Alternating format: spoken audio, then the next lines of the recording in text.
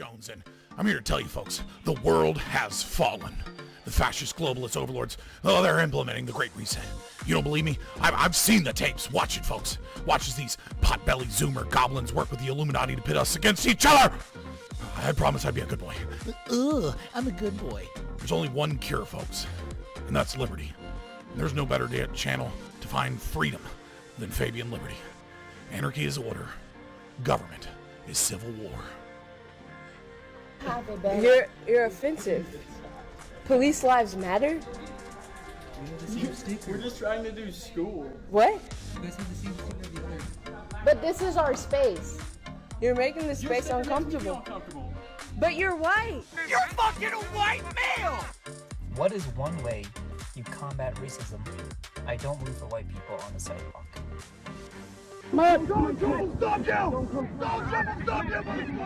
They want your wallets, they want your guns, they want the wieners off your sons. Democrats. Oh, no. Oh, we should film it.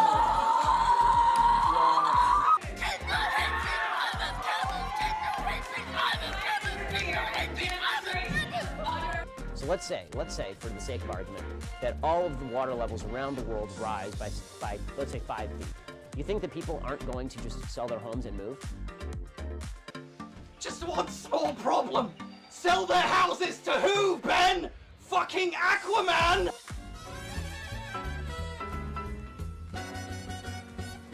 Vaccine!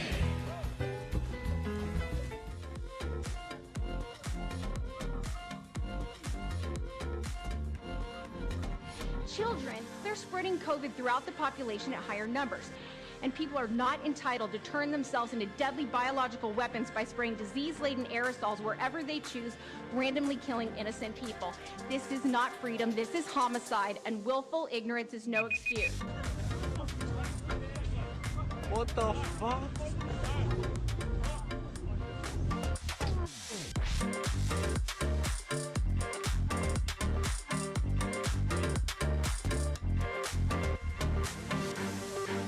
Highest margin of victory yet. It's really impressive, though I'm starting to think he might have had help from the Russians.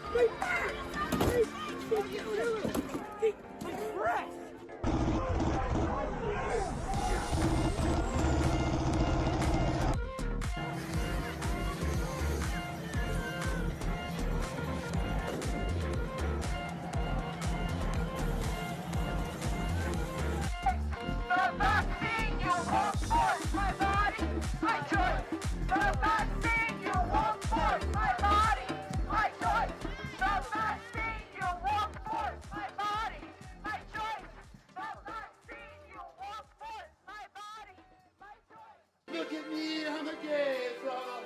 I'm so cool, I'm so neat. I'll never have children and I'm sterilized. But the media says I'm totally cool. I'm a gay frog, I'm a gay fish. It's so good, and I think my daddy actually is.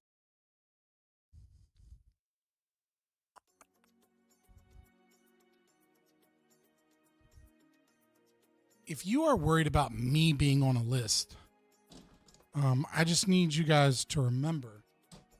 Oh, I left my beard brush in the bathroom. I'll be right back.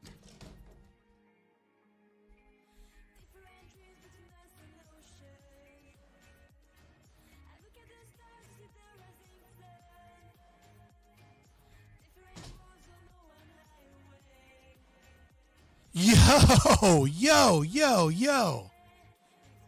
Good God, Rudy. You didn't have to do all that. Is that because you heard out that like some of my stuff's in escrow because I got copyright strike? Yo, thank you so much. Everybody. You know what's crazy is that YouTube doesn't prioritize people that are in the chat for memberships like Twitch does, and that's so strange. I just find that so weird. But thank you. Robbed? Non-fun.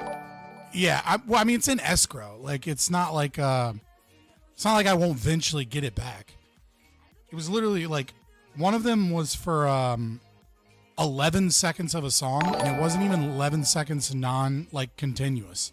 It was like me being like, hey, this sounds like this. Check this out.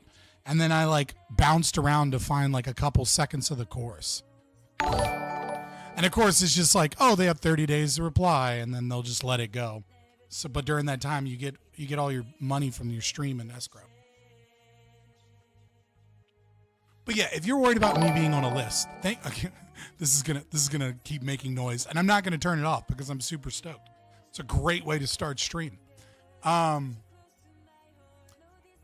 If you're worried about me being on a list, like I am a veteran. I hold a security clearance. I was in charge of the state of Virginia, with exception of like the DC Nova, like those couple of counties in Nova, and the couple of counties over by like Newport News, naval base, Virginia Beach area. So I did that. Secret security clearance, which isn't crazy, but enough. And now I'm on. Please scratch my beard more. I got you. I mean, it's not that long. I just do it to keep the beard healthy. And now I am an anarchist streamer, libertarian, who's interviewed a bunch of, how shall you say, problematic people. Like, I am definitely on all the lists. I feel like being banned from Cheesecake Factory is like a you thing. I'm pretty sure that's like pretty sure you did something at Cheesecake Factory. Which I don't understand Cheesecake Factory. I have a hard time understanding Cheesecake Factory. Like, it just, if it was cheaper, I'd get it.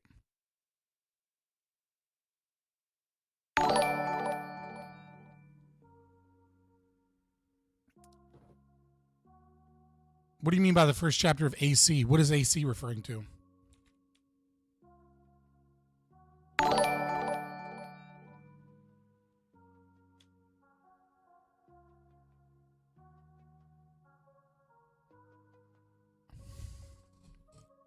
Yeah, I mean, like, it doesn't look like bad. It doesn't look bad. Like, I've been to Cheesecake Factory before. It's not bad food or anything. It's just like barely a step above, like, traditional, like Americana restaurant. Oh, the anarchist cookbook. Is that what you meant? And you had to type it out so you didn't get in trouble. I mean, like, I think it's been I haven't read anarchist cookbook in a long time. Like, I read it as a teenager.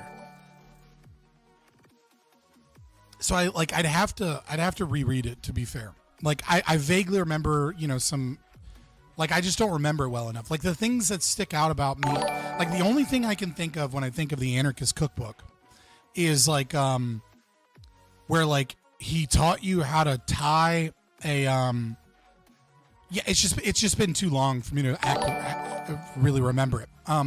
Dude, that has to be 20 at this point. Like, what is going on? Like, hold on. All right. Are we done? All right. I appreciate it. Thank you so much, Rudy. That was amazing. It was a great way to start a stream. People came in. YouTube probably was like, oh, fuck, we got to get these notifications out. He's making money. But yeah, the only thing I really remember was like tying like a brick to like postage paid mail that you get spammed, so that like when you got spammed the mail, you could like send it back and they'd have to pay like $11 in like shipping, and then they would never send you shit again. And I just remember being like, that's fucking awesome. Like, that's a great thing. The rest of it I really don't remember. Like, people remember it for like building bombs and shit, but it was mostly like, it was like just like randomly connected things. But I just remember that. I remember that part and was like, this is hilarious. I wish that was it. Like, it's not a thing anymore for the most part, like postage paid. But I wish it was, just so I could do that to fuck, because like 1-800-contacts can fuck right off. They will not leave me alone. There are legit cooking recipes in there too. There's all kinds of stuff in there. It's just been a long time since, like, so I just don't remember any, like, other than that, I don't really remember it that well.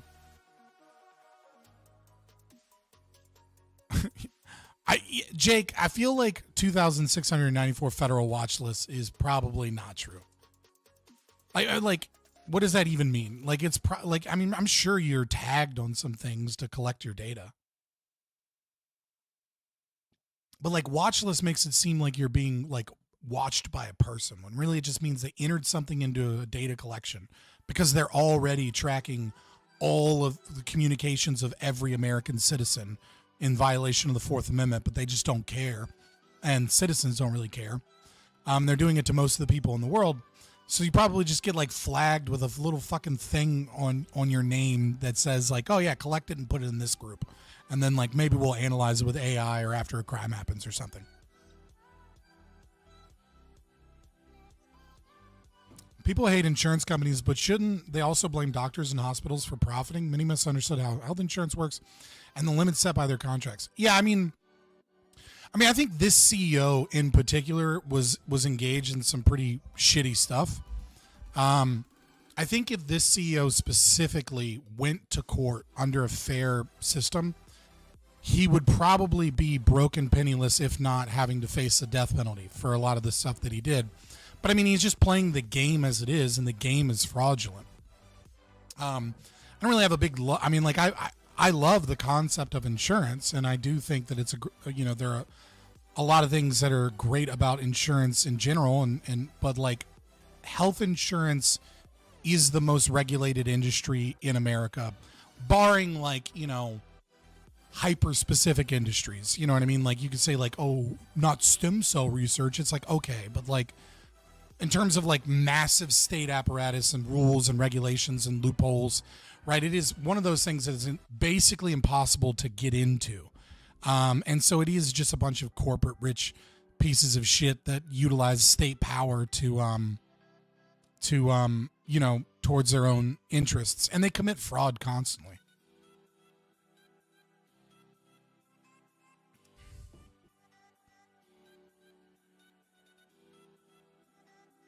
I mean, if you're really going to hate somebody in the insurance industry, obviously you'd start with the government for creating, all of the for creating so many of the problems in the industry itself.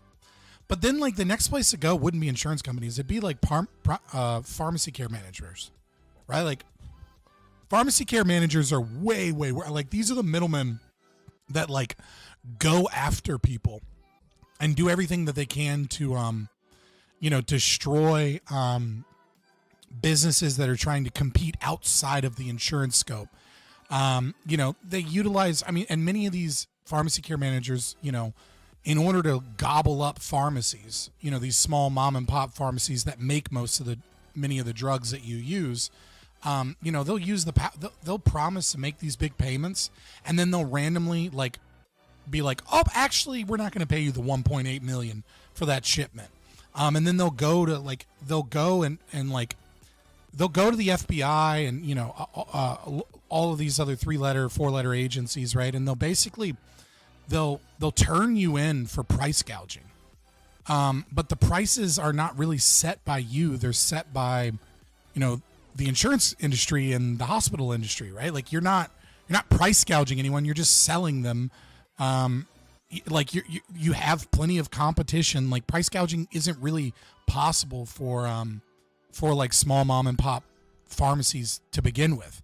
And then they'll utilize state power to investigate you, shut down your businesses after they like refuse to pay you tons of money that they owe you, claiming that you're overcharging.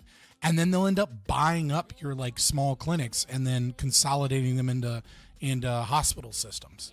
Like the entire healthcare industry is rife with fraud, with state power doing terrible things, and it's mostly just because like that's what happens when you heavily regulated industry.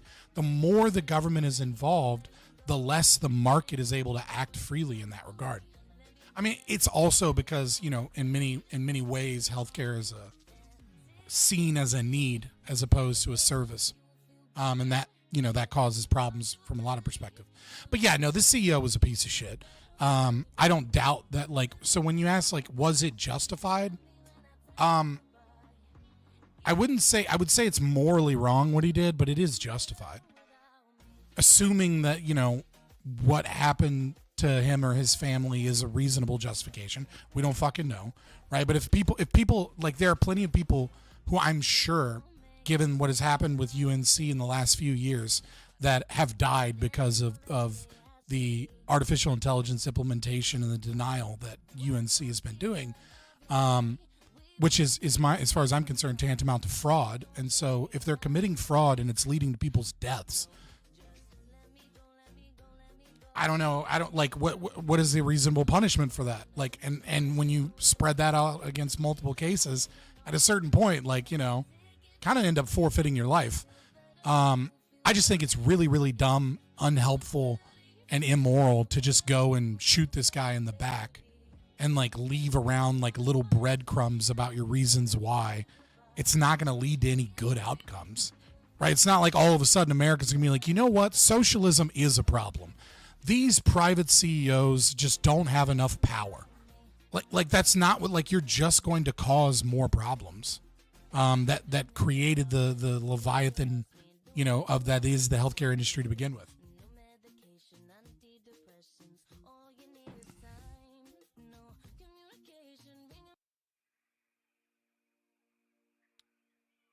Let me move this over. Yeah, so that's my kind of initial response.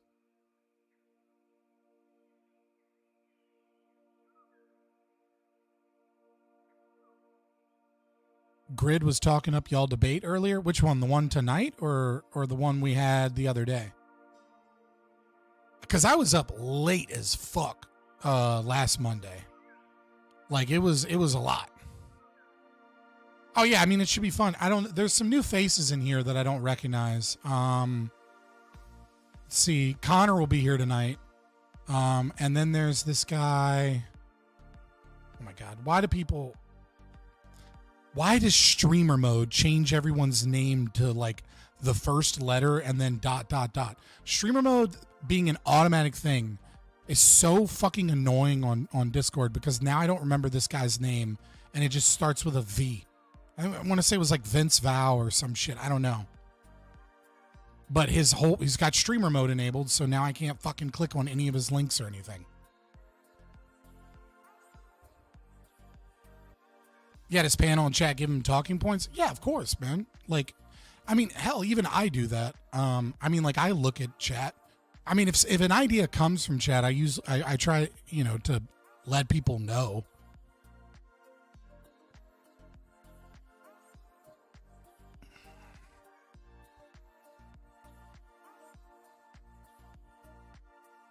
Who do you think is the most famous current ANCAP objectivist with the most reach to the public? I don't think there is a famous ANCAP objectivist, unless you mean them like separately. And then it gets into the term of like what is an ANCAP? What is an objectivist? Yeah, like Tick History is right. Tick History is, I guess, probably Tick, maybe. I don't know that Tick has a lot of influence though. That's the problem, is that like fame and influence are very different, right? So it's like you can be famous and have by virtue of having a large following, but that doesn't mean that you have any like real outreach towards like those outside of your community. I mean, obviously, if you have enough YouTube subscribers, you get, you might end up in the rabbit hole and find his channel. And like that's going to happen more than my channel, right? Like for sure. Like I'm not saying like he has more clout or anything. But I'm just saying like, it's like, where is the ANCAP that's on Piers Morgan? You know what I mean? Like, obviously you have Dave Smith, but Dave Smith has kind of all but given up being an ANCAP in name. He doesn't really care anymore. And he's usually hyper-focused on issues like, being pro-Palestine at this point. You know what I mean? It's like you're not really preaching anything there. Andrew Wilson just got on Piers Morgan, so there's hope for you yet? I mean, I don't think Andrew Wilson's going to get me on anywhere. Andrew and I have we have a friendly relationship. We don't really talk anymore because he's too busy. But even still, sure, if they were looking for a hardcore libertarian or an ANCAP, he might drop a name. but he's not going to drop a name over like all of his other people that are like part of his political movement. You know what I mean? So it's like, it's not like that's going to help me at all.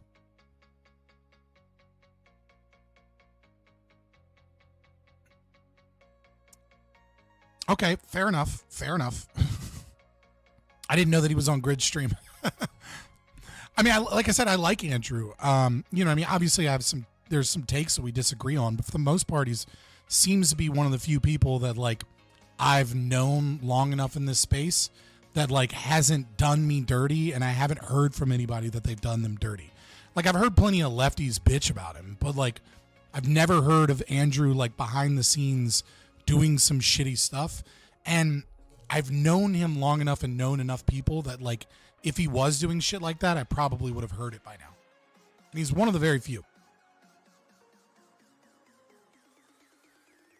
Well, I mean, you know, I appreciate the confidence, guys. All you got to do is like the video. It's 23 people right now and 7 likes. All right. So I mean, if you guys are so stoked and pumped to get me out there, you know what I mean, do things that help me in the algorithm. I would appreciate your help. That takes nothing but a click. Lefties tend to bitch about anybody who isn't lefty and further their specific flavor of lefty. Yeah, I mean, obviously. I mean, the right does this too. Not quite to the same degree as the left, because the left is a little bit more concerned with gatekeeping than the right. Andrew is a good guy. If anyone jumped on Discord and just talked to him, they'd realize he's just a regular guy like everyone else. Yeah, no, I've yeah, I know. I mean, I guess you're just talking to chat, but like, yeah, no, I mean, I like Andrew. I've never had any bad dealings with him. I've never had him like, you know what I mean? Like we had like, I've had things come up for like a scheduled debate, and like he'll, you know, and he DM'd me and was like, dude, I am so fucking sorry. Is it okay if we use this other person as a moderator for this? Like, I'll make it up to you. You know, this happened. It was kind of beyond my control, but I still want to make sure that like I maintain my commitment. So I found someone for you. Like, you just don't get that from a lot of other people. They'll just DM you like a couple hours before and be like, some came up, bye. Or they'll just like ignore you and like DM you like an hour into your stream where you're like waiting for their message to be like, okay, when's this happening? You know what I mean? Like, he's responsible. He's not shitty. I mean, all that happens now is that, like, you know, people like whatever podcasts and stuff farm a clip of him saying some wild shit. And it's like, you know, that's kind of the shtick of that type of entertainment, right? It's entertainment for clicks and outrage farming. That's what it is. It doesn't mean that that's what Andrew is, but that's what most people see. And that's, you know, it just kind of is what it is. I mean, the same is kind of true for like Destiny or something, you know? Like, I haven't watched a Destiny stream in a long time, but I'm sure a large portion of it is just like, you know, I don't know, some game in the background and like bullshit political analysis. And then like in a 10-hour stream, he says some wild, crazy shit. And then it gets clipped and shipped. And like, that's what everybody sees. And they're like, this dude's unhinged. And it's like, he is, but like, but I'm sure that's not the majority of his content. Are you still going to ignore the Brazilians' influence in our society? What? Oh, I realize Brazilian is now the fill-in for Jew. Dude, you are like impossible to talk with because like at this point you're just like a troll. Which is unfortunate, but it is what it is. Because you like never actually engage with what the person says. You just keep pushing like the Jews run things, and then you'll just kind of like ignore what they're saying. And then like you'll come back and you'll like ask questions about like, you know, are you going to ignore their influence in our society? Like what is it? It's just like, it's just juiceburging. Yeah. I mean, like you don't actually ever engage in the discussion. Smallest person I've heard with ties to Tim Pool would be Styx Hexenhammer. What? Is Styx small? I don't know. I didn't know Styx was that small. Now I have to check his followers.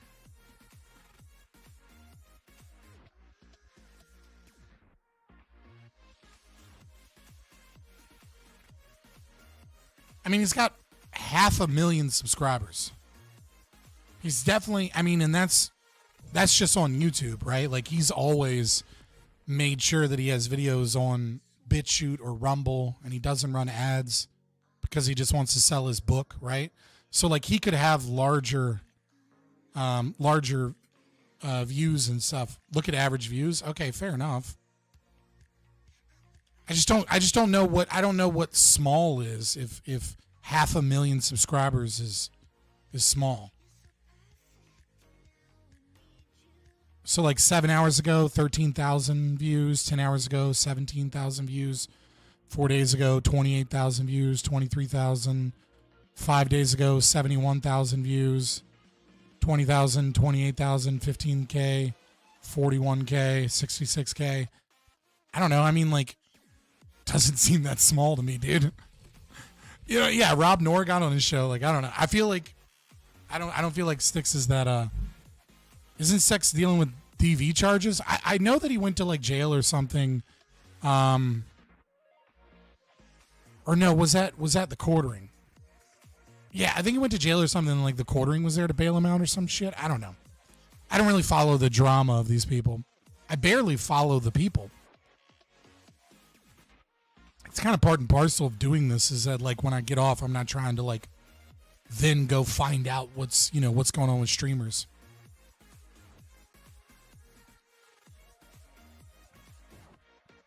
Well, I know that Rob Noor mentioned him to me, or at least he said he did. I believe him. You know what I mean? But I mean, we'll see. I mean, that would be super dope. You know,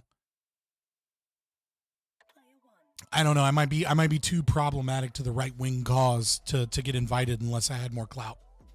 Because of your stream, I now have POE or EOP pop up on my YouTube. I still have little clue what it is. A great game. A great game. Path of Exile 2 is amazing. I got back really, really late, so I didn't do the stream. I was gonna, but like, dude, I wasn't done cleaning up and everything until like 7:30, and I was exhausted. But yeah, I've already finished Act 1. And I re-rolled after like, I don't know, like 30 minutes or something and went back to Sorcerer. So yeah, I'm having a ton of fun with PoE 2. It looks like Mark is going to have to like update his BIOS manually with a flash drive to get PoE to work, which sucks. Till 7:30, old man? No, I mean like, it's not about being an old man. It's about having two toddlers that are both potty training and one of them is autistic. And so like one of them won't go to bed and then like one of them pees in the bed and then is up for 2 hours, and I don't have like a spouse here. So like I get like 2 or 3 hours of sleep every Friday and Saturday night that I have the kids. Sometimes I get a full night's rest and then like I'm fine.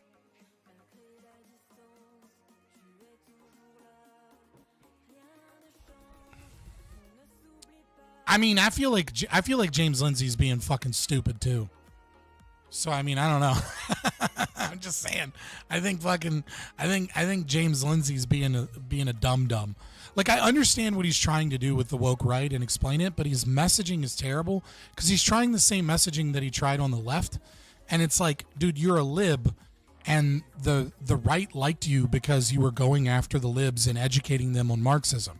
But now you're trying to use the same strategy to go after the right. And it's like, you're not going to get any fucking support from the left. You're only going to get support from people that like are like centrist libs like you, which is becoming increasingly rare. And he's just very sloppy and very quick to point the finger instead of just, you know, being like, okay, here are some things that I have an issue with, and these growing things, like, you know, like physiognomy, right? And saying like, you know, seeing things like that pop up, like these are elements and sign of like the right adopting much of the rhetoric, or like talking about how policy positions have moved over to the left. But instead he's just like, he'll just see someone say something about God and be like, woke right. And it's just like, dude, you're being fucking stupid. Like you're killing your own message with your own like unhingedness. I don't know. Yeah, I mean, like, really it is. It's like, I mean, like, you have to call out specific things and tie those specific things. But he tries to do this cryptic shit where he's like, if you know, you know. And it's like, he looks like one of those fucking like we was Kang's Egyptian people, or like one of those fucking, or like a juice burger. Thank you, Sobazope, for saying something. You know what I mean? Like he doesn't look like he's based in reality with a lot of his critiques, because he doesn't fucking explain his critiques. He just like sits on his ivory tower of like knowledge and is like, oh, you don't even know? That's why it's a lost cause. It's like, dude, stop.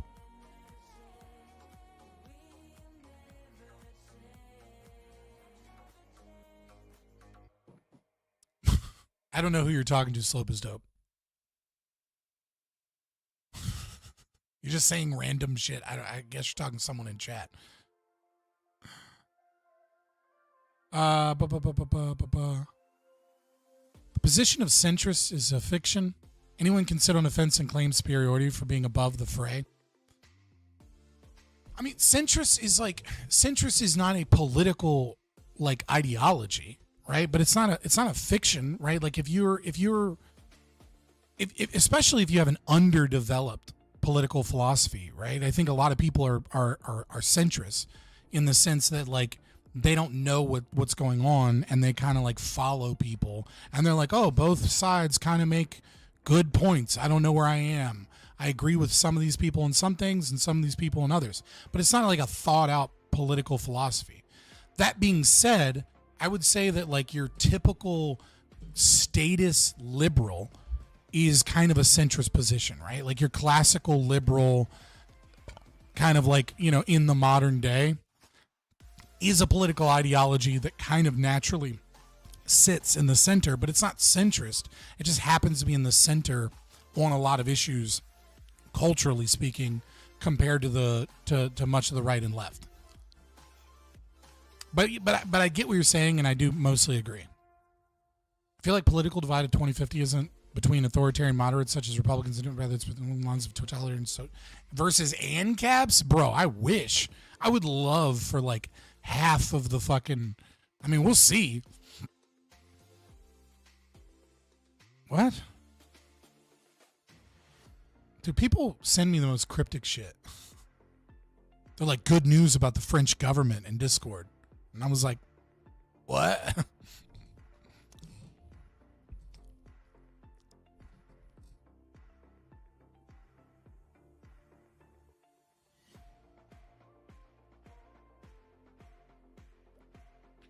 Yeah, I call everybody socialist. That's true. That's fair. I do call most people socialists because socialist is like such a bullshit term. Like socialism, like I would. Here's the problem with socialism. Well, okay, let me pause. Let me back up. There are a lot of fucking problems with socialism, right? But when it comes to like talking about a definition of socialism, the left plays this like word game with the term socialism, because like what they say is like, oh, socialism is the state, you know, owning the means of production.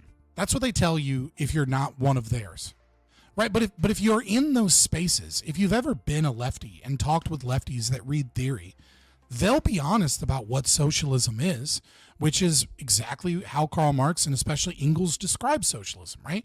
It is a transitory state. Socialism is not a set of policies.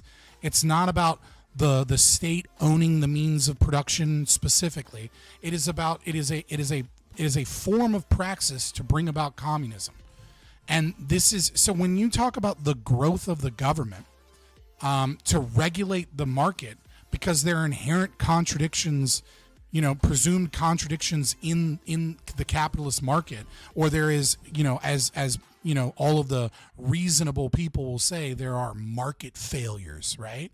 Well, what is a market failure?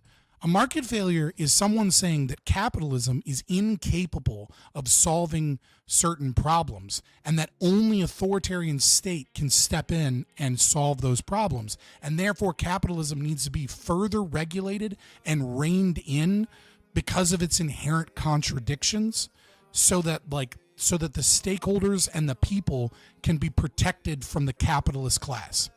Those aren't the words that they use, But that's what they're saying when they say that we need to, I don't know, ban yellow dye, or that we need to, you know, that we need, whenever they argue for a law where they are going to regulate the market, that is what they are fucking arguing. That is socialism.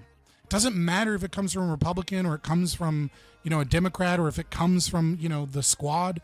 That is what socialism is. It doesn't matter if it comes from a fascist or the Nazis. It's all socialism, right? And it is this continual push towards, you know, more and more regulation and more of these things that is, you know, a part of that slow kind of Fabian strategy of bringing about like the, you know, the Marcusian socialist state. Their end goals are different.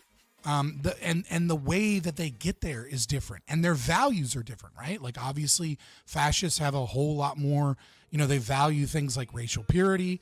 They value things like, you know, family and marriage, where the left doesn't. They value things like, labor in, you know, in the ethnic population that is their nation state, as opposed to like, you know, bringing in cheap labor. You know, obviously those are different values than what the left have. And so they look differently and they act differently, but it's all fucking socialism. It just is. And if it isn't socialism, right, then what you're talking about then is like, you have to give it this new name as opposed to what all the classical Marxists called it. And they go, that's not fucking socialism. And it's always, that's not true socialism. But when you go, well, what is true socialism? They just give you this vague thing of like, oh, well, you know, that's when the state owns the, you know, the means of production. Okay, what are the means of production? The thing the market is doing. So when the state steps in, but not fully, to regulate that thing, that's socialism. Oh, it's, you know, and then it just gets into this like no true Scotsman fallacy, where every time you bring up the horrors of socialism, they go, well, that actually isn't socialism. You know, the USSR wasn't actually, so China's actually capitalist, but when China's doing good, all of a sudden that's what communism looks like. That's what socialism looks like. It's bullshit. Run from the argument, pussy. Dude, I'm talking. This guy's a fraud. Engage with the argument. Okay, what fucking argument? Let me scroll up. When Brazil, which I think he's talking about Israel, threatens to nuke us all if we don't support them, is that a motive? A motive for what, and what the fuck are you talking about? Yeah, I don't engage with everything in chat. If you want a guaranteed engagement from me, you have to pay for a super chat. Like sometimes I miss shit in chat, especially when you're fucking Jew-spurging, and I don't find it that interesting. Like,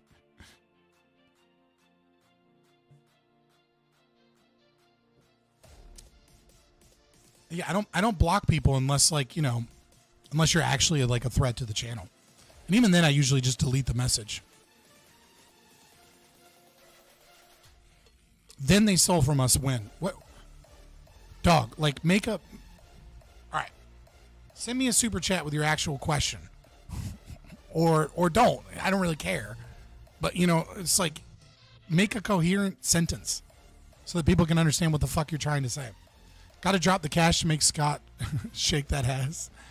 No, I mean, all right, ticky tack, Will. I'll set the example. How much do you think the bagel people have an influence on society, and why should we not be worried? Now, I never said that you shouldn't be worried about the quote-unquote bagel people. There are plenty of reasons to be worried about, you know, AIPAC, for example, has massive influence, especially when it comes to primarying the left, which I feel like probably works out for individual rights and property rights, but it's still problematic. You know, like it still is an issue, right? I mean, you look at Donald Trump's administration and, you know, he promised us a libertarian. We never got one, but we did get like 4 different swamp creatures that are super pro-Israel. You know, I understand why the right tends to be pro-Israel to a certain degree. You know, from a religious perspective, it's dumb. And it's kind of like, you know, complete gaslighting. In terms of like, from like a national security means, I hate it. I hate this concept that we have to like protect Israel as our allies so that we can maintain, you know, their intelligence apparatus, and we can continuously fight proxy wars against Russia and China and against Iran, so that we can continuously make weapons manufacturers and fucking large corporations rich, while at the same time all of these politicians that pass all the fucking laws that all of these people want in the first place can fucking can engage in money laundering throughout all of these places. I mean, look at Ukraine. Obviously, like we helped stage a coup, or at the very least we informed it and helped, kind of push it along. And then look at Burisma, look at Metabiota, look at Black and Vetch, right? Like, you can see all of those things. And that's not like unique or special to Ukraine. It's throughout the entire world. Like, America has this hegemonic power that it utilizes with censorship and all this other bullshit. So in terms of the bagel people's influence from like a political standpoint, it mostly comes down to AIPAC. And to certain things. From a cultural standpoint, I would say they absolutely have an influence in Hollywood. But again, I feel like we should just get rid of Hollywood. Like, just stop watching Hollywood shit. Like, they're definitely overrepresented. But like, what is it that they're pushing? Like, are they pushing hardcore Zionism? Like, no, they're just pushing leftism. It's like, is that because they're all Jews? I think there's some overlap there. But like, what is the influence that they're pushing that another leftist wouldn't push, right? And this is true in many of the institutions that they're overrepresented in. There's not a lot of institutions that they have a majority control over. With Hollywood is one of them. I think there's a couple other, but like, people claim they're like a majority control in banking, and it's like, no, they're fucking not. Is Mike cutting off slowly? Probably. I was moving it around. Do you think that maybe we need power in specific geological locations in order to keep control of trade, intelligence, and cultural influence that may be counter to the Western culture? I'm an anarchist, bro. Like I understand, the concept of, people believing that it's justifiable to steal tax dollars from the American people to maintain a massive military to try and maintain world trade and free trade and not let China take over, etc. But ultimately, I think it costs us a lot more than we know. So like, yeah, if you want to maintain that power, you're going to have to maintain like the global dominance of the United States military. And you're going to have to consistently fight proxy wars and kill people and bomb people. Like, that is required to maintain that power. But I don't think it's good for the American people. I don't think it's good even for capitalism or for innovation, right? Like, all of that shit costs money, and causes problems that cost more money. And we have all of these wars where money is stolen from the taxpayer, where like trade is disrupted, where inflation occurs, because we want to fight some other person to maintain our power. And ultimately what it's doing is it's bankrupting the US dollar. It's bankrupting Europe. And part of it almost seems, by design. So like, yeah, I don't disagree that like, if you want to maintain that power and that control over like, most liberal democracies and their economy, yeah, but I don't think it's actually helping us.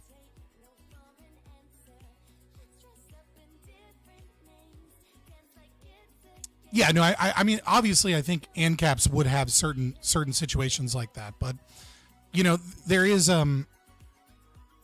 going to be a difficulty in terms of violating property rights. You know what I mean? Like, you can have security firms in an ANCAP society, but if you're getting into like espionage of like, a lot of forms of that are going to be very, very limited. Because at a certain point you're just aggressing upon people. But I don't necessarily disagree with that. You know what I mean? Like, if they're non-aggressors, maybe we shouldn't be engaged in fucking protective espionage and things of that nature. And if they're aggressors, then yeah, we should be, then who cares? Top 3 foreign nations that get our aid are all Brazil related. Aid, so aid is not like money for food, right? Like, aid is money to maintain Western dominance and power of like by America, right? Like, that is like, aid isn't like feeding starving people.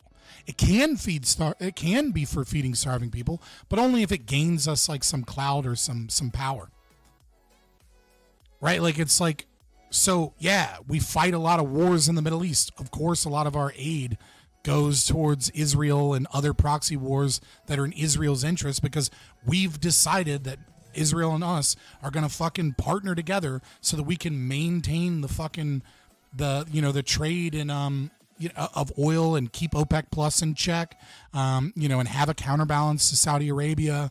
I don't. Again, this isn't the Jews. The Jews is just like a low IQ explanation for a real problem. And like the real problem isn't fucking Jews.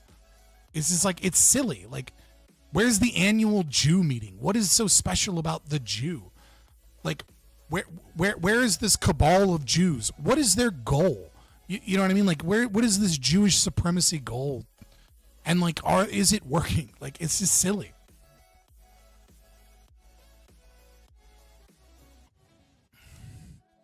World dominance, right? I mean, I'm sure. Like,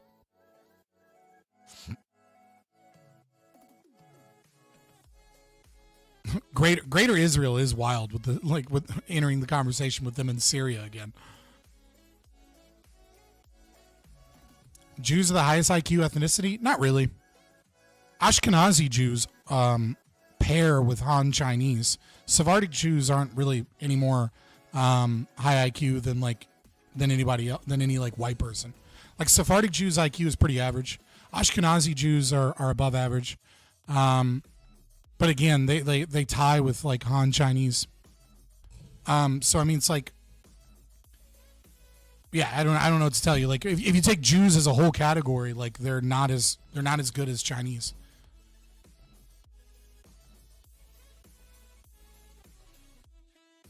Suspect private intelligence and private foreign policy even would exist and would be managed by the market to benefit of the ANCAP polity.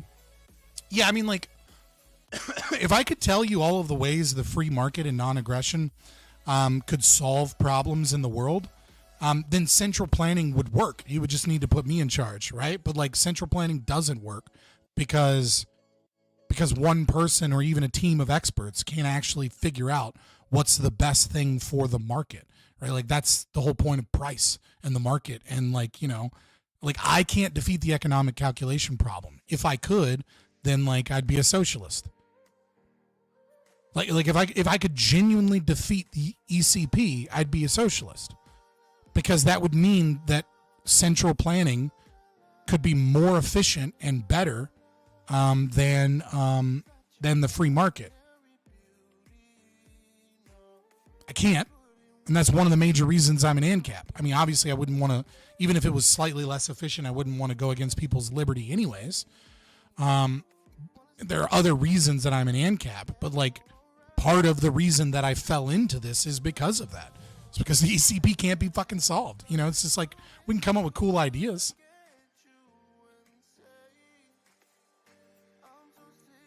Just found a study that black British employees have the highest EQ in the world, so that's that for you.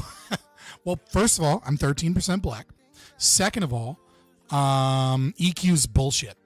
I mean, like, I'm sure EQ exists, right? Like having, but like our means of testing EQ is bullshit. Like there is no objective metric by which we can, like, IQ testing is really difficult. And that's a lot fucking easier to test than EQ. Because like EQ, every test that you see has like value-laden issues with the test. My point is that we don't benefit in the Middle East. This is just a low IQ talking point. So your point is that you agree with me? Dipshit. And I'm the low IQ person, but like your point is that you agree with me, and then you randomly say, it's the bagel people. Come on. Suez Canal makes trade cheaper? I mean, yeah, sure. Suez Canal does make trade cheaper. You're not wrong. That doesn't mean fucking protecting it is fucking tantamount to fucking what is the cost? I mean, like, trade's cheaper because of the Suez Canal. How much money did we lose in Iraq and Afghanistan? Just in the war. Not in weapons manufacturing, not in trillions of dollars that the Pentagon lost, not in, billions upon billions upon billions of dollars that we spent, secretly arming rebel groups, or billions and billions that we sent on the National Endowment for Democracy, or that the CIA spent and funneled, taking away all of that money, just the objective money, not the lives lost, just the objective money that we lost in Iraq and Afghanistan through the Iraq and Afghanistan wars is 2.9 trillion, right? Like a good 7% of our entire national debt that is unimaginably high right now.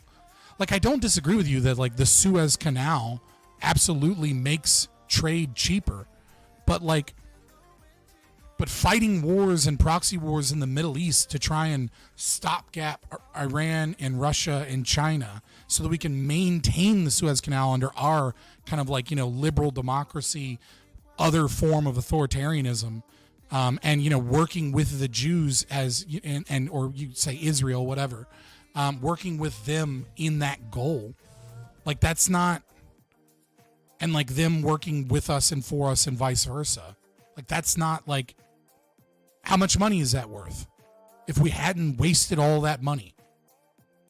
Maybe maintaining the Suez Canal comes out to more. I highly doubt it. I don't think it does.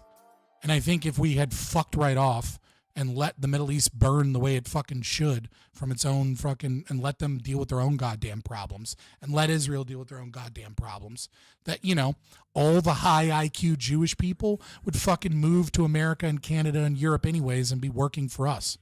I'm just saying, they wouldn't stay there if they didn't have our fucking support. And I'm not even saying that that's right or wrong. I'm just saying descriptively speaking.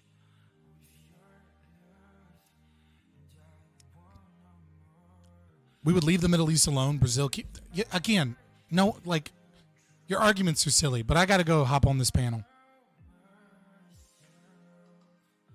Again, your answer to every question is, but the Jews, without any evidence or explanation. It's a parasite. It's not a parasitic relationship. It's a symbiotic relationship that is the powerful elite in West and the powerful and the nation state of Israel, and it fucks over everybody. Just saying, but the Jews keep us there. Again, how are they keeping us there?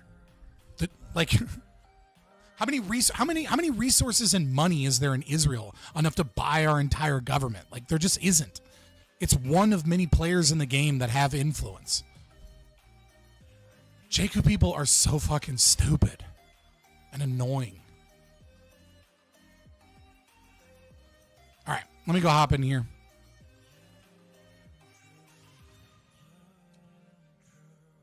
I'm in reverie? What is happening? I'm about to...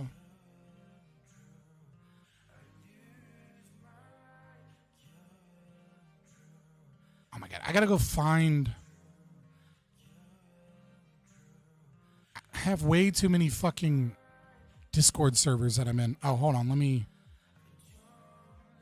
find... Aha! I'm in too many fucking Discord servers. They need a search function. Why can I not search for a Discord server? I understand that I'm weird by being in a retarded amount of Discord servers, but still. All right. Give me just a second, boys.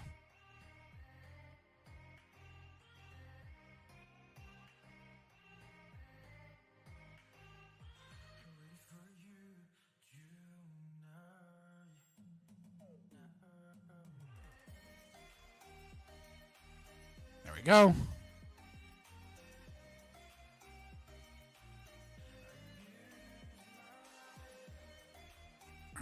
And then we'll go back to the Discord.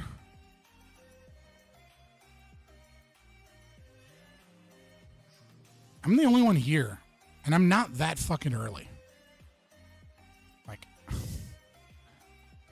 I'm only 5 minutes early. It feels sketch. Because he hasn't even dropped the thing yet. Oh, I'm late, man. I'm at my son's violin concert. Well, we haven't started.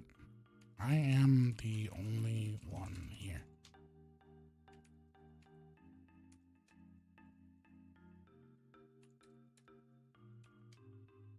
All right. Who's adding me in Discord?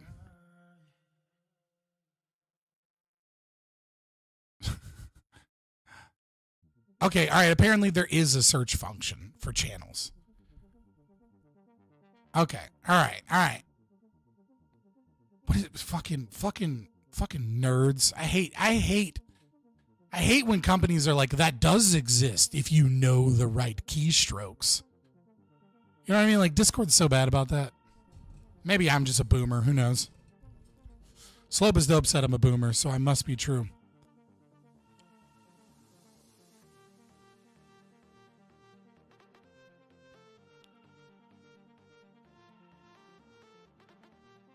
All right, back to... Oh, hold on.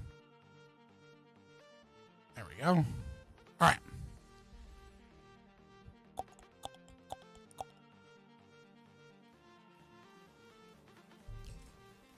Prime is on prime time? What the fuck's... I see what you did there.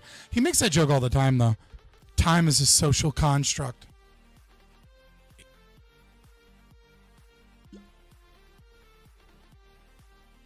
So, Scott, you agree the Brazilians have outstanding power within the government? I mean, I don't know what you mean by outstanding, but, like, yes, I absolutely agree that, like, they are a sphere of influence. Like, obviously. That doesn't mean the Jews control everything. It just means that, like, they have influence. You know what I mean? Like, so do corporations, right? Like, so do fucking other countries. Israel certainly has more of a pool than most, for sure.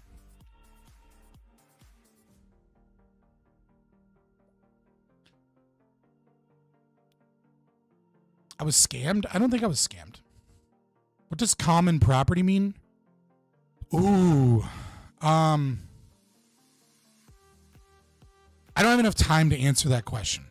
But there is a great resource by Hans Hermann Hoppe, which is it's like of private, public, and common property and the rationalization for the privatization of all property. And that will give you a long and detailed answer of like how ANCAPs view the concept of common property. Because public property is just a contradiction. It's like it isn't a thing. Right, but like common property, you can look at like stuff like, like a village has a well, right? And like long ago, whomever had control over the well gave up the well, and so it's like, well, everyone in the village uses this well, and so public property is a contradiction.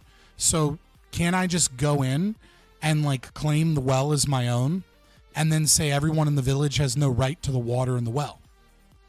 It's like, well, that's kind of a conundrum, right?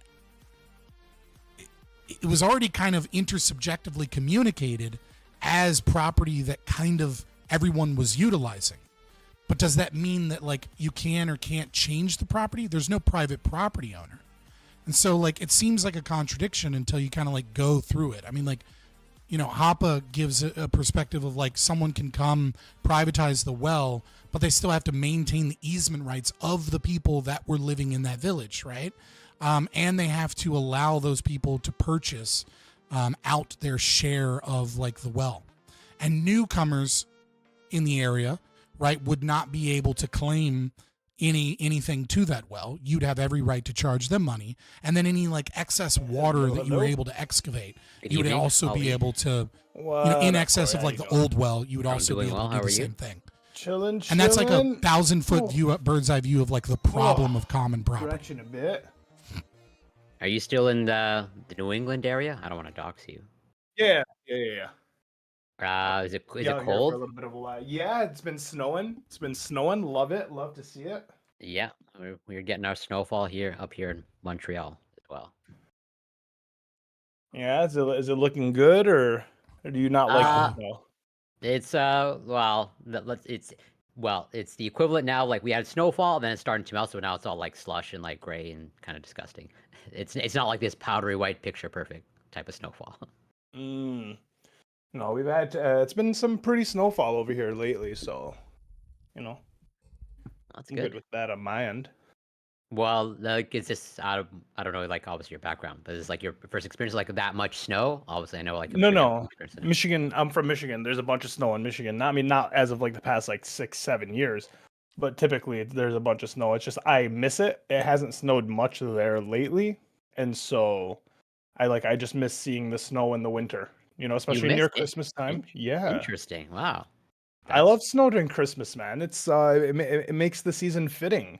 I agree. Like being indoors, like for sure. Like if I can hibernate and be indoors all winter, like I love the snow. Yeah.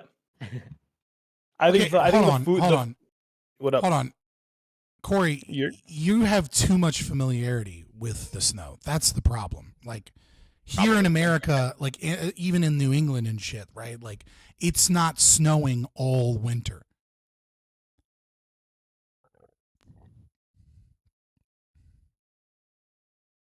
Just get moved. Yeah, we just got moved. There we go. Yeah, you're probably right. You know what I mean? Like it's more of a novelty in most American states. Yeah. So it's like it's snow. Like if it's the reason we're like we like it to snow during Christmas is because very often in a lot of states you don't even get snow until January, February if you get it at all. What snow? Right, well, yeah, and then you have people in Texas. They don't get snow ever. Yeah, that don't know how to drive. Ted Cruz goes on vacation. I mean, I'd be fair to Ted Cruz. I also would rather go to Cancun than be here doing that. And you know what I always hated about that shit? Is he's a federal guy. What was he supposed to do? Get out there with a bucket and start shoveling the snow, or like what was it? Yeah, I don't know.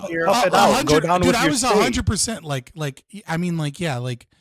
There's nothing a senator can do other than photo ops.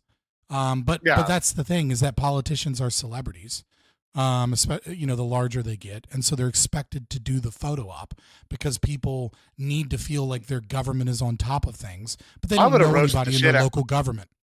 I would have hosted, if I had been Ted Cruz, this is where he went wrong. I think he would have won a lot of Texans over if he did this. If he had hosted a press conference from fucking, like wherever he's at, like Cancun or whatever, and was like, listen, you putos, I only get one vacation a year. And, your tax dollars paid for it, so I'm going to enjoy it. That's what I think he should have done.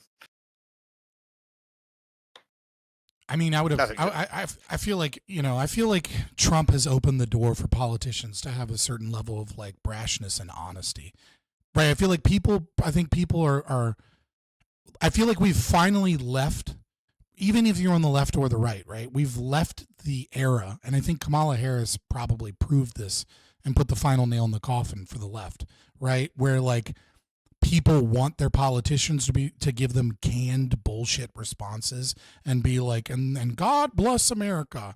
And, like they just want you, they would much rather you be like, yeah, I'm an asshole. And as an asshole, these are the things I'm going to get done. And just speak truth to power, even when they're in power. Because like, yeah, I feel like you're probably 100% right. If he would have just been like, yeah, I'm in Cancun, it's snowing, there's not a lot I can do about it. Like, obviously some people would have been mad, and obviously the left would have attacked him because he's on the right and vice versa. But like, yeah, I think he probably would have earned a lot of respect just for being like, yeah, whatever, I'm in fucking Cancun, what do you want me to do? Yeah, you send a strongly worded letter. I'm doing a press conference right now telling people what I feel like they ought do. And if Congress calls in and they want to do some emergency shit, I'll show up because that's my fucking job. But as far as my state is concerned, the only thing I'm going to do is what? Donate some money? Here, have some money. I made it with insider trading. Oops, no, I didn't. Yeah. Like, people would have been based.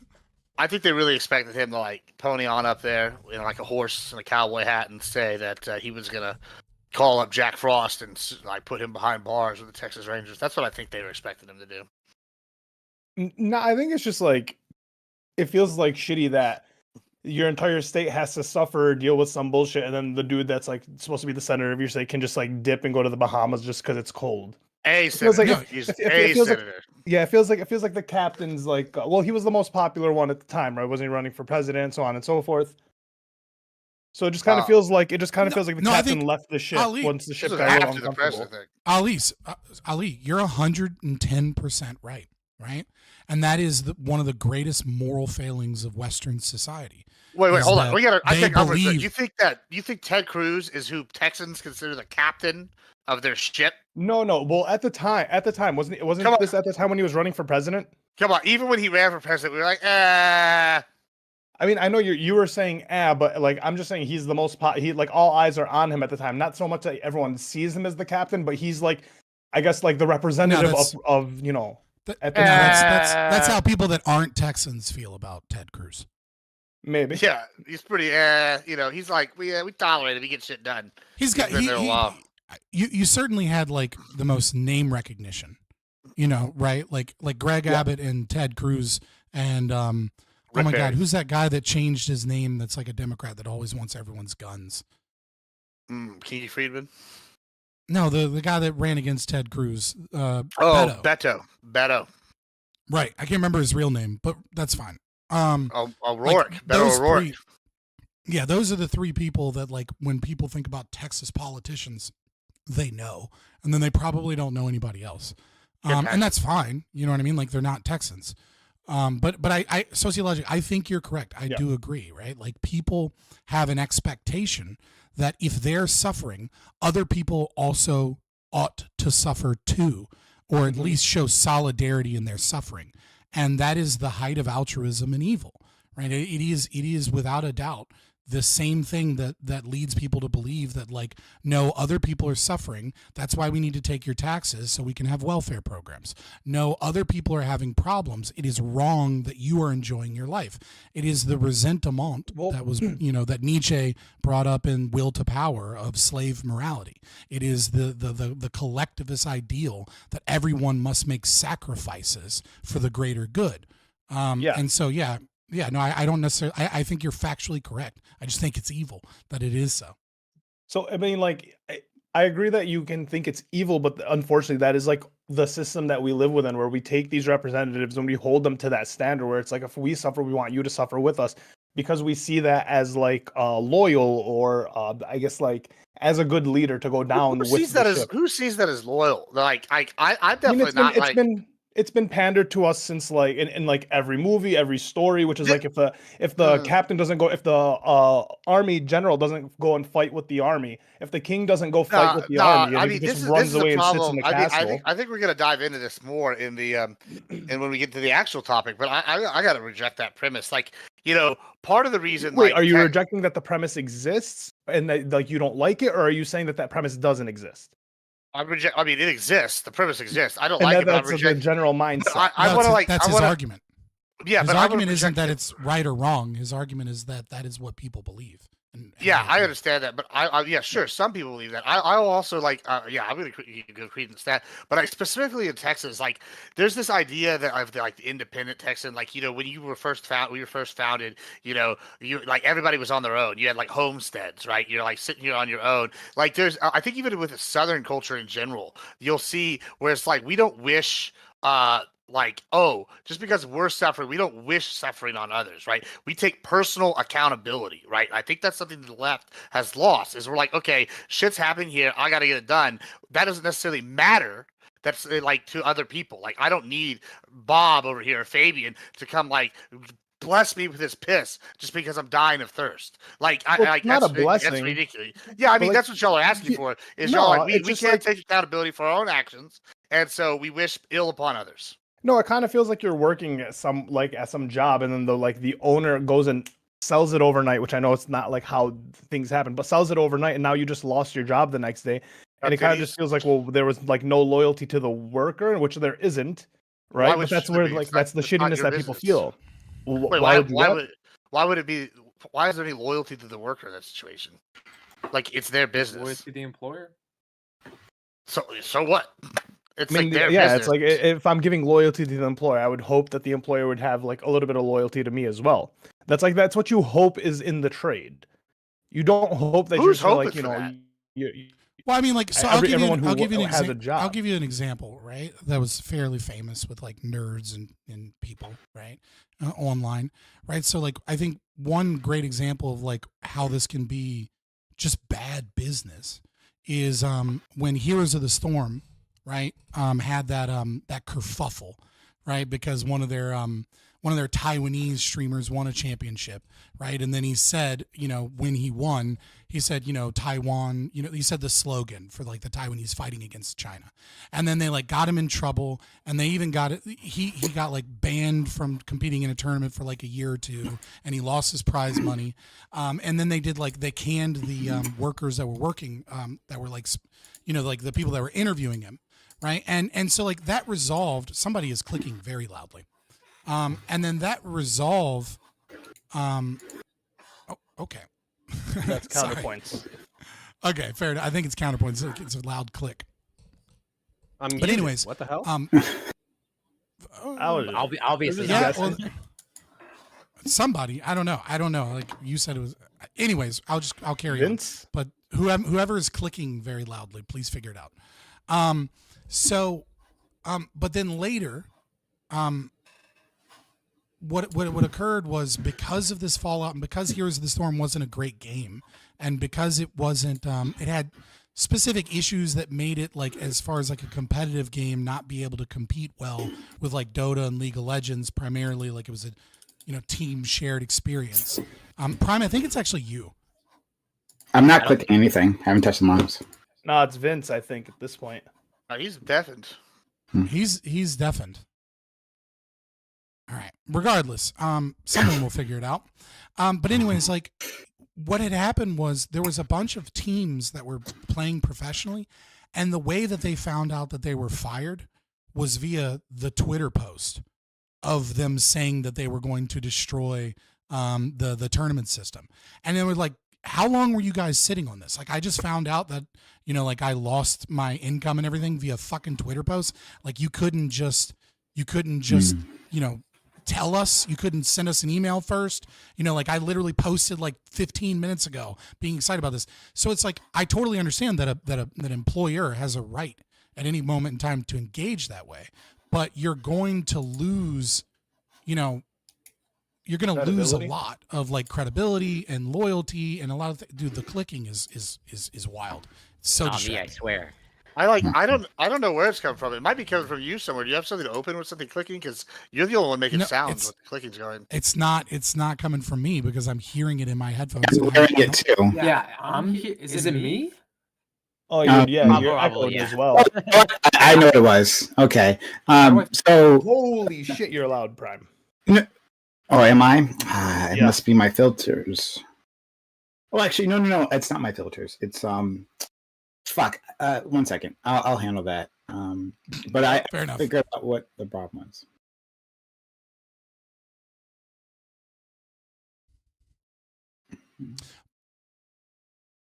But yeah, that's just my argument, right? Like I agree with much better you now. that, Yeah, it's better. Yeah, much better. I'll cut you back up. I agree with you that like it's of no business to the employee if the business owner wishes to sell, right? But if you do it in a shitty way that puts people out last minute or like fucks with them in some way, right? Like your name will eventually become synonymous with with issues, with problems, right? So I mean, it is bad business to engage in like cutthroat practices for no reason, right? Like there has to be a trade-off. And so like it's just in general, it's going to cost you money if you go about ways, of dealing with employees and employers in a shitty way. I'm gonna pop out of the Discord and come right back. I want to make sure everything's okay. But well, I was gonna say, like in your situation you listed with the people with the Taiwan thing and the gamers, right? Finding out from the Twitter post, right? I'm sure there's some like other mitigating reasons why they did find out that way, right? Like they didn't want other people to know. There was some sort of reason, and like the problem comes up is like, yeah, if you like consistently are just like shitty, bad businessmen in practice, I agree. But like a lot of times people are like, well, it fucked me over, so I don't accept your reason, right? So like, I mean, that's where you run into this kind of like wall of like employee versus employer. Like, oh, just because this guy made his millions, you know, and his family's set for life. Like my family's done, so fuck you. You know, like that's fuck, without a doubt. Like I absolutely agree with you that like, you know what I mean. Like if it's gonna make if you're a seems good. You're good. You're good. If you're going to make a bunch of money by like selling your company because you believe that your company is like that you're better off, right? Like that is not only should you do that for your own personal reasons. Well, like I was talking about like market reasons and good for yeah.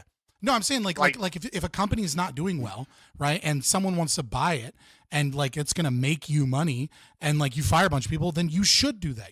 Lost your, like the reason why we couldn't tell these people they have their jobs is because if we did, then there would be like a devaluation of this company and we'd be fucked. Or if we did, you know, then this other company could take advantage of us or a direct competitor, or like, you know, so like I could see situations where they're like, yeah, it's shitty we didn't tell them, but we couldn't tell them. And, you know, but then if you're the one who didn't get told, obviously you're going to be like, oh, no, I'm fucked again. No, 110% agree, right? Especially when you're talking about like mergers or acquisitions and sales and things like that. That's especially true, right? If you find out that you're getting sold and then like you're all of a sudden your stock drops because of it and a bunch of people leave. You know, and then all of a sudden you get fucked on the business deal. Like, I absolutely agree with you, but I'm just saying, like, in that specific example, they weren't shutting down the game because they were selling it or something, right? They were just cutting all of the employees in the tournaments out. It was just dumb. It was bad business. So I figure out what was going on. I think worse now, actually. Maybe that's just me. I don't know. It's more clear, but it's still loud. It's still loud. I can turn the volume down. Anyway, the clicking. I mean, I cut you down a little bit. Your gain might be up a little bit, but that's what it is. I think it's just your gain. I think what might be happening is that my Discord isn't picking up my Yeti microphone, and it's going through another audio source. But I can maybe. Yeah, but I disabled that, so I don't know. I don't know what's going on. But Vince, can you talk again? It's a whole thing. 1 second. Do I sound good? Am I okay? Yes, yeah, you do. He's I think low. what happened with low, the clicking. Yeah. Yeah, what was happening with the clicking was that actually was coming from our friend Vince here. Vince, just so you know, keep yourself muted in StreamYard. Because we use Discord for audio. So he was muted in Discord, but he wasn't muted in StreamYards, and so we could hear the clicking. How do I sound now? Am I quiet? Oh, you're good. You're golden. Yeah, you're good. Awesome. I will pull myself down even lower. So now I'm at 69%. Is that good? Seems perfect. It's perfect. Yeah. Perfect. Okay. Mm-hmm. All right. This should be. What are you talking about? Nobody's perfect. I'm just gonna tap the microphone. Do you guys hear this? We're all going through technical difficulties apparently. Do you hear this tap? I'm fucking fine. No. I don't really hear anything, but no tap. You don't hear the tap of the microphone? No tap. No tap. Okay. All right. Well, then it's definitely using. It actually might be using my desktop microphone. Fuck. All right. I don't know. And it's not giving me the option of using my Yeti one. Because if I disable it, then time for a real I won't be able to microphone talk to you right now. All right, Prime. Yeah. All right. So everyone that's watching on Prime's channel, right? The reason he's having this problem is because he has a shitty Yeti microphone, and the only way he's going to be able to get a new microphone is if you give him gifts, give him gifted subs. All right. Use your Prime Gaming subs. Right. If you play for Amazon Prime, you get it for free. I'm not on Twitch, so you're not going to fucking give it to me. Might as well give it to Prime. Okay. And make sure that you give some bits and you get a hype train going, and the hype train should be called "Get him a real fucking microphone and stop being a scrub," because he's been doing this longer than me and he's still using a shitty condenser mic that is omnidirectional. All right, and it's a problem. So help him out, boys. Nice. These mics don't have to be omnidirectional. There's a setting anyway. But I could use the money. I'll take the money. There's a setting to turn the omnidirectional mic into a slightly coner one. Like get a real mic. Okay. Anyway, but that's not the issue. Anyway, it's not, for whatever reason, it's not showing up in my Discord option. But my audience is hearing. I think Lactoid uses Don't the same thing. explain away the joke that I use as an excuse to give you money, okay, dude? I heard the issue too. It was a joke. Okay. He hates money. I angled it here though to fix the problem. Okay. All right. Anyway, which way? Yeah. So I was having some technical issues because of the way Windows handles peripheries. But all right. We're good there.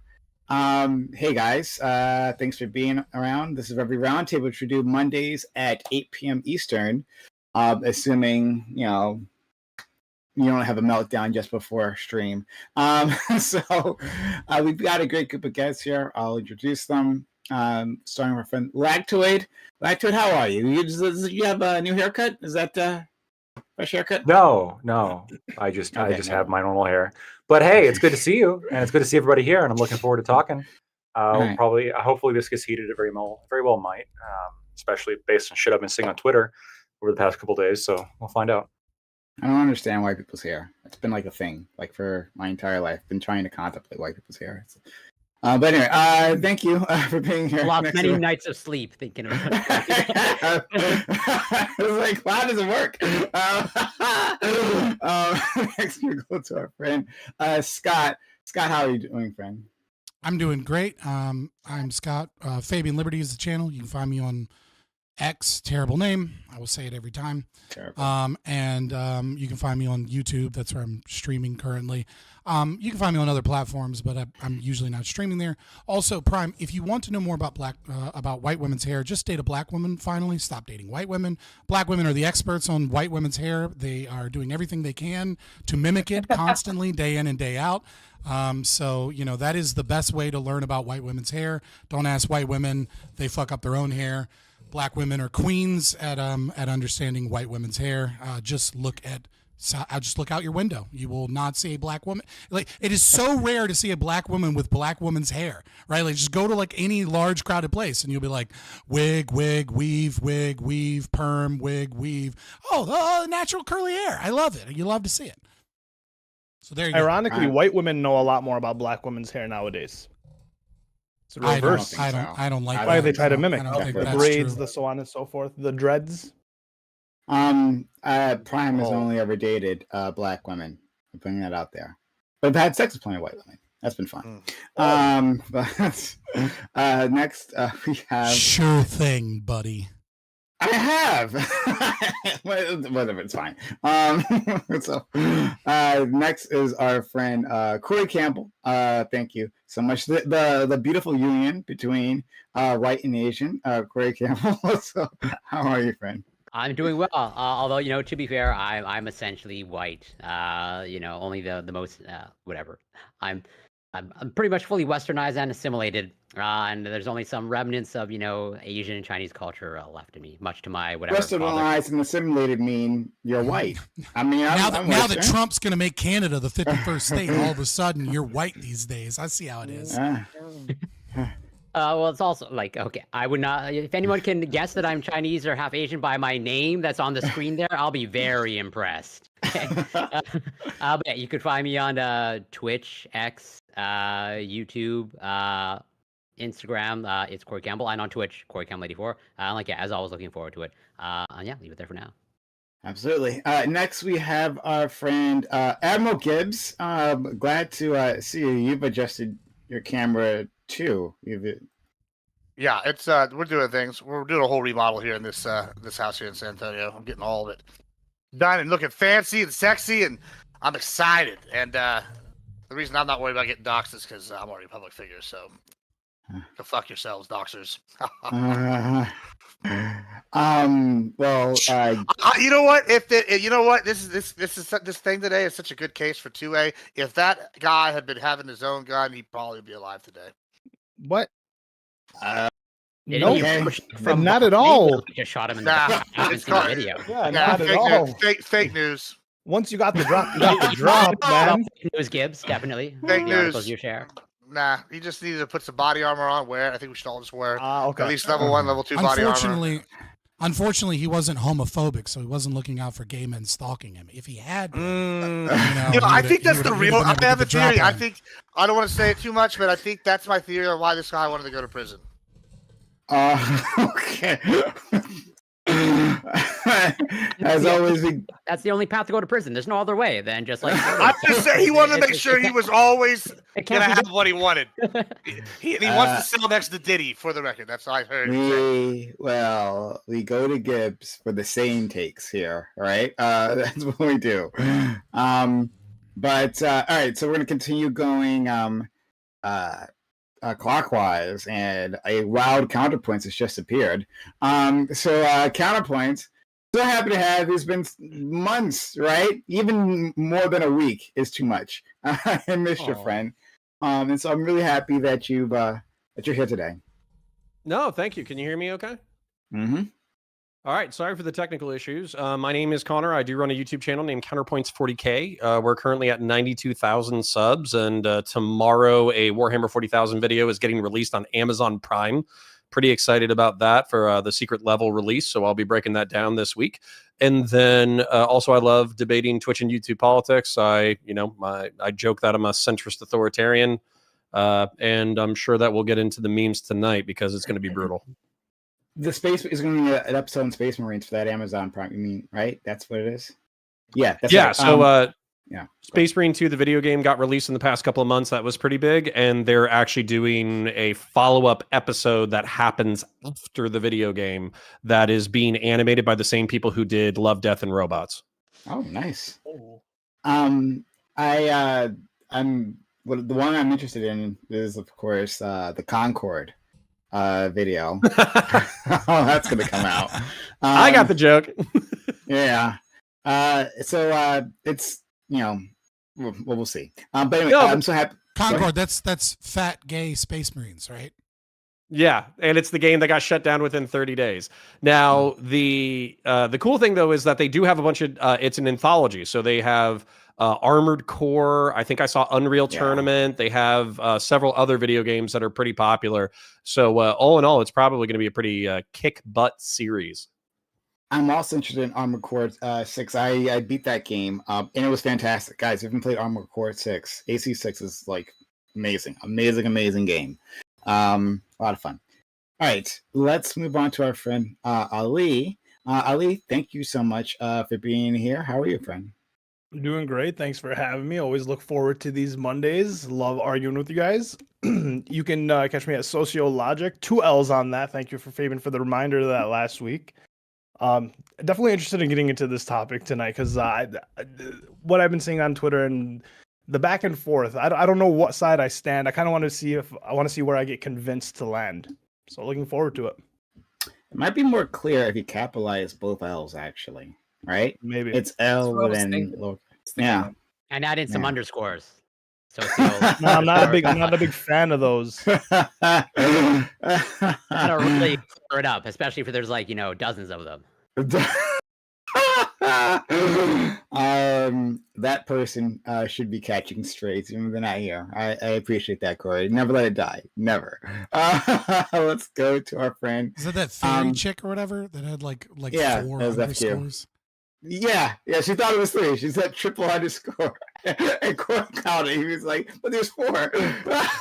I'm just sorry. It doesn't seem funny now unless you were there. That was like a hilarious night. There's a whole topic around it. We spoke it for like half an hour, and then three underscores, and at the end, and she plugs herself, and I see there's 4 there. It's less funny now. But I literally I think about that sometimes, and I still burst out laughing. In between people here, you think about the underscores. Yeah. But thanks so much. And finally, we have a brand new individual. Happy to have them. Vince Van Gogh. Well, tell us about yourself. Tell them how we met. That's fine. So my experience, can everyone hear me okay? My audio's good? Mm-hmm. Yeah. So my experience with content creation, I'm only 3 months deep, but I was on CuteBot's a dating show as one of the contestants. After that, I was invited on a few more times. Me and Prime met in a debate during the election season. He gave me the smoke. He destroyed me. I think I brought up some good points, but he taught me a few things. I'm here to be a student. I'm not really into politics that much. I like arguing and debating and whatnot, but I'm here to learn. What I do now for content creation is I catch predators IRL. We set up stings in North Jersey and we catch them, get them arrested. I'm partnered with OB Global on YouTube, but you can follow me on my Instagram or TikTok, Convince Van Gogh, and yeah. That was a shocking twist at the end. Who said Prime? Prime's like, hey, tell him how we met. He goes, well, I do run a predator to catch him. Qbot debating, and then I started predator catching. And There's a now I'm division there. here. I hope you understand. I like what you did there. I'm on That was to him. awesome. I'm on to him. Wild. Okay. Good start. Good start. I see that Qbot stream is still paying dividends for down. Yeah.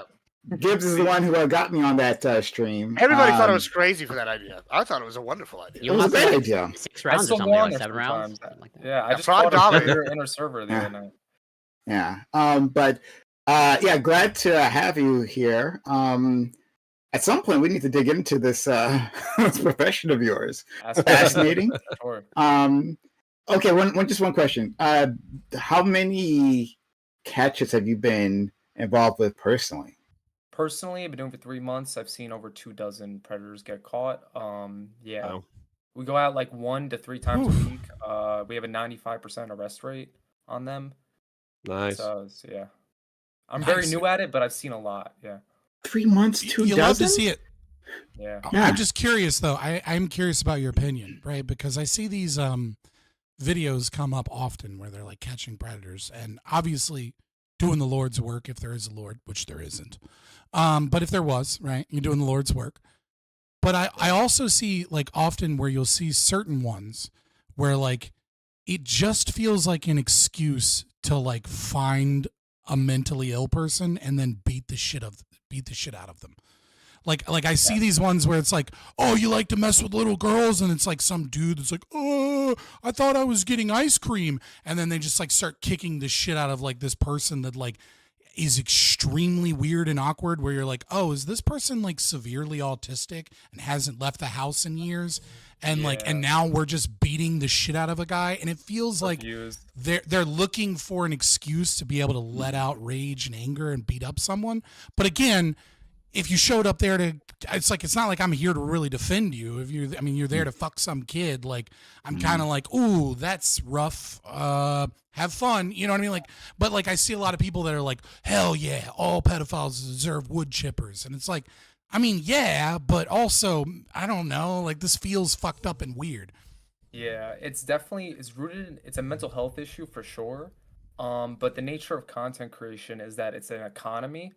And the way that some people approach this social issue is that they funnel their traffic from views to locals, right? And I'll just name drop someone, Dads Against Predators. I respect them. They catch predators and whatnot, but at the same time, they don't actually go for arrest. They don't call the cops.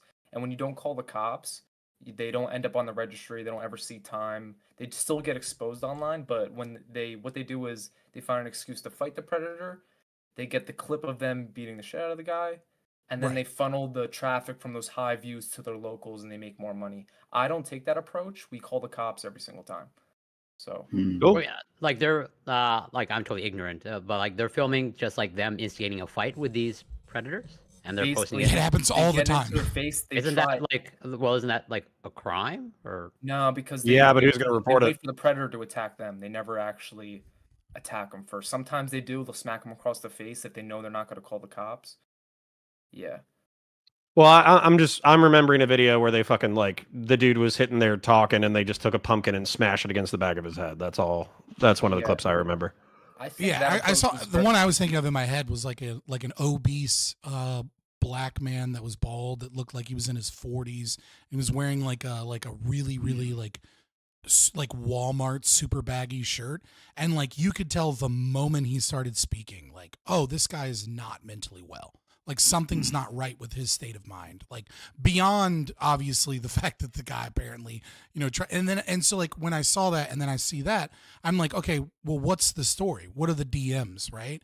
Like, is it like did you hit up some guy and be like, oh yeah, I'm 18, get them do a bunch of stuff, and then like, right before be like, well, actually I'm 17, I don't know, I can't trust you when it seems like you're doing this for the purpose of making content about beating up someone. Like, so I don't actually, and it's like, obviously this is a matter for the police. You know what I mean? Like I'm all for vigilante justice sometimes under certain circumstances, but We'll get you to know what I mean? that. But this doesn't, right, exactly. I mean, I feel like it's a good tie-in, and it's kind of why I brought it up. And also you have relevant experience. Like, do you see like a sliding scale? And like, in your opinion, do you think, obviously you don't have to name drop here because it's not trying to get you to burn bridges as soon as you start content creation, but do you feel like the people that don't involve the police are making it up, or like selling or framing that they did something that they didn't do? Or is it like, are they genuine about it, and then they just, and then, you know, also they kick the shit out of some weirdo? So if you lie, if you don't decoy properly, and then you end up confronting the man, and even if you don't call the cops, the man could still like sue you civilly. True. So eventually Right. they're gonna get eventually that'll get caught up to them. So I don't doubt that they're doing the decoying properly. I don't doubt that the man is there genuinely to meet a underage child. Okay. But the way that they execute the final catch and just beating the shit out of the guy and not calling the cops and posting online, I don't think that actually helps the world. I think I think getting the interview with the predator and seeing what their motivations were and what they're like mentally on camera, then calling the cops with the hopes that they end up on the registry someday. I think that's the best way to approach it. I think it spreads the awareness the best kind of way. And, you know, the only prevention for this type of crime is educating people on it, educating parents, and educating children. And you can't do that if you just beat the shit out of, you know, mentally challenged people. Yeah, I didn't you think would about that agree because that if you legally if you speaking, fake they're somebody almost out, certainly, if you fake somebody out and then beat the shit out of them, and that person is like, it has an above 90 IQ and they know a good lawyer, they could probably sue you into the freaking ground. Exactly. They wouldn't be doing it for long if they kept doing it that way. And as Yeah. far as That makes people sense. say people say like sometimes be like, "Oh, you're just hiring actors who want to pretend to be predators." And I say to them, "I promise you, it's What a the lot fuck? easier to catch a Yeah. pedophile than it is to find an actor who wants to play that role." Yeah, holy shit, no way. Yeah, right? That's, Well, a lot of that, people like, thought Vitaly True. was- Come check a lot out of my people thought Vitaly portfolio was doing as that. seen He got- pretending to be a pedophile. Yeah. He goes through like Yeah. a Hollywood audition and he's like, well, on Predator Catchers, I was pedophile number 9 and number 452. Nobody noticed. That's how good of an actor I am. Yeah, it's much easier just to make a What decoy a sell profile. right there, you know, like he's dedicated to his craft. But I guess, sir, what did you do to an get issue- into the role? Oh boy. Oh no. Jared Leto's like, don't ask, don't ask. I went method. I went method. I actually have similar concerns to our friend Scott here.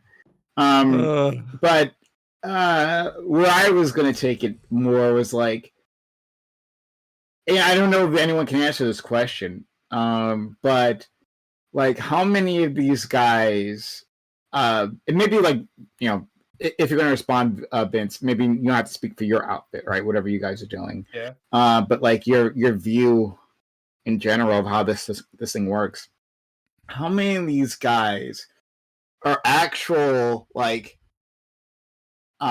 actively looking for this, right? And maybe how many of these cases might be like, I don't want to say exactly entrapment, but like, hey, I'm putting out a honeypot, right? Like I'm a 14-year-old, right? And I seem friendly and start off a conversation, and then all of a sudden this person who otherwise wouldn't have actually acted on this does end up acting on it. Now they're still wrong one way or the other, right? If they know that, like if they're in their heads thinking I'm going to meet a 14-year-old, still wrong, right? But how many of these people would have been a threat otherwise if they hadn't been presented with this opportunity? I wonder. So I understand your question. You're asking like basically how many of the people genuinely fetish like children versus people who are just kind of desperate and will just take anything they can get type of situation? Is that what you're asking? Well, that's I mean, that's an interesting question as well. It's slightly different from what I was asking. You can answer them both, but like the other one is like, there is, you know, How when many it comes wouldn't do to it if they were available? Like if it wasn't available, how many wouldn't just do it? It's like So, there's some people who are actively looking for this, right? But They're like, Prime, this is just bringing up a joke though. It's so I saw this because there was a guy who's famous in the 3D printing gun world, and he got entrapped for sexually hitting on like a minor or something like that. And somebody was tweeting out, it's like, you know how many sexual minors that it would take for the feds to entrap me in a pedophile ring? Like thousands, because I would never fucking do it. You know how many times it took to entrap this guy with with the lure of a child? One. And so like that's kind of the point, is like what he's saying is so true. It would never, if you're not looking for it and you don't want it, it's not going to happen. At the end of the day, there's two types of men. There's the men who will say, no, I'm not going to meet you at your house while your parents are gone, and I'm not going to do that. And then there's the types of men who say yes. So at the end of the day, there's just two types of guys. There's, there's good versus evil. We don't no women predators. There are some. They're all teachers. They definitely exist. I think they more exist than you think. Well, I'm just saying, what it'd be would that be great for content? Look for them. Good niche. Well, the thing is, females, right? Like the females are niche. I mean, you joked like they're teachers, right? But it's kind of true because, right? Like females are not, because they're not seen that way. It's easier for them to get into spaces without any like threats. So like when I was in grad school, I was in grad school in counseling. And I had raised, during the day while my ex was at work, raised my autistic son. And, every now and then, like her parents would show up, but like most days during like the 9 to 5 time, I was with my son, raising my son, and then going to night school and then working in the middle of the night. So right when we had kind of elevated past that, I was looking for a job as an ABA therapist, right? Because I wanted to know more and get more experience with autism. Because I was like, therapist? Oh, autistic therapist? Yeah, ABA is used for other things, but disability. But for the most, it's usually used with autism, right? Like behavioral behavior. And so the qualifications to be like an in-home ABA therapist, where you like go to people's houses and you're just training the parents with their child and kind of their special concerns and how do we get a child to point? And a lot of parents think like you want to grab their hand and try and show them to point, and like that's the worst thing you could do for a kid with autism. Like certain things like that, right? Like teaching them how to play, how to use reward, behavioral analysis. And so I had gone to multiple job interviews, and I eventually just gave up on that as like a line of profession. Because I had been passed over for like girls with babysitting experience. They'd be like, yeah, we went with someone more qualified than you. And I'm like, my son's autistic. I deal with him every day. I graduated. I didn't graduate summa cum laude, but like I graduated, in the top 10%. I have a degree in psychology, I have a degree in sociology, right? Double majored. I'm in grad school for counseling to be a psychotherapist. But you went with the 19-year-old girl who has babysitting experience, and like this happened to me like 3 different times where like I got to the last round. And then eventually I knew someone at one of the places I applied to, and I'm like, why? And she's like, they cry and cry and cry about how they need men, but at the end of the day, they won't hire men because parents don't like the idea of a man being alone with their vulnerable child. They just want a woman. Yeah. They don't want a man at all. They don't trust them. Like, it's incredibly difficult. It's like, now, if you were flamboyant and gay, the perception would be different. That they will hire men, but they will usually hire men that are very feminine because they see a masculine male that doesn't act that way as a potential threat near their child. And like, is that really the industry's fault? Because at the end of the day, like they'll end up going with someone else if there's a guy there, right? So like that is how ingrained the concept is of like the male is a problem. And yes, statistically speaking, there are more male predators, but like that is a perception. No, it's a landslide. It's a landslide. It's men you have to be worried about. And when it comes to women preying, the guy that I do it with, he's caught over 300 predators. He's only caught 3 women. Every single time he caught a woman, a man was behind the curtain, coercing her into doing it. Like it was her boyfriend, and she wanted to make him happy by getting in a threesome with the minor.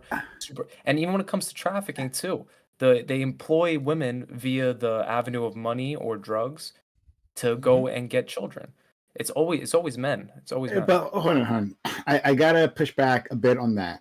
In terms of the As do people, I, later. yeah, in terms of the people who you catch, I 100% believe you that it's like almost all men, and I believe you when you say that there's like a man behind the women that you catch. Believe you completely, right? However, in terms of a threat, right? I thought Scott was going to go in this direction, but in terms of a threat, there are plenty of women. Plenty of women have those desires. 100%. Yeah. A ton of them. Like they so what I was alluding to previously at the start of this section of the conversation is that like I've been to some unfortunate places on the internet, right? Unfortunate forums on the internet. Yep. Where people identifying themselves as women have talked about their desires for this. There's a lot of men pretending to be women on the internet. That's just true. throwing that out there That's, too. That's also true. But I have many reasons to believe that these were women, or at least most of them were women. There's a site on a subreddit. I forget the name, but it's basically they have like a list of illegal websites, and they're like, hey, report this to the FBI. Because the FBI has an online reporting tool, right? And so like they're like, hey, just like go see what you're gonna find there, and then send in a report. I put together a report, and for that website that I'm talking about, a ton of women were talking about their fantasies there, right? And I've seen this thing repeated across the internet, not just in those places, but across the internet. What was the reasoning for, like, you're saying women wanting like 15-year-old boys type of? I mean, some of them. I'm talking about much younger than that. But it was heterosexual, right? No, I mean, some of them, yes. Many of them, no. Oh, okay. Yeah. I See, mean, a lot of them are dudes. It becomes another layer. I'm telling you, that's not the case. I'm real. Like I don't want. We can't speak on this on YouTube and Twitch. We just can't. Okay. Right? I have to be circumspect. My position would be that this issue, men are the cause of it 99.9% of the time, and those women that you just brought up. If we were to go back at their past histories with men. You think they've been in situations where they've been traumatized and they've had toxic relationships, and then now they're fantasizing about the younger generation who maybe wouldn't. A lot of teachers who prey on kids say that. They'll say like, "Oh, men my age don't treat me well," and then they end up sleeping with a student. Okay, but that's not a man's fault if the woman develops. Of course not. But you can, if you peel back these layers, it's 99.9% of the time it's going to lead back to a man. I'm not sure about that. But the point is, a lot of them are going to be sexually molested, right? So it's not like a special circumstance. And his where argument's say going to that be by whom? Yeah, but by whom? Yeah, that's listen, 99.9% of the time it's men. That's just what it is. Well, hold on. There's also the aspect that like men we understand a fantasize little their bit teachers to a about. degree. Yeah, I mean, like we understand a little bit about fetishes and about paraphilic disorders, right? And it appears, again, this is, research on paraphilic disorders and fetishes is notoriously difficult to do, right? Because, self-report surveys, how accurate are they when you're looking for people with paraphilic disorders, especially when you're talking about pedophilia and things of that nature, because you need pedophiles to come forward for that data, and it's a difficult thing to do. But nevertheless, it does appear, right? Like I agree with you, Vince Van Gogh, that I think you might be blowing the numbers up a little bit too much in terms of 99%.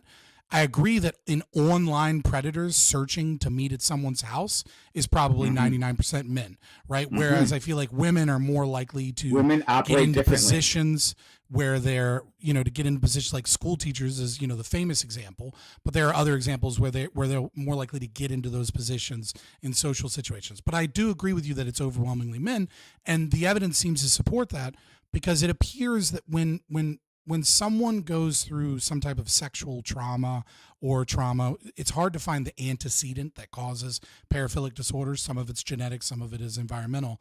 But when that occurs, what we find far more likely is that males develop sexual imprinting, right?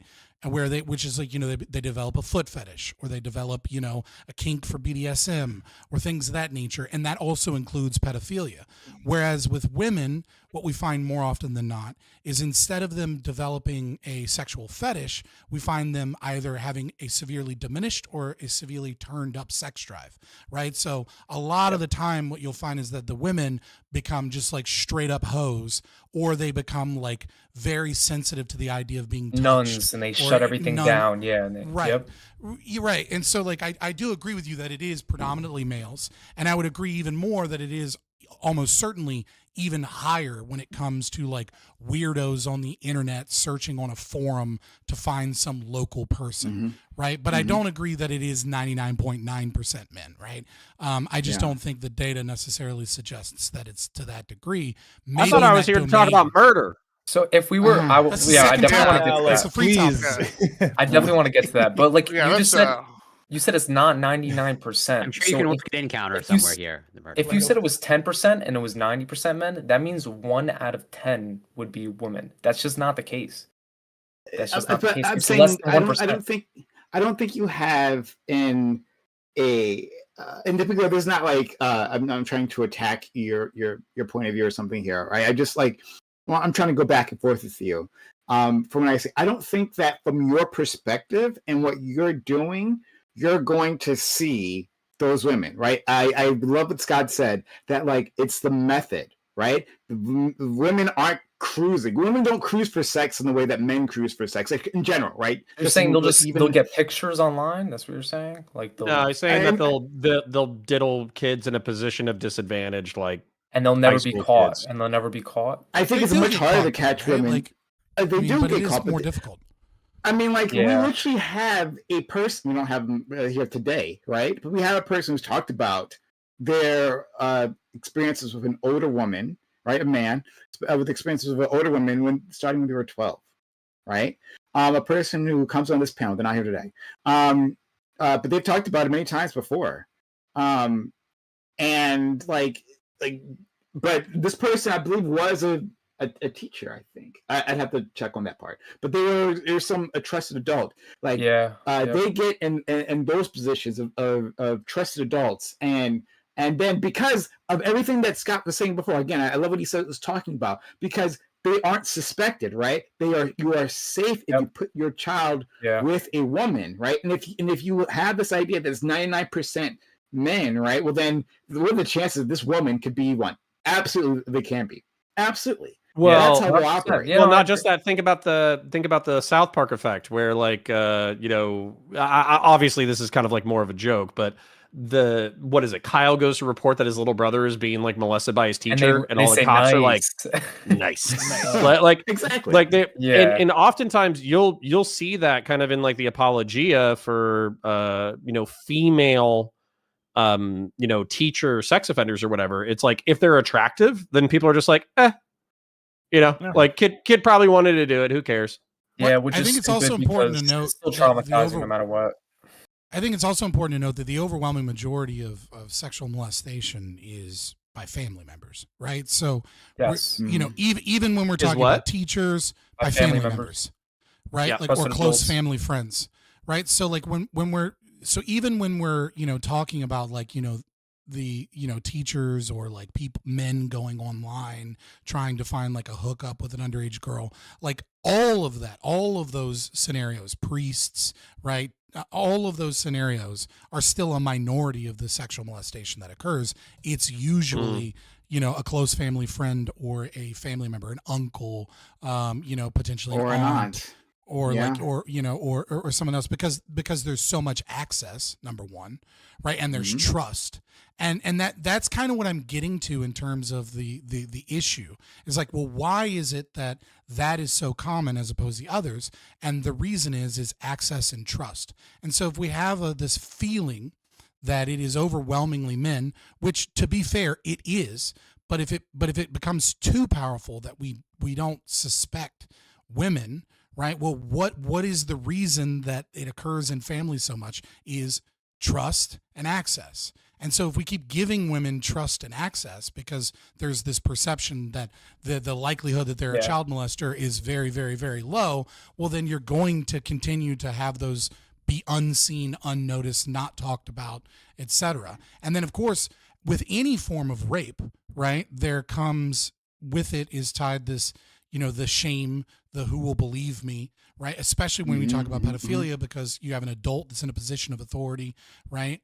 And so, the underreporting is almost certainly going to occur in terms of male to female, because if the male comes out, they're going to get made fun of and like people aren't going to take them seriously.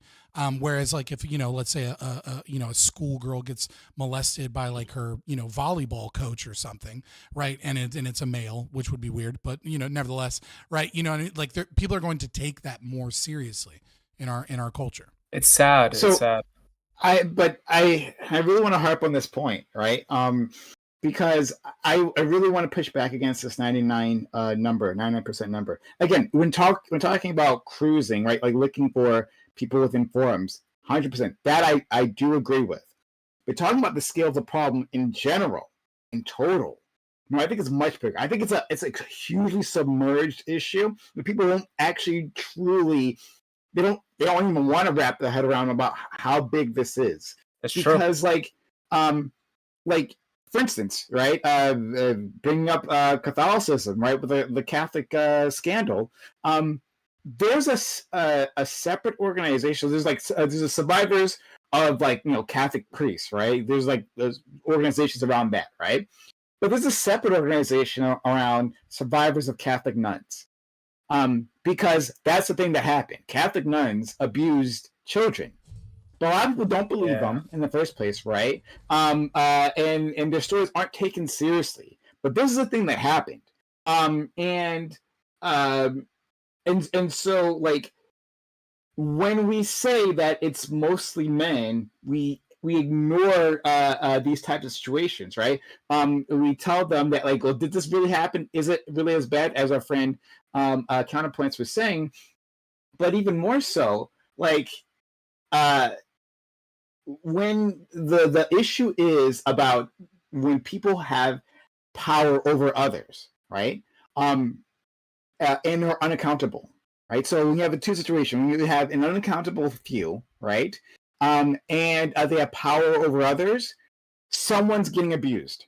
Someone within this organization, right, that has the least amount of power, they're going to be abused. You see that replicated across. So yes, children first of all, right, but also elderly. We see it in home care where people come over, right? Like we saw it in the presidency.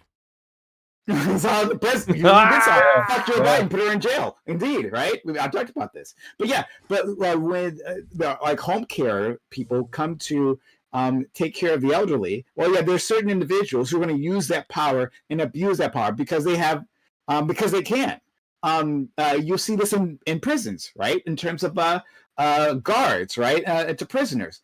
These people who have an incredible amount of power in people's lives, left alone, the sadistic among them, right? And even the less sadistic among them too, right? They can be encouraged to use that power to abuse the people under them. When you have people who are unaccountable over vulnerable populations, then there will be abuse. There will be abuse, and it'll happen when there are men in charge, and it'll also happen with women in charge. And then I guess finally, God, there was another example I was going to bring up. I can't think of it right now, but yeah, like women. I feel like we're abusing Vince at this point. Like I'm not kind of going in circles. We're kind of going in circles. Welcome to the show. I just you got to sub. You got to give the Prime. Welcome Prime, guys. Are you subbed? Sorry, but it's since women operate in a completely different manner, they aren't suspected, but And they the can go under damage the that they radar. can do can be just as bad. So I'm just putting it out there. Yeah, Leave it but there. it's like at the end of the day, I think out of 1,000 cases that happen across America, I think one of them is a woman. I think it's. I did again. You think it's 100? You think it's There's 100? no way. You think it's I 100? mean, so the best data, No way. the best data that we have from like verified CPS reports is roughly 9% are women and 91% are men, right? Wow, Like, I'm shocked by that. But so can, like yeah. but again, you know, like that's the people that were caught, right? That's and again, you brought up the other thing, right? Is it a woman acting alone? But even still, you know, even if a woman was doing it at the behest of a man, they would both be charged, so the data would go into both, right? So like it wouldn't like, and I don't think you can and like we do have cases, for example, I mean the UK has had quite a few famous cases with like the Rotherham report and things like that, where, you know, the government went after women that were victims because they were part of child sex, trafficking rings that were themselves victims and were then abused, and, you know, were trying to find other girls to bring them in. You know, so like again, like 9% is like, you kind of have to take it or leave it, because that's like the best data, because this isn't something that's easy to track, because with It's other mental submerged. disorders, right, like you can bring forward the general population, and yeah, you get a self-selection bias and you do get confounding variables, but this one is worse. So it could be as low as 5%, it could be as high as 15%, right? But it's somewhere around there. Yeah, I don't disagree with you guys at all. One point I do want to bring up is that these numbers can easily flip with culture and I mean, you've seen in the past 20 years with the porn industry, these numbers have gone up, and with the internet alone.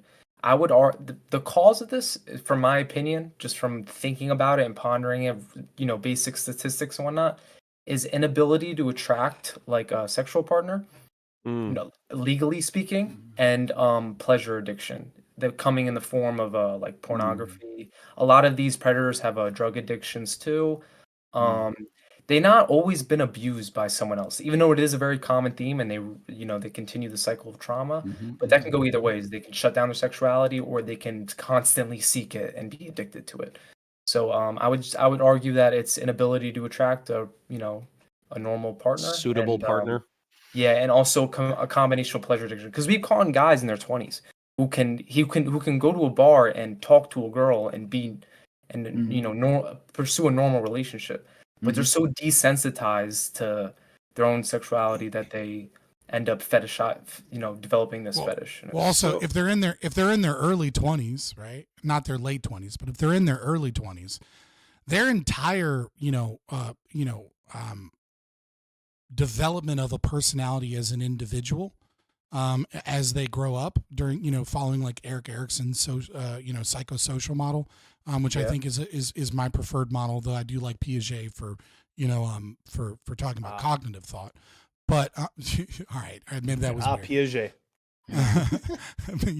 All right, fair enough. I'm getting okay, but regardless, right? Like their formative years, where they're supposed to be discovering who they are and socializing as an individual, was during COVID lockdowns, right? So I mean, like we now have a new crop of people who were, the government forced them, for some of them for years, to be, locked inside their homes, doing everything via the digital space, right? Or many of them were forced to mask for years, and the social interaction that they were capable of was extremely limited. And so like, I think if we look at that as a potential, like indicator of what can go wrong, I think we'll actually have fairly good data on your hypothesis. And the reason I say that is because we'll be able to kind of have a decent idea of what that effect is, and that will give us a hint at how much of that really is environmental and like inability to get a mate, and how much of that is actually just a paraphilic disorder that was caused by, some other pressure, such as like abuse or trauma, et cetera, right? Because if we see a massive uptick in, like 24-year-olds, 22-year-olds, 21-year-olds right now going after like 15, 14-year-old girls, we can be like, COVID lockdowns might have had something to do with this. But if it remains relatively stable, we can be like, well, it turns out that's probably not a big factor. I mean, obviously it's hypothesis, things that need to be studied, etc. But again, this is a difficult to study demographic. It's continually going up. It's gradually going up, and I would argue it's the internet for sure. I don't know what the causes might be, though I'm interested in studying. I guess one last thing I want to touch on this subject is like, what do you think that what would be a good way of dealing with these individuals? Wood chipper. Okay. Actually, I'm on board with well, that. so, hold on. But actually, that gets to the point, actually, right? That response, sure. It gets to the point. I love this question. Because there was a I've told the story before. I was watching it was the Atheist Experience, and it was the host Matt Dillahunty, right? I mean, it's in case you never heard of them, Vince, right? It's just a show that where there's like a bunch of atheist hosts, and they take it. It's a call-in show, and people who are theists and believe in God, they come in and they argue, right, with them. Yeah. It's like believe or not believe. But sometimes they touch on other things. And which way this guy calls, right? And like clearly this dude's in distress, but like no one initially knew what the hell he was talking about. Like it took a while to dig out like why is this guy in distress, right? And he was asking for help. And eventually it's obvious. And I mean, I remember I was like watching it live, which was like a shocking moment. I remember the chat exploding, right? That like, yeah, this guy has pedophilic tendencies. He has these urges, and he wanted help. He wanted to figure out what to do about it. He talked about, and of course, I only have the story to go on. I don't know if any of it's true, but just from his story, he said like, "Hey, I reached out to like psychologists, or therapists or whatever, right? And I was rejected." Which is a thing you hear that therapists don't actually want to deal with these cases. No, they don't. They don't. It's a very sensitive subject, especially if you have children of your own. It's hard to sympathize with someone who's sitting across from you when you have children of your own. Absolutely, yeah. Right now, according to him, he said he never touched anyone. Again, this is just his story. But like he had like very strong urges. He's like, I don't know what to do, and he's like in tears on the phone about this. Wow. And so, like, like, what would you say? Like, do you think that society should be more open, right? Rather than like the wood chipper response. I understand that our friend Scott was joking. Well, maybe he was joking. I'm not sure. But like, should we take a punitive response to when these people like show up all the time, or in an effort to have more of them show up? So one, we can even study the problem, we can understand it, right, and get more accurate statistics. And two, so that we can actually maybe find some sort of therapeutic response to this, right? Do you think that we should, as a society, like try to be more open to people to say, like, identify yourself so that we can help you, or identify yourself so we can wood chip you? We can help them by getting rid of them. That's really what we got to do. That's a lot of people say that. I think sweeping it under the rug isn't going to help anyone. And you said before, you said he was on the phone in tears and he was asking for help, and he said he never did it. I would believe him. He wouldn't be, if he had done something in the past, I don't think he would have had the courage to go on the phone and do it. And I think a lot of this would be prevented if they weren't afraid to, talk about it, because it is a mental health issue and it is a disorder. But at the end of the day, like Jeffrey Dahmer also had a mental disorder, and should he be walking around going be free and just see a therapist once a week? No, he shouldn't be free. And there's a difference between there's a difference between calling a hotline before you've done anything and being like, listen, I have a porn addiction, I've had these thoughts, I'm on a thought loop, and I need help, versus me catching you outside a child's apartment at 11 o'clock at night while you have condoms on you and you're fully intended on doing something that you shouldn't be doing. You know what I mean? There's two differences. So, and as far as feeling bad about these predators because we put a camera in the face, question them, and then get them arrested, and we also make them call their family before they get arrested. We make them call their bosses too. Sometimes they lose their jobs. A lot of times they, the family dynamic changes. A lot of people feel bad for that. That being said, he said put them in a wood chipper. If you look at all of human history, the way we treated this type of issue is that these guys got stoned to death in the streets. Mm-hmm. And literally at any other time period in all of human history except for 2024, now all you have to worry about is a camera being put in your face and being embarrassed. You know, I actually have the solution. I have the solution. And we're gonna talk about it here in a little bit, but it's brainwashing. We just brainwash all these people that if you have these tendencies, you just come forward and we just ship you off Tried that. to the Doesn't sun. work. I'm just saying we have to get better at it. Maybe we use the Neuralink. I don't know. We've tried chemical castration. We could just order. like, we could just lower order people's 66 of urges. them, bro. I'm just saying we put the things like Neuralink that. in there. It doesn't work. I think it's nurtured. I don't think people are born with a genetic thing. I think that it. Why not? Oh, the guy got charged, by the way, officially as of like 30 minutes ago. That's crazy. We should talk about that. I just read his manifesto. Yeah, I did read. Yeah. Oh, could you send that manifesto to us all in the Cryptium? Wait, hold on. it's only 4 So pages. why do you not think that there's a genetic component? I think people can be genetically low IQ and genetically have not be able to socialize well and not be able to attract a mate. But I don't think that you're genetically hardwired in your 30s throughout your entire life to have an attraction to minors. I think if that were the case, you would have seen the number stay the same. But this problem is growing and getting worse as time goes on, as the population decreases, by the way. That's not how that works. And also pornography and the internet is becoming more accustomed in our lives. And people are socializing less. People are developing more pleasure addictions. But wouldn't it be like, oh, you're born a pedophile? No, that's not true. No, you're sorry. That's just not how something works when we say it has a genetic component, right? I agree with you that it is not purely genetic, right? Or that you're not, but there's plenty of things that we know you have genetic predispositions towards. One of which like alcoholism. Right, exactly, right? Like addiction, right? You know, there are factors that play into addiction. Some of it is genetic and some of it is environmental, right? So even though, even though we know there's a genetic component to addiction, where do we see massive amounts of like fentanyl and heroin use? We see it in Appalachia. Well, why do we see it in Appalachia? Well, because Purdue Pharma lied to all of these people, came in, gave them opioids, told them they were non-addictive or that they were less addictive. You had a people where the economy was under collapse, where the coal mining industry was supplanted by natural gas, right? Where they're isolated.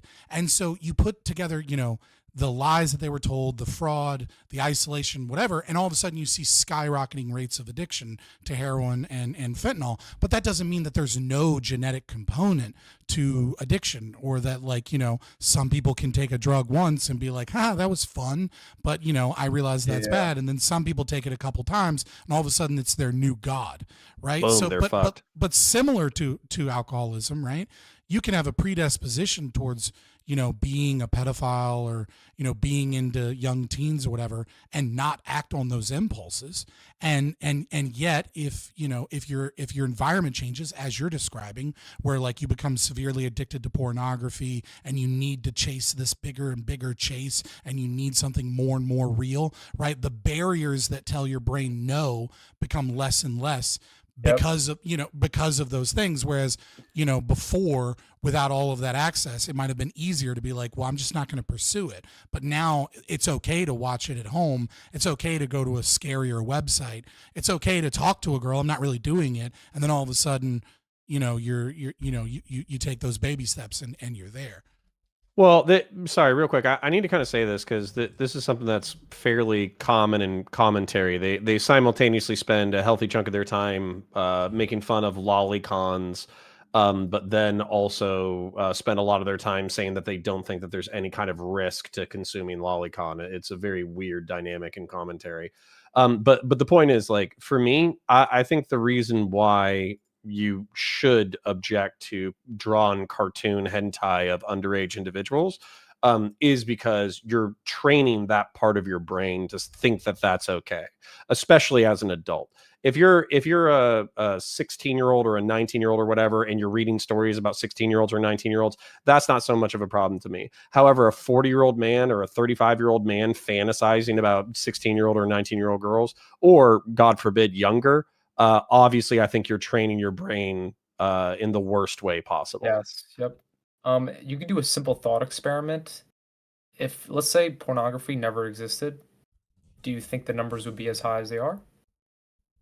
Well, hold on. So the only thing that I want to hit back on this, and this isn't to defend anything, okay? I still think this is like a social scourge that needs to be strongly discouraged.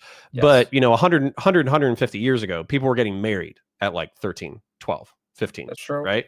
So there's probably a certain component of the human experience that actually is correlated with like immediate post-pubescence, you're an adult, right? However, what we realized through time is that there's a massive maturity gap between a 13-year-old and a 15-year-old, a massive maturity gap between a 15-year-old and a 19-year-old, and a massive maturity gap between a 19-year-old and a 15-year-old. And so we said 18 is about right for you to be adult enough to start making decisions about what you're doing. So that's where I still think that there's a very human component to like immediately post-pubescent attraction. Like when I was 15, I thought 15-year-old girls were hot, right? But as a 35-year-old man, I should know like that is a child basically in comparison to the level of maturity that I'm at right now. Yeah. I mean, there's also the morality rate though. You got to factor in for that. Whenever everybody's dying at 45, you have to, there's another that's kind of a real quick, that's another like common historical misconception as far as as far as I know. I'm pretty sure that one of the things that actually sways the age is actually infant mortality. So there were people who lived to be in their 80s and 70s. Yeah, sure there were, but what I'm saying is the norm. Just because you have like one outlier of grandpa in the village is 88, the average person, except unless you were like in the upper class, you were probably not living till like past your 40s, 50s. Like that's just how it works. I still when you don't do think an that's average, true, but when you do an average, you can look. like, You can look at the find- historical time periods when people have what their like, ages are. We have that information. No, but before industrialization and before like the medical field was predominantly like male doctors that were like university educated, right? When most births and like child rearing and medical care was provided by like women in your village, right? You would have like half of your kids would die. Right. And that's what brings down that average. Right. So a typical old person was in their 70s back then. Like it wasn't an outlier to see someone. You wouldn't see very many people in their 90s. Right. I agree with you on that. That's true. That's true. But you wouldn't see a lot of people dying from old age in their 40s. Well, right? in Gibbs, wasn't ever. The concession that I would give you though is like, for instance, I read a story from the 19th century of like a 50-year-old Chinese man who ran into a river because he had to get to his job. And it was basically like the dead of winter and he gave himself a cold. And then they didn't know what happened. But just reading the text, it sounds like a textbook description of pneumonia, right? So nowadays you can treat pneumonia and you'll survive, right? And this guy was like 40 or 50 and otherwise in good health. And so the person writing about him was shocked that he had died. So I agree with you that there's like an increased capacity for people in their 40s and 50s to die. But it's more because of like dog shit medical treatment, right? Yeah. But also, you also have to look at like the maturity of the people back then too, right? Like age of majority is something that we kind of like, we look at it, very unobjectively. The way that we tend to look at age of majority is not their reasoning or their rationale or their mental maturity. We tend to settle upon an age based upon when they're done physically developing, which isn't a bad way of doing it, right? Like it's better than not doing it, right? But we look at like 18-year-olds, but like the prefrontal cortex isn't developed until you're 25, right? That's like true. you're not really an adult until you're about 25. That's when your but brain there's is no fully- way you're getting 18-year-olds to not. Yeah, no, I mean, fornicate. Pandora's box is a thing, right? Like, if you mean, like, there are other countries in the world, and it comes with a lot of problems when you forcibly, mandate that, like, women have certain social behaviors by the state. I agree with you in that, but, like, like 16-year-olds 150 years ago, like let's take a 16-year-old guy instead of a girl, right? Like, you can find newspaper ads from like 17-year-old dudes that are like, I just finished building a home and I have a homestead and a farm and I'm looking for Now I gotta wife. go to It's war. like, Yeah, right. You'll never find a 17-year-old dude in America like there might be one out there. Unless he's Amish. That is like Reality was harsher back then. Reality was harsher, so people matured faster, and people relatively did the same thing every single day throughout their whole life. But there's a huge difference in the way that we pass off our daughters back then and now. One of the things we talk about when we talk about sexuality is we talk about women being completely independent and making their own choice based off of what it is that they want. But if you go back 200 years ago, yes, obviously it's fucked up that they had child brides. Nevertheless, there's also a component where more often than not, the father and the entire family is involved in giving their daughter over to someone. It's not the same thing as a sexual predator that is looking for a 15-year-old girl and then goes online and catches her. It's like dad and the mom came to a decision and said that this guy has a house. He seems like a good guy. He's respected in the community. You want to have a marriage. You're going to be committed. He's going to take care of you, etc. It's not going to be a Tinder hookup. It's going to be a ritualistic like family creation ceremony. It's two different things completely. Right. And you kind of stole the words out of my mouth, but I just want to expand a little bit, which is like back then, obviously with reduced medical care, with increased chance of mortality, increased chance of infant mortality, all that kind of stuff, physical and material compatibility was massive. And I think that our sexual morality right now is largely one that's born out of like material luxury. Where we don't have to worry about, like, if you fuck somebody with a condom on and you don't get pregnant and you don't catch a venereal disease, that's largely a decision that doesn't have much consequence. It might have catastrophic emotional consequence, but it's largely a decision without consequence. Whereas back then, you get pregnant by the wrong person, that could be a death sentence. So true. There's a wonderful song from the 1940s that is fucking hilarious that you should listen to on stream if you're a streamer, and that is "Slap Her Down Again, Paw." And it is the most hillbilly crazy song, and it is about a girl going off with a traveling salesman and when she was supposed to marry the deacon, and the whole song is just the entire community telling the dad to beat the shit out of this girl and make us tell us what she's doing so that she behaves. And it is a wild time capsule in how our culture has changed. So I mean, there's some negatives with that too, obviously, right? Like, So how about this topic though that we got? Yeah. How about the murder? Yeah, how about the murder? Yeah, Can we talk about that? I would listen. I literally gave you money to move on, dude. I got. Oh, you actually gave money? I donated some for the hope of moving to the next topic. Because dear God, sorry, I don't want to talk about this anymore. You gave me money? I just gifted you. Corey, thank you for the resub. Socrates, thanks for the resub. You gave one sub, and then you're like, oh, okay, now move on. One? Come on, man. Come on, we got to move on. Dear God. Well, it's Greenwich at this point. We could talk about some. You gotta get more than that because he can't interrupt because he's got a shitty mic because he just doesn't have the money to get a good mic, and that's why you got to give more so that you have a better mic so that you can clearly interrupt and move to the next topic. Indeed. But anyway, guys, I'm still working. I'm on page 3 of the manifesto. I need to get through this. So say something, but listen, I don't want to move. I will start the topic in a little bit. It's ahead of schedule, but what do you guys want to talk about until then? I just need to get through this thing. Anything like but we played out. So how about Daniel Penny? Tito's, please. Anything. No. How about Daniel Penny getting his charges dismissed today? I like that one. That's a Go good ahead. topic. You do that. I'm gonna put my headphones Wait, down. can just someone so I can explain get to through me this. that situation? He's the dude that was in the subway. Homeless dude goes Yeah, crazy, starts yelling do about. you guys mind if I? Do you guys mind if I do a summary real quick? Yeah, go ahead. So Daniel Penny's a former Marine. He was in New York City, I believe it was the city. There was a homeless gentleman who is drug addicted and has mental health issues. He comes onto the tram and he starts talking smack to everybody and basically saying that he's going to fight people, et cetera, et cetera. Daniel Penny intervenes and yokes him up and puts him in a chokehold and holds him on the tram for a while. He is a former Marine, so he should be taught on like air and blood chokes. We could get into those details in a minute. But basically, he chokes a dude out. And then the cops show up. He still had a heartbeat when the cops showed up, allegedly. And then later on, that gentleman died. Well, the state of New York and Alvin Bragg charged him with murder too, manslaughter, something like that. But they charged him with like a fairly serious crime, and then they also charged him with negligently dangerous homicide. And so he was cleared of the first charge, I believe, on Friday, and he was cleared of the second charge today. Yeah, wait, was that dude like threatening to attack people, Yeah, or was so- because so the only hold on, thing there's- let me get a sentence off, Jesus, because the only things I've seen, holy fuck, Gibbs gave one sub for this to interrupt, so he's not.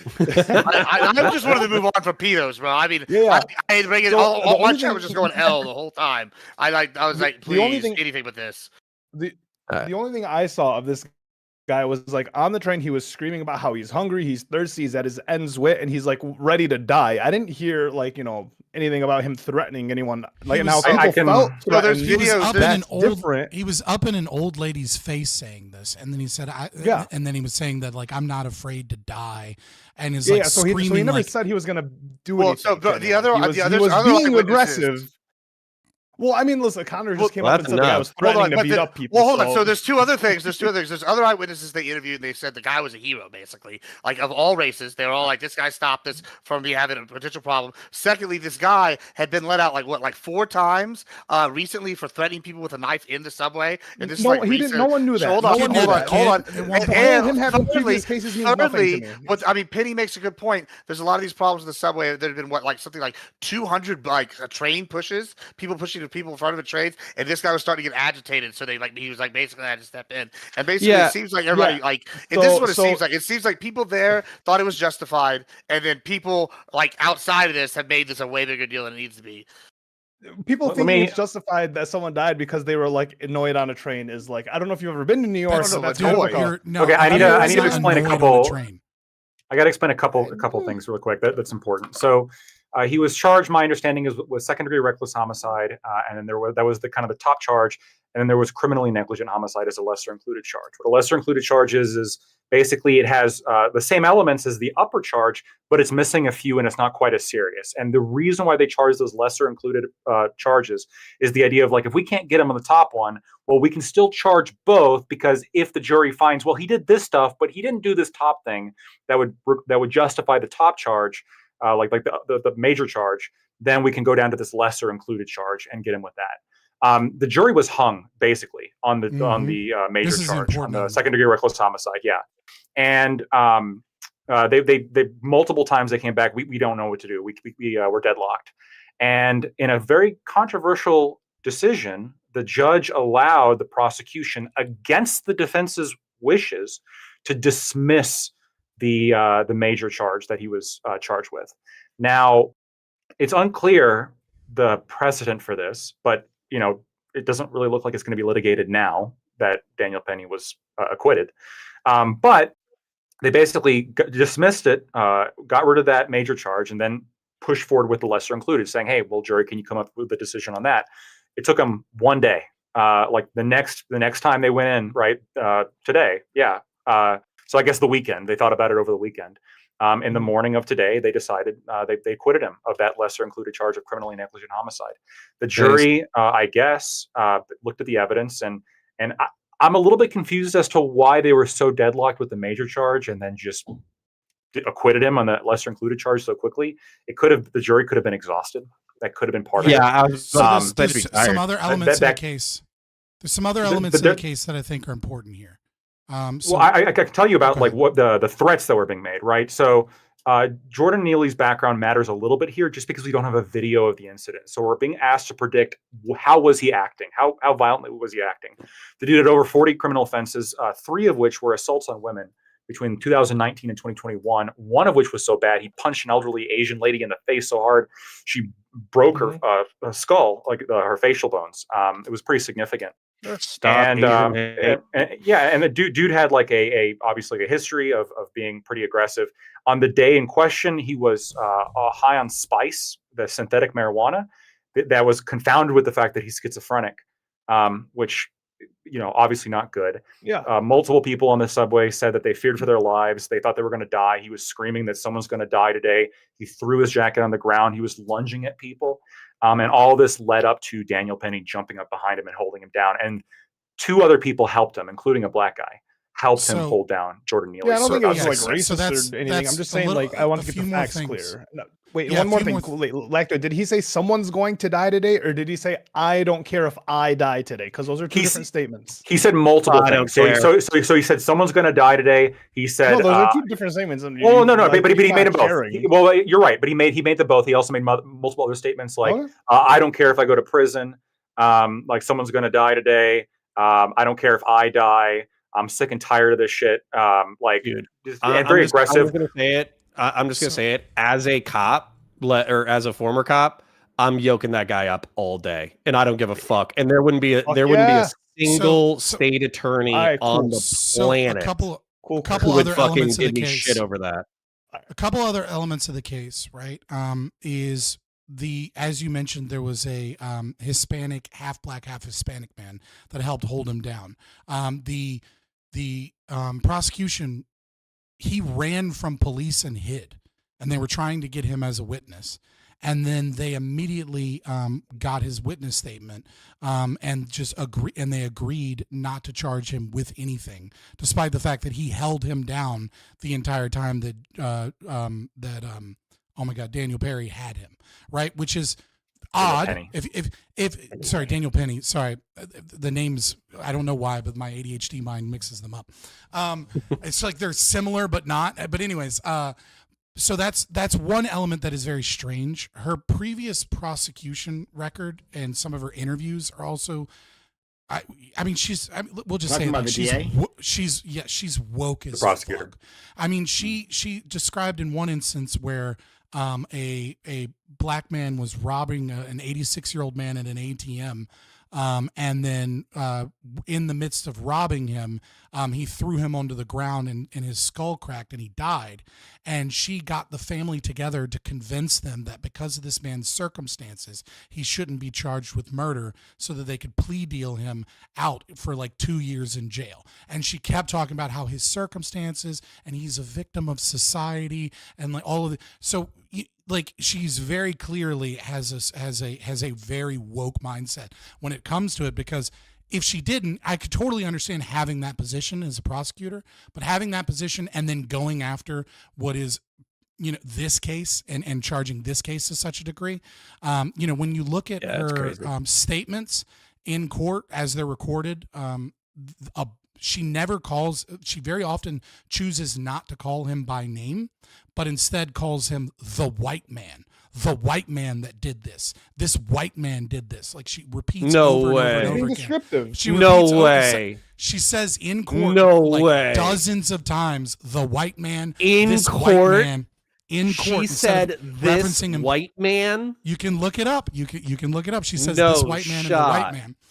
And then so I feel like this is a very, very political case.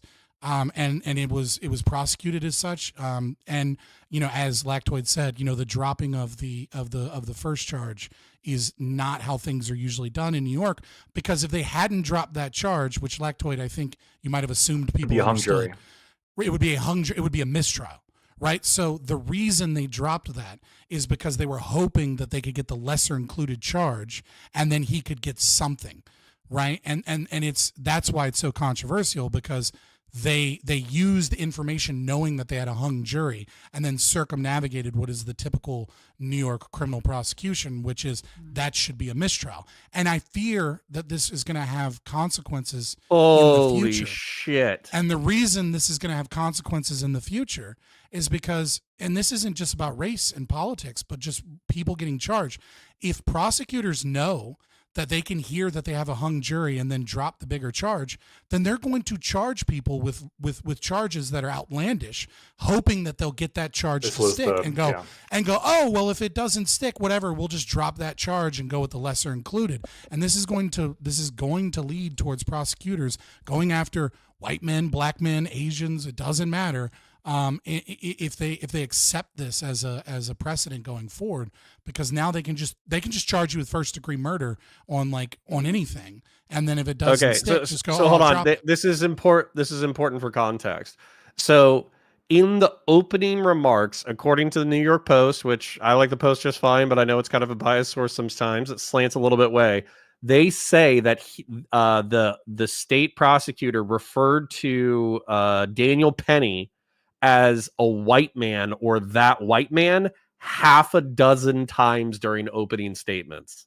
They wanted That's to make it a racial fucking issue. crazy sauce. That's how I would feel too. Lag to it every time that we have a conversation. That white man over there. Yo, hold up though. If we the white if we people were in a hair. court of Yeah, law, the white people here. if we were in a court of law and I was like, this black man, and I hit that black super hard, that would No, be it's national different. It's news. different. Power plus privilege, shot. Connor. It's different. That is, that's some of the most racist fucking shit I've ever heard in my fucking life. That is crazy. Also, I've seen Dude. I've seen drawings of the courtroom, and there's a dude there that's double masked, and I saw that, and I was like, "That's the guy that's hanging the jury." I was like, as soon as I saw that guy, I was like, "That's the guy that's like, no, we need Keep to in mind get this guy." He was acquitted on the criminal stuff. There is a civil case. What's that? There is still a civil case. Sure, but the dad waited until his 42-year-old son with like multiple, whatever. Estranged. Wait until he died for his life to matter. Got it. 42 arrests. 42 arrests is the. Well, how old was he too? 36, something like that. I don't remember the exact age. I know Neely and his father hadn't been in contact for years. Just to be right. So anyway, it's not whether or not that's not stressful for Daniel Penny. I'm sure that's very stressful for Daniel Penny. I'm just saying, like, 30. Listen, dude. If I'm staring down the barrel of a New York State attorney trying to put me in prison for 20 years because I stepped in order to fucking handle a schizo on the subway, and then I dodged that charge, you know what? I could be worth negative $300,000, and I could be working at McDonald's for the rest of my fucking life, and I would still consider myself blessed. We don't even know if the choke killed him, right? The person that did the initial, the medical examiner did the initial report said that she couldn't determine because of the concoction of drugs that he was on, and the fact that police got him. And he still had a heartbeat. So the problem, they couldn't say whether or not he actually did that, or if it's just like that was the major cause in it. So Lactoid might be able to speak to this better than me. With like beyond a reasonable doubt or whatever. Like I forget if they give an exact percentage for beyond a reasonable doubt, but they basically like not really. I heard people talking about like percentages, right? And I'm pretty sure it's in civil litigation. It just has to be like probable, probably. So you could be like 51-49. Yeah, and still find someone liable in a civil suit. Yeah, in civil suits, it's preponderance, which is 50% plus one. So basically, if it's more likely than not, that's the standard when it comes to civil cases. When it comes to criminal, it's beyond a reasonable doubt. You're right. There's no firm percentage, but it's just like, do you, as the jury, if you have like a reasonable doubt, a doubt that is like sufficiently reasonable, then you shouldn't vote to convict. And so it's a higher standard. It's more difficult to meet. Right. So 50 plus 1 in the state of New York with a politically sensitive case, I would say that's a toss up for whether or not that dude owes millions of dollars for wrongful death. I have no idea. But I mean, fucking Donald Trump will sell some watches, and a portion of the proceeds will go to his fucking defense GoFundMe fund. And he'll be. Did you see Penny's going to get a congressional medal, or he's nominated for a congressional medal? Jesus. I think it was a senator from Arizona, nominated him for a congressional medal. So, counterpoints. What I wanted to ask you about was the statement you made previously, and because I just wanted a bit more clarity on it. You said, as a cop, because you're a former cop, that if you encountered a person like that in the subway, you would yoke them. I don't know what that means. Could you explain? I'd go hands on, 100%. Like that person's going in cuffs, and so the standard for the Well, here's the thing though that I want to articulate. Okay, the deadly force standard is basically like imminent threat of death or great bodily harm to yourself or others.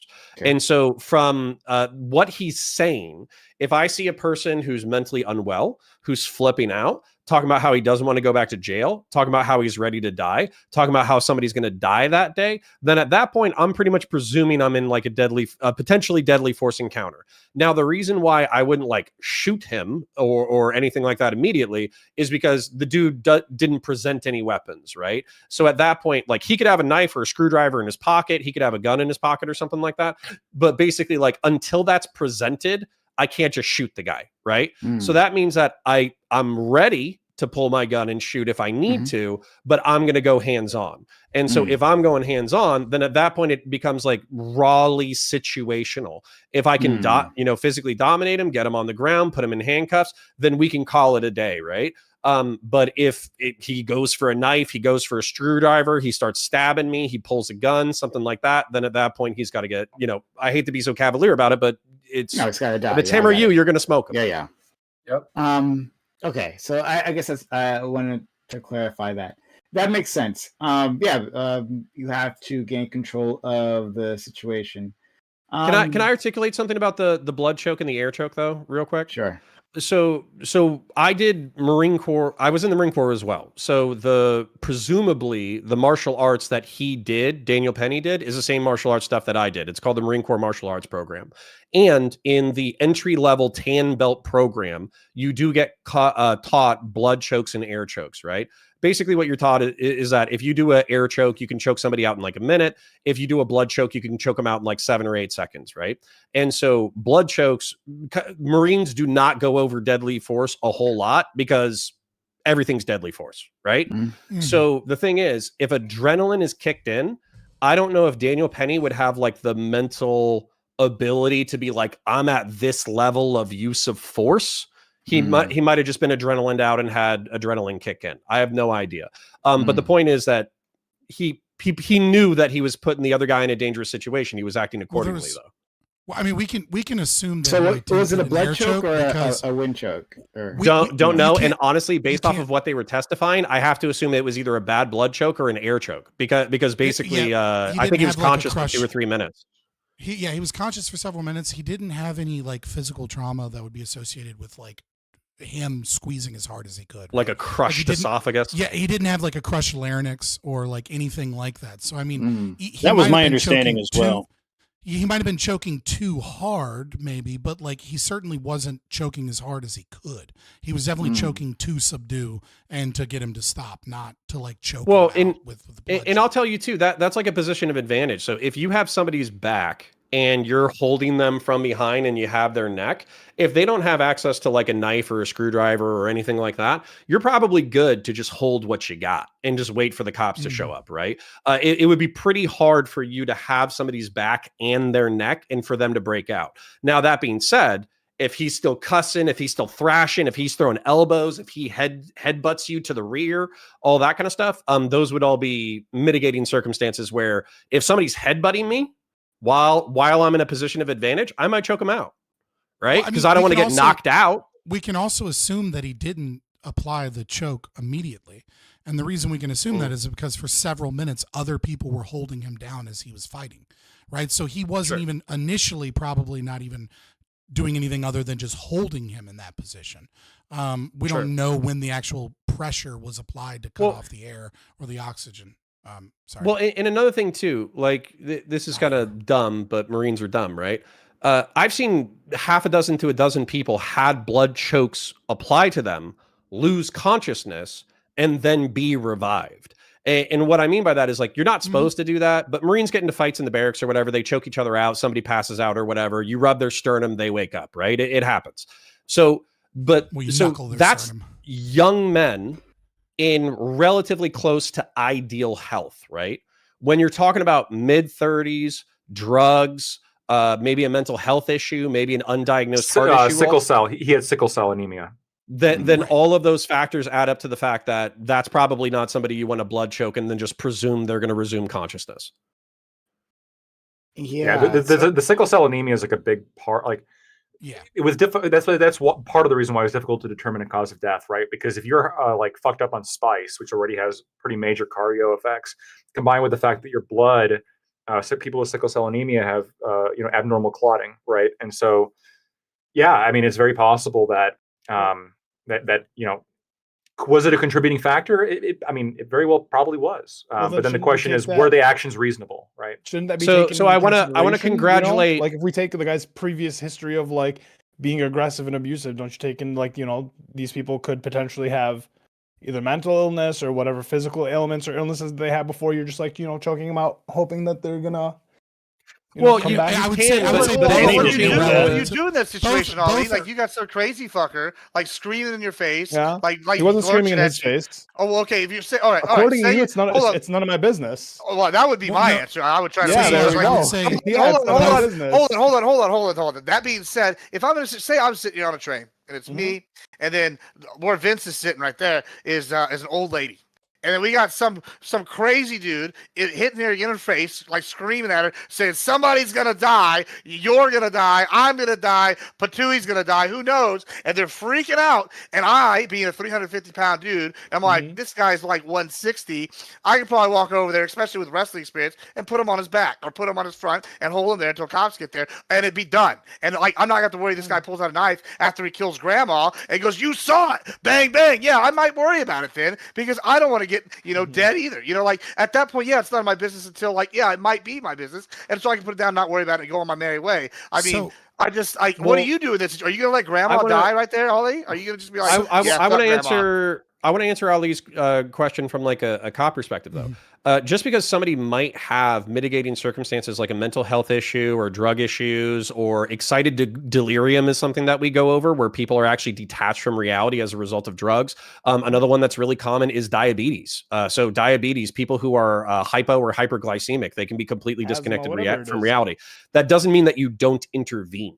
Right. So you're right. It can be a factor in your level of gentleness. But when you're making the calculation on who you're going to intervene on, all of the people who are on the train, they're not doing anything wrong. So they don't deserve to die or get injured or anything like that. The person who deserves to be intervened on is obviously the person that's instigating. So yeah, it should absolutely be a calculation, but it doesn't change whether or not you're going to do something about it. I mean, when we're kind of telling civilians to run these assessments, because I don't know it. When we're telling civilians to run these assessments, and anytime a civilian then feels worried, they can police officers can't either. Police officers can't. I can't know your medical history when you're sitting there flailing at me. No, I know. The point is that they were toting around. They were kind of like, oh, this guy's previous criminal history is this. It's like the guy didn't know his criminal history. Well, Ali, though, if somebody's acting, I'm not going to cheer on the fact that like in the aftermath, like, oh, we found out that this guy's like, oh, a huge criminal. That doesn't mean the guy's a hero because like. I mean, hold on. But hold on. So you can counter. Let me step in here. So this is a different form of an is-ought problem that a lot of people run into. Hush, Admiral Gibbs. Okay. Turn your mic up, Fabian. You're low. Well, I don't. Okay, I'll get a little closer. So. But again, so this is another form of is-ought problem, right? So I agree with you that it isn't relevant to him in that moment. When he is engaging what his previous criminal history is, as well as what his medical symptoms are, right? And it's the same when women talk about like, hey, I was raped, here's my story. And then a man goes, well, what were you wearing? And feminists, they lose their mind and go, you think because she's wearing a red slutty dress or something that you think is that way, that she deserves to be raped? And it's like, no, that's not what we're saying. And the same thing is true in this case. What we're saying is we're trying to determine what that person's state of mind is, regardless of like a small clip. And so his previous history gives us insight into how he might be acting. If this guy was a choir boy his whole entire life, right, then all of a sudden it's like, well, maybe we need to ask witnesses again, like was this guy clearly just having a medical issue, or was he genuinely like threatening and scary? Like these things give us a better understanding of his state of mind at the time. And similarly, it doesn't actually matter that he has sickle cell anemia. It doesn't matter what drugs he's on, etc. But it does matter if we're trying to find the legal fact, which is, did this chokehold, is this the major reason that he's dead? Or is it a minor variable, or is it not a variable at all, right? And so we have to look at all of the medical evidence and all these other things to determine, did the choke kill him, or did the choke just hold him and he had all these other issues and that's the reason that he died? He would have died 10 minutes later anyways because he was kirked the fuck out on drugs and he had all these other medical issues, right? So it's not about an ought, it's about an is and determining the facts of the case. No, I'm talking about the rhetoric around it where it's like he's toted around as a hero because this guy was like a previous criminal. It's kind of like the same thing when I know you just get riled up with the Kyle Rittenhouse thing. It's like, well, he killed these criminals. It's like he didn't know who he was. Well, hold on. So I know I know. please, I'm no. just trying to. Well, like, and I'm not when sure it's if I'm digging people are into like, this. he killed some pedos. Well, And it's Fabian, does hold that on. matter? So I kind of want to deal with the odd, even if I'm not necessarily working within your philosophical framework properly. So the odd that I kind of feel Ali is poking at is the fact that, like, well, you know, obviously this is a guy having problems and you're intervening on him. You might be taking like unnecessary risks with his life based off of the information that's available. And so while I don't want to necessarily entertain his logic, because I feel like that takes the onus, like that makes it so nobody can intervene ever, because everyone is always paranoid about like what kind of messed up stuff you might can be only going on. engage with the evidence you have at the moment. However, I also I don't know if motorsports was going with this. He was kind of saying like, well, as a cop, you can't necessarily tell everything that's going on. Well, I still think that there's hints at things that at least police officers should be aware of, and maybe military members should be aware of too when they're interacting with people. I guarantee you there were Afghans and fucking Iraqis who were like autistic and shit, and they got shot because they didn't know what the hell was going on. And it's not because they were any enemy combatants. It's because they actually had mental health issues, right? Or they had disabilities. Or and then I just also shit that you don't guarantee that with understand, cops. Sorry, real quick, last point. Culturally. With cops, I can tell you that there was a type 1 diabetes guy. I think it was type 1. It's whatever one you can't control, right? And I dealt with the type 1 diabetes guy, and I basically was able to negotiate with him, talk with him, get him water, get him EMTs, all that kind of stuff. And that's because I approached it differently. Whereas a different cop who's a total fucking dickhead in my previous shop, he bumped into a type 1 diabetes guy, different guy. He started a fucking fight because he basically saw somebody who was detached from reality, and he's like, open your doors or I'm going to fuck you up. And that's the way that he approached the situation. Yeah, I mean, like, and to your point, like, I'll go with that. You know, there can be supporting evidence, right? Like, if you show up to a car accident and someone's acting crazy, that's different than at the mall, right? Like, you recognize that there are circumstances that, like, might have them in a different state of mind, and, like, your ability to talk them down might be easier. I'm processing some PTSD off of what you said. It was at a car accident, which again, I wasn't thinking when I was watching the body cam footage, I wasn't thinking type 1 diabetes. I was thinking head trauma. And so that's why I thought it was fucked up that he was fucking up this guy or whatever. Because I was like, dude, he just got into a wreck. You don't know if he had his seatbelt on. He could have had a fucking head injury. What the fuck is your problem? So I used type 1 diabetes. I said car accident because that's a common thing that happens when they go into delirium. Is People they get drive bonked off on the road. head and they lose it all the time.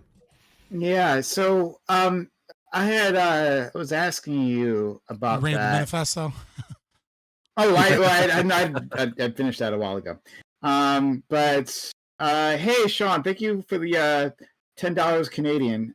Here's for the mic replacement. Abe. Oh, thank you, Sean, and then thank you, our friend Scott, for harassing my my followers to help out. But Sean's a good one. He's a regularly very kind to the channel. So like I'm trying to like process my feelings as to what I think about this case. My problem is the chokehold. I mean, obviously, I'm not, what a revelation, right?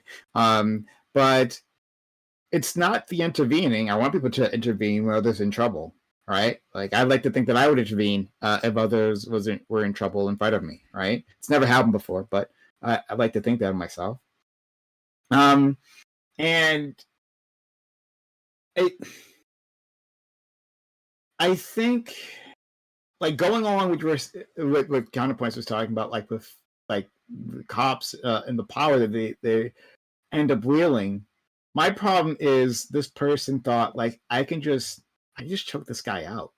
I could just do that, right? I have this ability. I can just like put my hands on them and choke them out. Why are you presuming the worst level of intent? Yeah, did I presume the worst level of intent? Yeah, that sounds like you were presuming the worst level. All I said was that I could choke him out. Well, this is I kind didn't of say thing. he There was was a potential. It was a potential hypothetical where it's like that could be a thought. Where it's like he could have that thought. He was. Well, okay, I would like you got some He wasn't saying the guy had the thought. The worst level of intent would be, hey, I can murder this guy. right? I didn't That's say yeah. that. I That's what I just was said. I mean, Not far off. so from you're me. you're one under. Like literally, the evidence is there's another. He actually did choke him out. Hold on, I'm just Prof. going off the facts. He Sure, actually sure, did sure. choke Let's him just out. go off the facts. Right? He actually did, but he didn't know that he could. It's taking Probably. two people to hold this guy down, right? So we know this guy's probably struggling. Well, We know- hold on. Before you go down, Prof. what does Yeah, choke out mean to you guys? So that's what I'm Does trying to choke out tell mean, you. Like, put him in a chokehold, or does that mean like if it's put him to sleep, that might have been the most safest way for everybody involved. No. Hold on. Let me explain the this. Safest way. Hold on. If you have a real naked chokehold, I was just talking to a bouncer. If you have a real naked chokehold, you have control of the situation. You don't actually have to choke a person out. People like could have unwilling individuals. Bars, right? Like violent individuals. This is a bouncer situation, Prime. This is not a bouncer situation. Why wouldn't this be a bouncer situation? This guy, so if he could have had a needle with like AIDS in it on the thing, he could have had a knife. AIDS is not in a needle. He could have had a HIV, sure, whatever.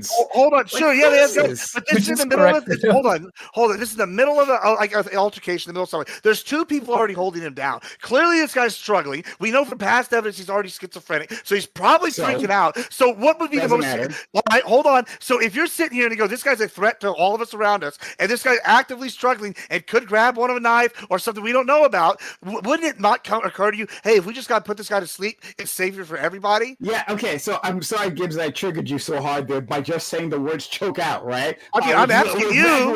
Well, that's what that is, exactly right? what happened. No, the safest way is not putting a person to sleep. Right? Why not? As if you have for everything that was it Scott or maybe it was counterpoints. I forget which one. But these are regular people. For everything they were, one of them was saying about like how chokeholds work.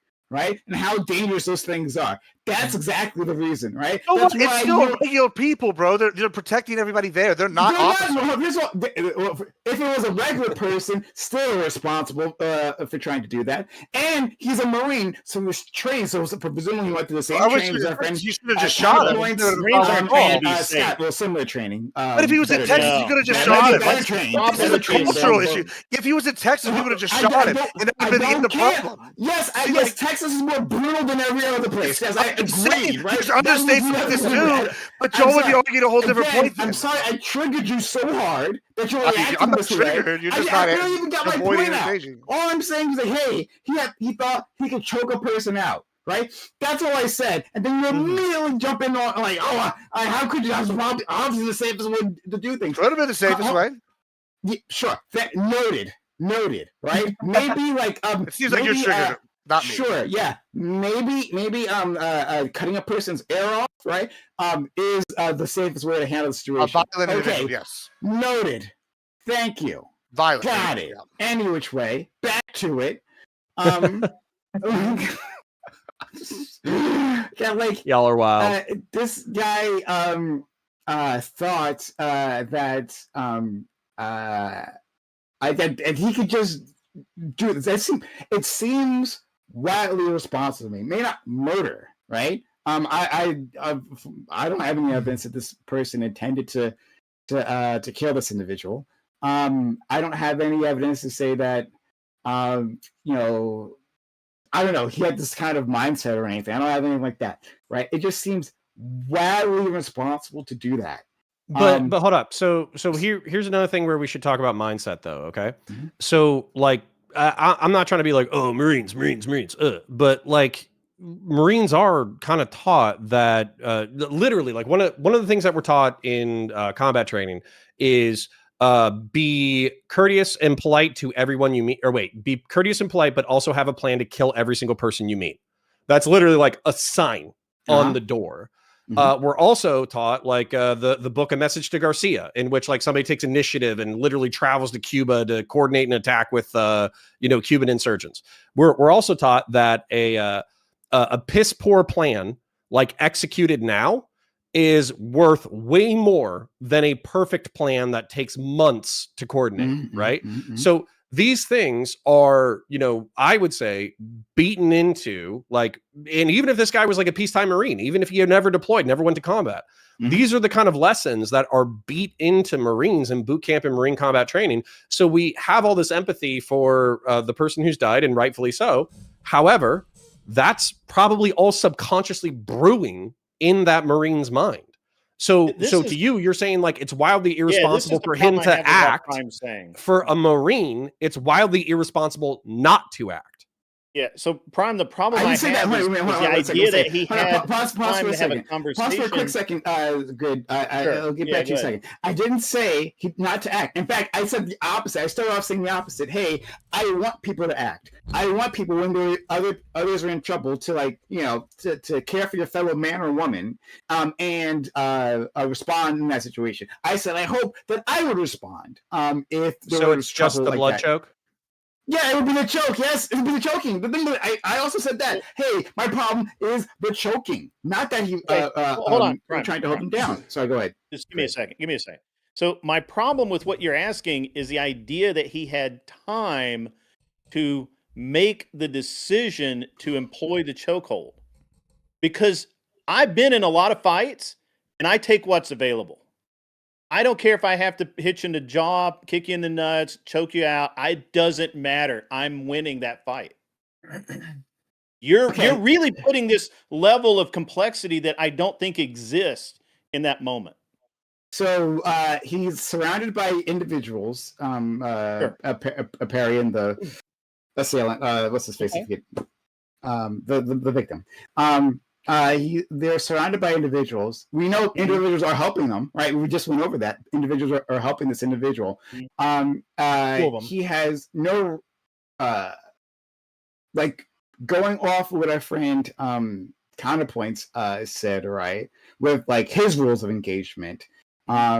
There's no reason to believe that lethal force needs to be deployed against this individual at this point in time, right? Because as far as we know, he didn't have a weapon, or he hadn't deployed any sort of weapon. And so, if the weapon comes out, that changes the calculations immediately. I definitely agree. It's a reaction. It's not a battle. But we judge people. We judge people for the reactions. Hold on.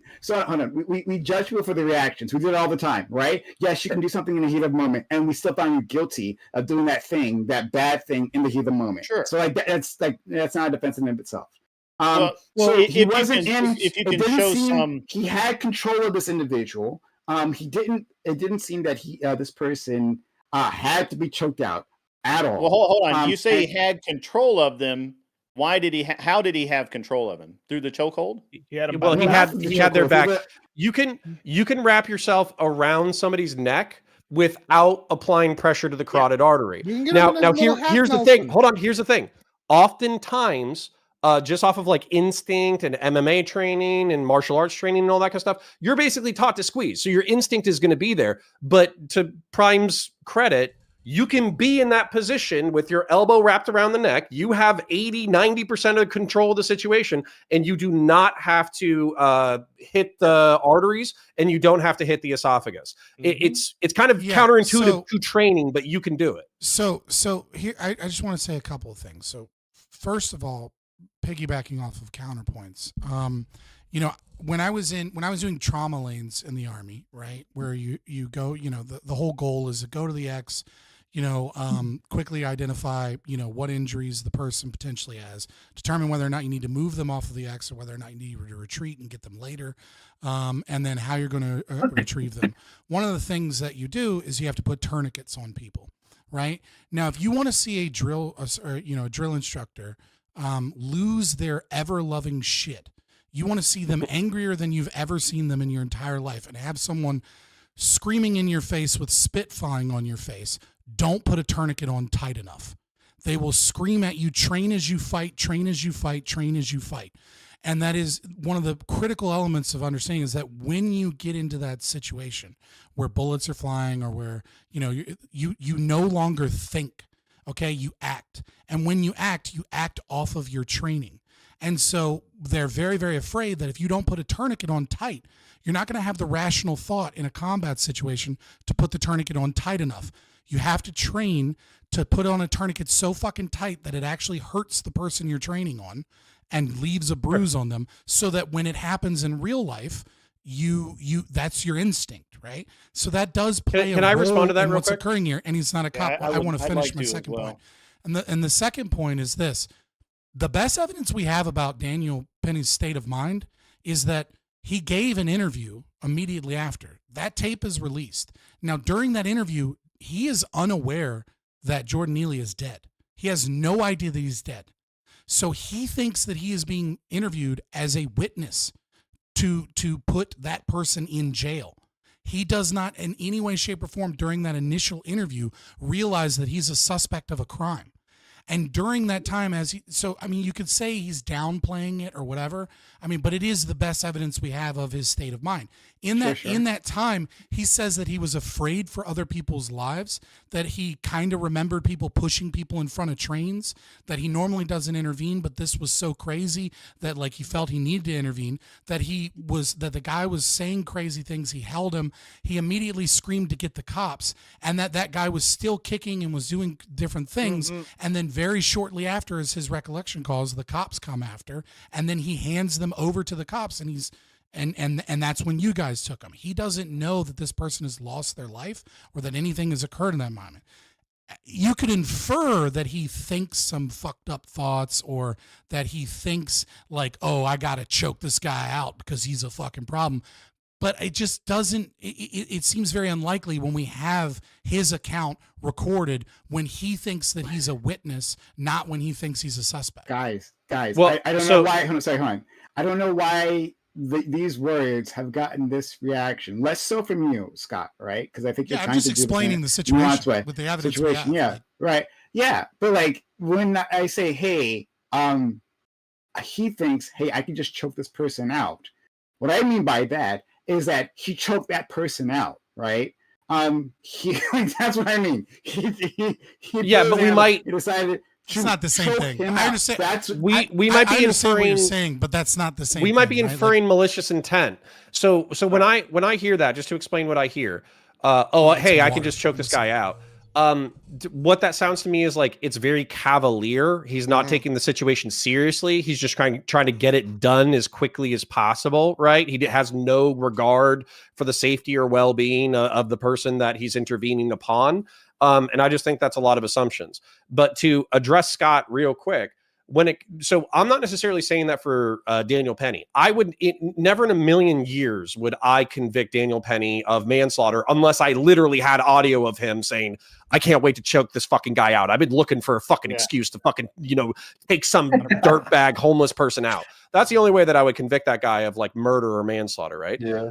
So that's to address point number two. Well, that would be murder, when I'm not addressing manslaughter. point number one, though. Point number one, he was talking about like train like you fight and all that kind of stuff. Okay. Well, one of the things the reason why I said what I said, which is you can control somebody from the rear, have your arms wrapped around their neck without applying pressure to the arteries or to the esophagus or windpipe or whatever, is because like I've been in that situation. And there's probably a healthy chunk of young men who watch this show. Some of them might become military people. Some of them might become cops. And I want them to know that there's a gradient of what you can do in a situation. And you don't have to let your adrenaline or your training completely take you over. It's hard. That's why my deference always goes to the person in the situation. However, like, you can be smart in a high stakes situation. For sure. Yeah, I don't smart disagree.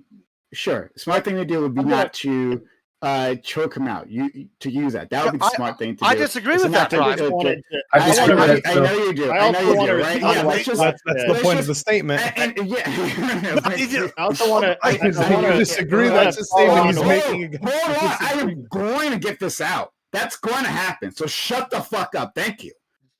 Much appreciated. Any which way, back to it. So the safest thing would have been not to put his hands around that person's neck. Unless grandma died. The train. Then the safest thing wouldn't have been that.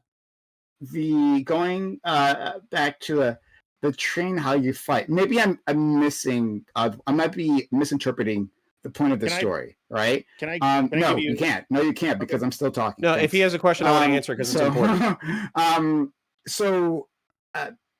I might be misinterpreting the point of the story, but it seems like it's like when you're training, you're trained to do it to the maximum, and so that and train how you fight, because you fight to the maximum when you think your life is on the line, right? And okay, great.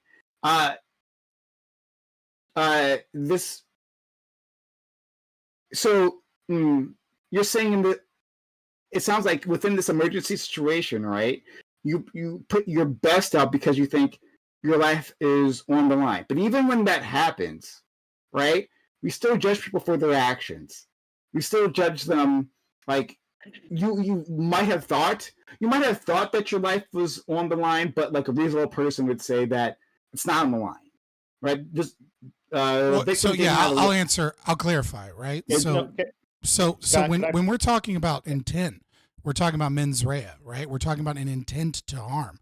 And so what I'm saying is that it's far more likely in a situation with high adrenaline, with someone that's not doing this day to day like a cop, like Counterpoints is, right? But someone that has only been trained specifically to go out and kill, right? That they're doing everything they can to do the best, but in that situation, you don't actively think about like, oh, I'm going to loosen my chokehold to preserve this person's air. Right. You're like, I got to control this person. This person's crazy, etc. Yeah, give me one second. So here's the problem with all of that is that we have a lot of data to prove that we do not, under stress, we don't rise to the occasion. We default to our basis level of training. What the most primal, the most beat into our skull thing. That is and so that's why what Scott was talking about, that's exactly why they do that. And that's exactly why I can't blame this guy at all. I can't I find no fault with Daniel Penny. Sorry, real quick. This is really important. If you don't have training, wait a second, everyone. I want to hear a good one that has to say. And I'm going to respond to that, and then I can't find any fault with what he did because he's trained. He saw a problem. He's trained. If he makes a decision to involve himself into that, he's chosen to act. But how he acts is he's not going to say, well, you know what, I need to loosen up here a little bit, because his training says I've got to control this guy until help arrives. And that's okay. And that's what's going going to happen. Counterpoints. Wait. I'm going to respond to this. I'm going to lag to it. I'll go to you after that. Unless anyone wants to. I'll write it down. Yeah, we do have the topic. I'm fine with this standard as long as we apply it to everyone else. I'm fine with that. Okay. So in an emergency, when your adrenaline is up, we say that people are less accountable to their actions. And we say, well, I mean, he defaults to his training. They default to their baser instincts, or however you like to phrase that. Well, okay, sure. All right. Well, you know, when I feel great stress, great anger, and I take it out on someone else, then I want that applied to me. I want that applied to anyone, a person in the commission, a person within the commission of a crime, right? Like, hey, I meant to only rob them, but I accidentally pulled the trigger because of adrenaline or whatever, right? Like, I want that applied to. That's what murder 2 is. That's literally what murder 2 is. We have a whole category of murder specifically because we do apply that logic. Because without mens rea, it's not first degree murder. But what you did do is you chose to rob a liquor store, and someone died in the process. You still have mens rea. Well, you have mens rea for the act it's just not premeditated. Yeah. But again, that's the difference between manslaughter charge and a murder charge, right? Like, there's a is that like he wasn't trying to do that. So then what we're talking about, what you all are responding to is like how I feel about this crime right now. That's what you're responding to. And you're saying this, how you feel, is unreasonable, right? Okay. So I'd say that then there's a level of culpability. Then we can understand that even if he had this level of training and he improperly used that training because there was no reason to put him in a chokehold, period, none whatsoever, to do that. I can't make that. Well, hold on, that's yeah, debatable. and I know everybody got it. Yeah, you got it. You think so? I didn't even got to say my think point. I didn't differently. even got to say my Great. point. No, go ahead. Great. Yeah, sure. So I'm saying there's a level of accountability for doing that, like stepping in and helping. Great. I actually want to encourage that. Doing so in an irresponsible way, yeah, you get held responsible for that. So let's go to Lactoid, and then we'll go to Ali, counterpoints, our friend Corey, Admiral Gibbs, and Vince, and then we can move on to our actual topic. So I'm going to clean up some stuff. So mens rea is going to be an element basically of every crime except for strict statutory crimes, right? So when it comes to what he was charged with, second degree reckless homicide, there is still an element of mens rea. Is that did he intend to use force, and was that force unreasonable? Essentially, right? Did he know or reasonably expect that this force could lead to death? There was really only two questions in the Daniel Penny case. People keep talking about like, did he mean to kill him or not? Nobody, I don't think really anybody thinks that he meant to kill him. That wasn't even alleged by the prosecution. I mean, nobody thought that. There's really not really a point. The only question was the initiation of force reasonable given the threat posed by Jordan Neely? And when the force was initiated, was that force reasonable to stop the threat? And so those were like really the two questions that the jury had to like come to a conclusion on. And when it comes to, in my perspective, I think the first question is actually easier than the second. I think based on the witness testimony, it's probably pretty clear that this guy was unhinged. This guy has a long history of being unhinged. We don't have a video. Normally, you can't bring up people's histories, of course. And if we had a video, it'd be pointless to bring up this person's history. But we have to assume how he was acting. We have to predict how he was acting because we weren't there. And if he was acting as he had acted in the past, it probably was a horrific, scary event in which the people who said they fear for their lives, they probably were reasonably fearing for their lives. Okay, so that one's pretty easy. The harder question was the actual force reasonable? Was the chokehold that lasted close to 6 minutes, was that reasonable? 6 minutes. And now there's some argument over that, but that was the allegation, right?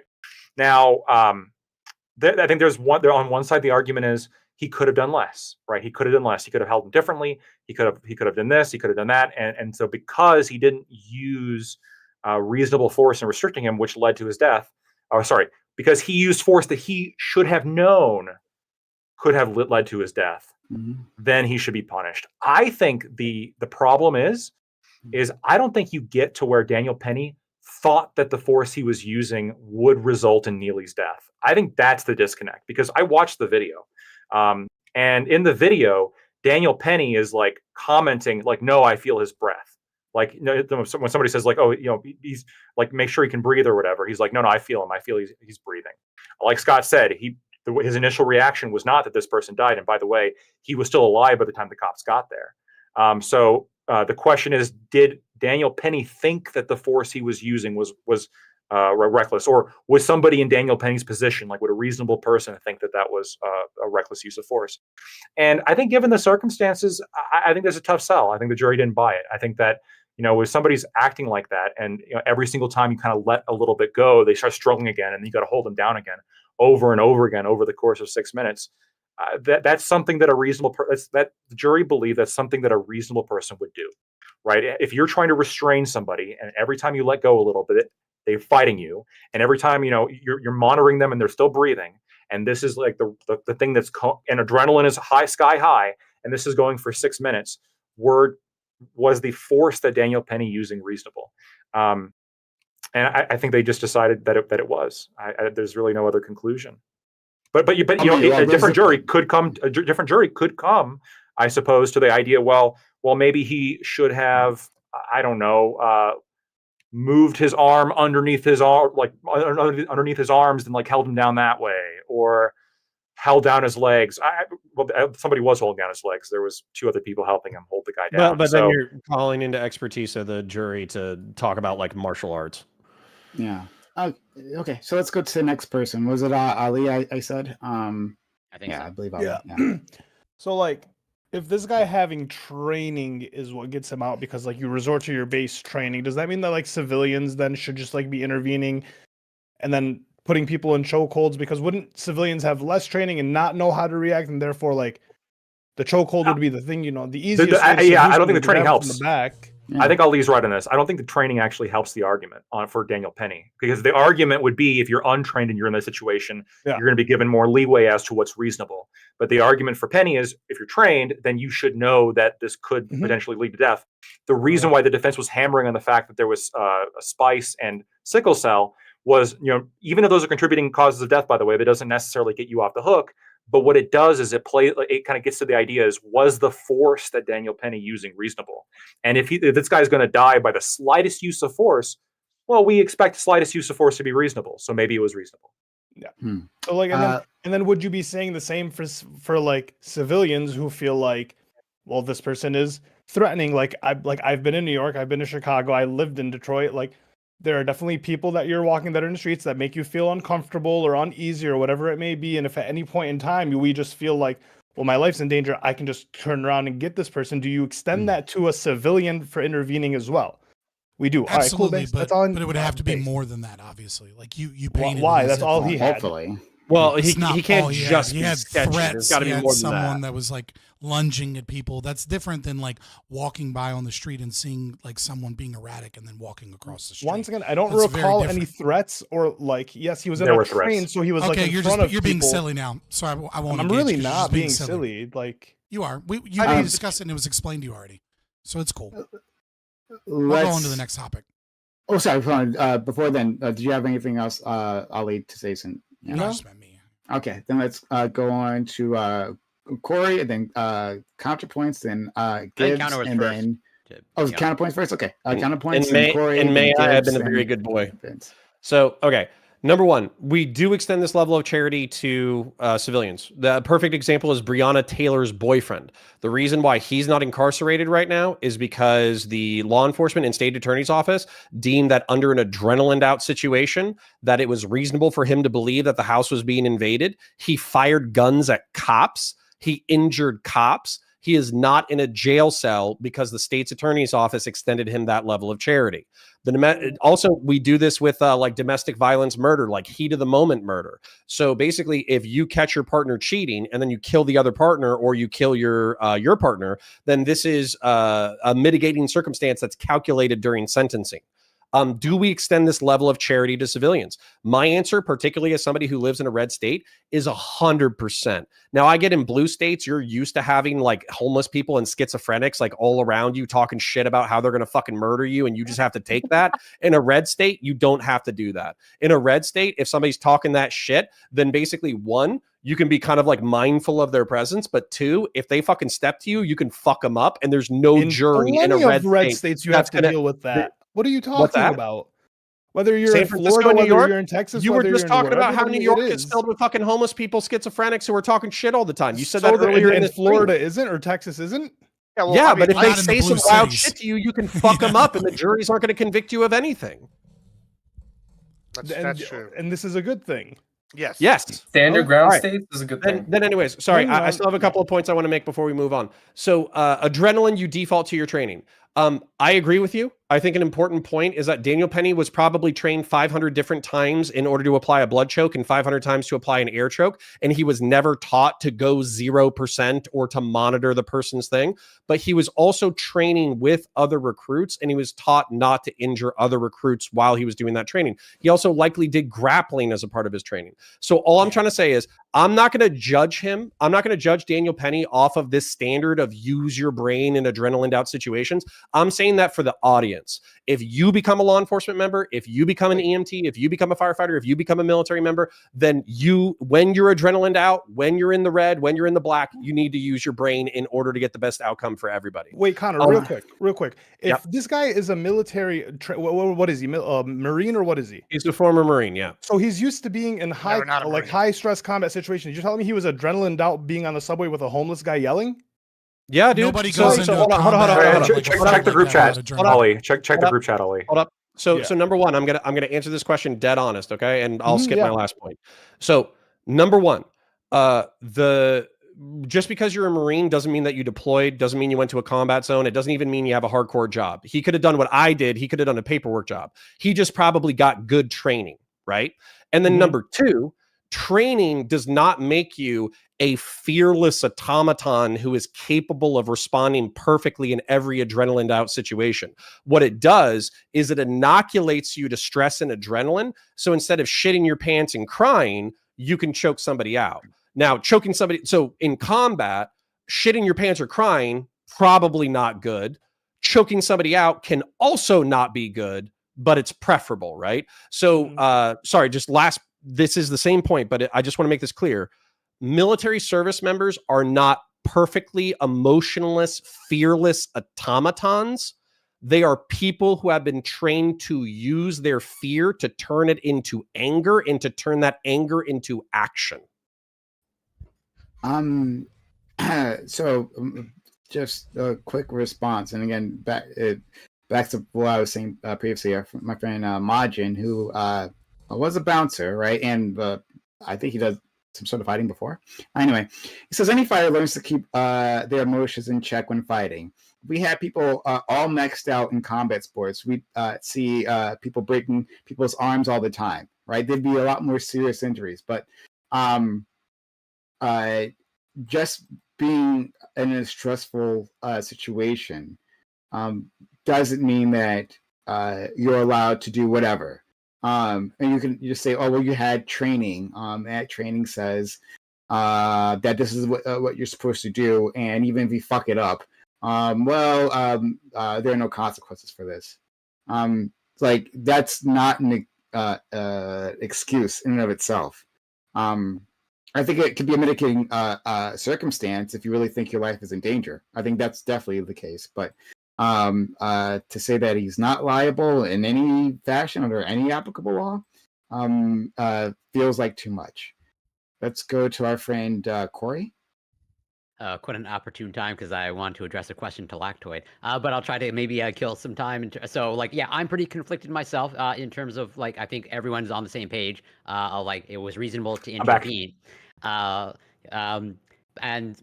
where I'm also conflicted in terms of, like, is that use of force, like, justified, or was it excessive? As of right now, I lean towards like it seems excessive, but I also understand the point of, like, adrenaline and, like, training, and so I don't expect you to necessarily know, Lacto, but as someone with legal knowledge, and I don't actually know if this is true, but is it true, let's say, for example, that, like, a trained boxer is held to a higher legal standard when it comes to violent acts, and that they can't just, like, defer, like, well, it's adrenaline, therefore I can knock out whoever I want if violence is instigated? It's ultimately going to be a fact, up to the trier of fact. It's not like really a legal question. So the question, the jury's going to be considering, like, do I think this person being a boxer should have a better knowledge and a better understanding of how much harm I could do to somebody with my fists? And if I was on the jury, I would think so, honestly, right? If I'm dealing with somebody who has no training whatsoever, and, like, I watch a video of them and, like, they're trying to, like, get control of the situation, but, like, they're just fucking shit up.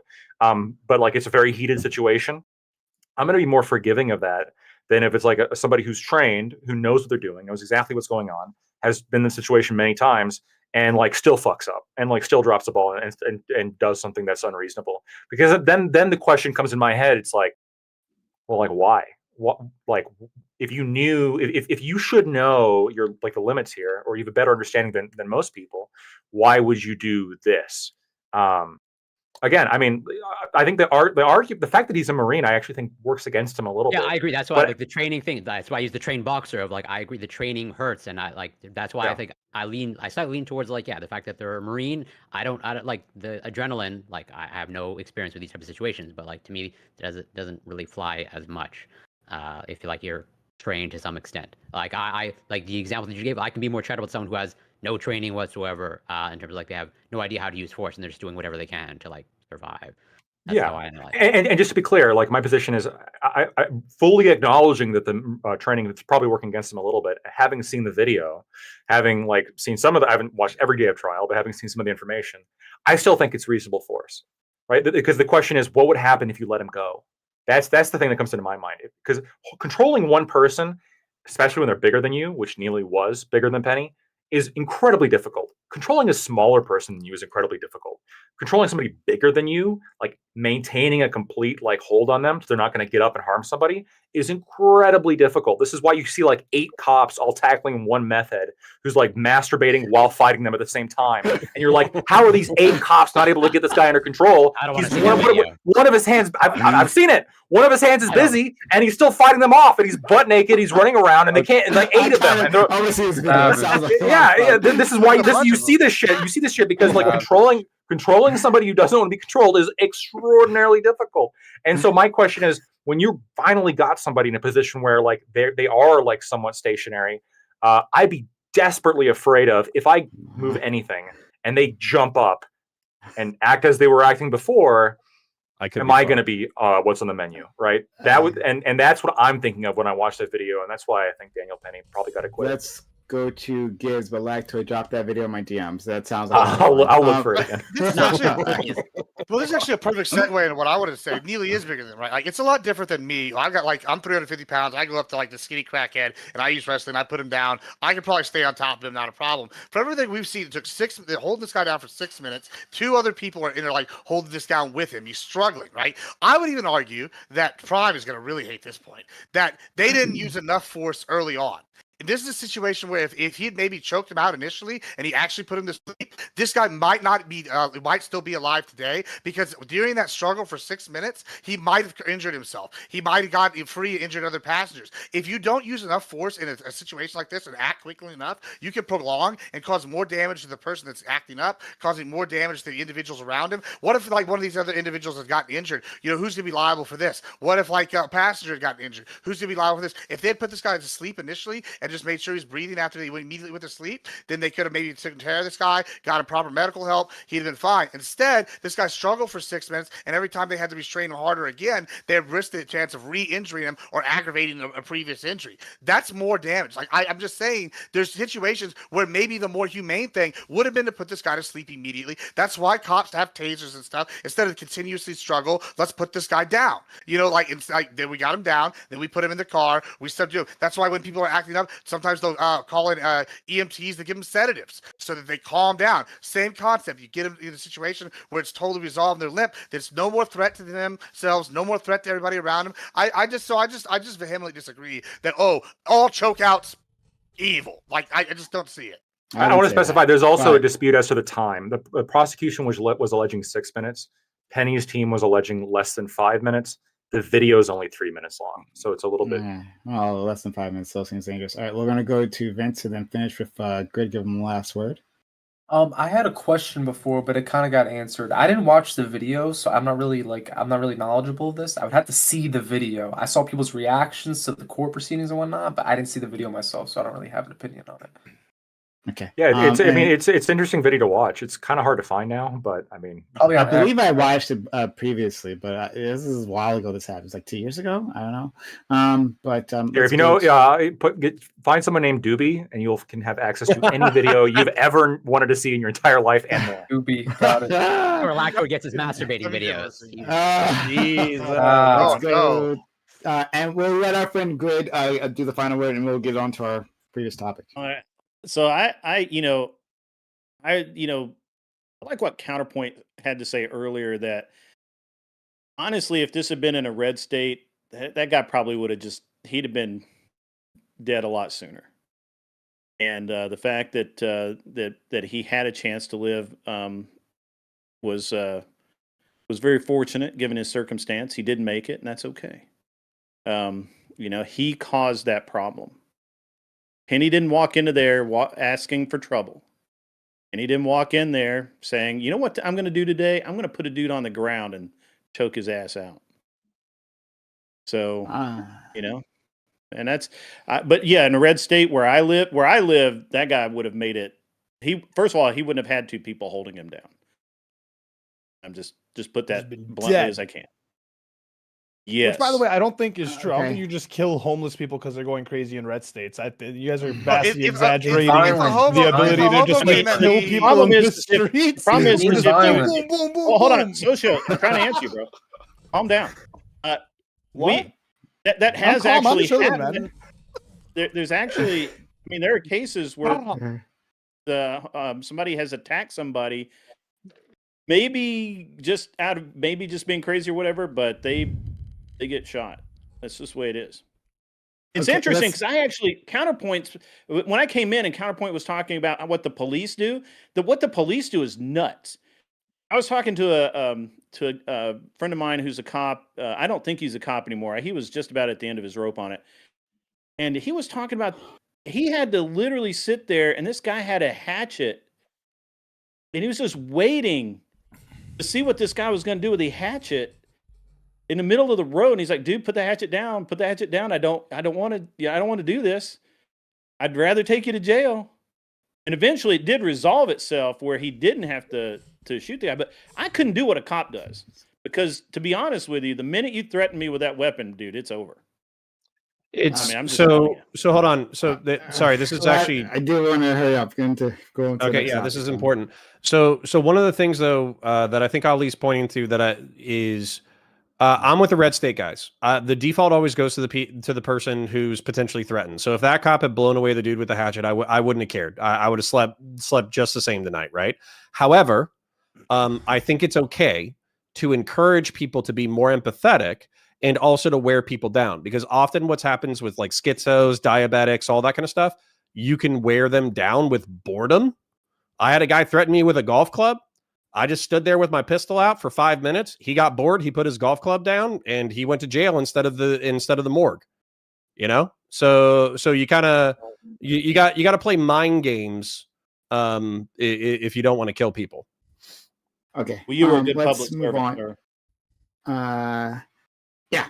Well, I like to think so about my friend Counterpoints. Yeah. I mean, I go from the standpoint that all cops are bastards, but that doesn't mean they're not good people. And Counterpoint's always been presented himself as a very good person. All right, That so makes sense. let's. It does make sense. Okay, not a cop anymore, so I mean, strictly speaking, you can be a bastard and a good person. Justin. Yes, you Yeah, can. if we're using like the old term of bastard, like Connor, how's your relationship with your father? I mean, is that what I meant? Exactly? I know that's what Very average to below average. I can explain it to you later. Okay. I'm just so imagining Counterpoints as Jon Snow now. We're going to we're going to move on. Before we do that, guys and gals out there, if you've enjoyed the content, please help out. We haven't gotten many donations yet. So help me out. Magic BMac apparently gifted some subs at no, I think that was previously actually. But yeah, that wasn't today. Yeah, consider helping out the channel. Sub to the channel, gift bits or gift subs. Support this community. Use Amazon Prime / Prime Gaming here on this channel. Ammo gives a gifting another sub. I do appreciate it, friend. Yeah, but we do need your help. If you like this content, you like me having these guys on. We had 2 really good contentious conversations already. None of them were planned. Those weren't the planned topics. But if you like that, then consider helping us out. We do need your assistance. And if you're on YouTube, consider using a super chat. We'll respond to your super chat. We're monitoring the super chats. So yeah, we'll give you a response. So help out this community so this community will stick around. We do need your help. Subs to the channel, give bits or give subs. Okay. Topic. Last week, the top executive at UnitedHealthcare was gunned down by an assassin in Manhattan. It was a clear targeted murder.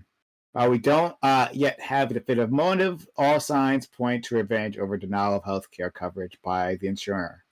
In the wake of this high-profile killing, however, there has been a lack of remorse for the victim. Many have even shown support for the killer and have quietly been suggesting other insurance executives as targets. This incident has laid bare the anger that the country feels over the state of the health insurance industry. How do you feel about this death? Do you think that vigilante justice ever has its place? Even if you disapprove of the killing, do you think there is value in putting fear into the hearts of the powerful? And what do you think can be done to quell the clear anger the public has against the American healthcare industry. You guys all, I think everyone watching knows, has been following this, at least to a tiny extent. The healthcare executive CEO gets literally murked, and on video, and the response has been either outright glee. Some places outright glee, not too many. But it just most is like a muted sigh of hey, this guy kind of deserved it. The world's kind of better off without him. Things like that. All right. And interestingly enough, it's come from across the political spectrum. From everywhere that you can think of, people have felt this way. It's been a uniting experience in maybe all the worst ways. So I want to talk about that, and the idea of a person taking the law into their own hands is that acceptable? I have so much to say on this, but first let's go to our friend Lactoid. Yeah. So normally I like to give my own intros, but today I outsourced that. I'm gonna actually read a Matt Walsh tweet that I think really encapsulates my view on this almost to a T. So I hope you all enjoy. Quote, I could at least respect the intellectual consistency the left cheered for both the CEO assassin and Daniel Penny on the grounds that they both got rid of somebody who was a threat to the community. I wouldn't agree with that argument, but there would be a certain moral coherence to it. But instead, they cheer for the death of a CEO while crying crocodile tears for a psychotic vagrant who assaulted women. In fact, they condemn Penny as a vigilante, even while explicitly praising vigilantism in the case of the CEO. That's because the only real principle at work here is racial hatred. These assholes don't even care about affordable insurance or whatever. They just hate certain demographics and want them dead. That's all. I think that's pretty accurate. Thanks so much. Let's go to our friend Scott. Yeah, so if you've seen me on this show before, you'll know that I very often, separate what is justified and then what is morally right or wrong. I don't think that's, if you've been watching Prime with me on it for a while, you know that I do this when most people don't. So starting off with justified. Is the murder justified? Almost certainly. Assuming that what we know about the shooter, his family situation, his mother, what he went through, and specifically Brian Thompson and his work at UnitedHealthcare. Brian Thompson was controversial even before this, because their company developed artificial intelligence to attempt to screen whether or not they thought someone would fight back if they were denied without cause. At least that is what is alleged in a lawsuit. We will see.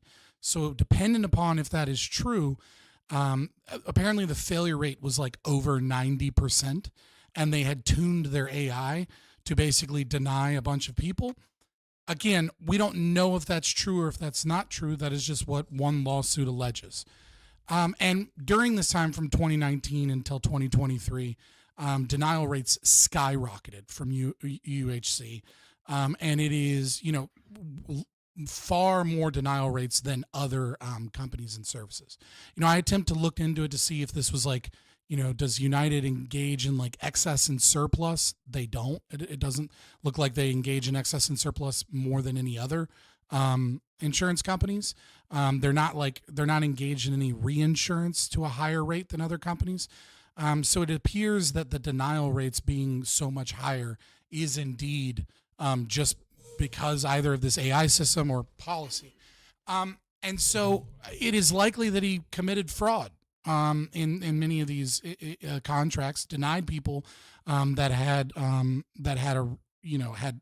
contractual obligation to pay, and at least some portion of them suffered greatly and or lost their life because of what he did. Now, of course, is this morally justified? And the answer is unequivocally no. This is immoral. The reason I say that this is unequivocally immoral is because what do you gain here? He gets his petty revenge, right? He doesn't. We don't actually. This person never stands trial, never goes before that. It might even reduce his likelihood of being able to pay out certain victims, etc., because so many people don't want to reward the behavior of an assassin. Furthermore, it is so morally wrong because what will change from this? Let's say, the left who, cannot stop being hybristophiles and cannot stop being sexually attracted to a crazed gunman. Let's say they get what it is that they want. And what it is that they want is more of the problem that caused this. The reason that insurance is so fucking scummy and full of fraud is because it is the most government regulated socialist industry in America. It is far more regulations in healthcare than in any other business, apart from very small niches like, stem cell research or things that do not have a large overarching part of our economy.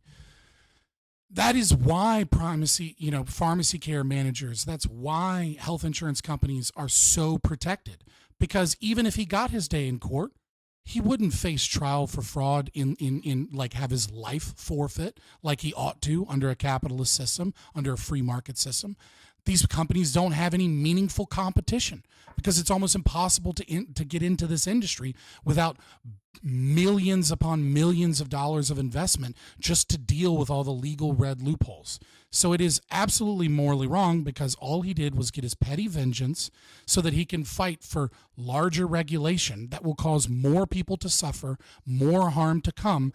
And the only true answer to this is for us to deregulate health insurance providers, doctors, hospitals, pharmacy care managers, and also bring these people into court when they commit fraud and make them face the punishment beyond just a slap on the wrists of fines because these people are paying off the same politicians to give them the regulation that they wanted in the first place. Thank you so much, Corey. I'll try to keep it brief. Okay, so I agree with some of the That's not a shot at you. I say that pretty much all the time. It is a he shot says at it him. almost every time. It's just a coincidence that I'm always after you. Okay. Yeah. But I agree with some of the sentiments that Scott outlined in terms of like this is morally bad, not justified, not good at all. But I think that and sort of coincidentally, not coincidentally, but like I guess strangely enough, Louis Rossman published a video 3 days ago titled like "What You'll Be Remembered For," speaking to this topic. Like he shares his thoughts and it's pretty much the similar sentiment of like. This is not good, this is bad, but you should ask yourself the question of like, what does it say if like, there's millions of people cheering you dying? There might be something there in terms of a signal, despite the fact that like this is not justified at all. Just as I think Scott alluded to of like, this is not morally justified, but there is some justification there, so to speak. And in terms of like overall like how I feel, as of right now, given the limited information of like, was it actually targeted? Assuming that's the manifesto, like I'm sort of of the similar opinion of like, not morally justified, but he doesn't seem like a great person. But I'll leave it there for now to be brief. Thank you so much. Let's go to Vince next. Me? Yeah. So as you guys know, I'm a real life vigilante, but I agree with Scott said on this. I don't think that we should be gunning down people in the street like that.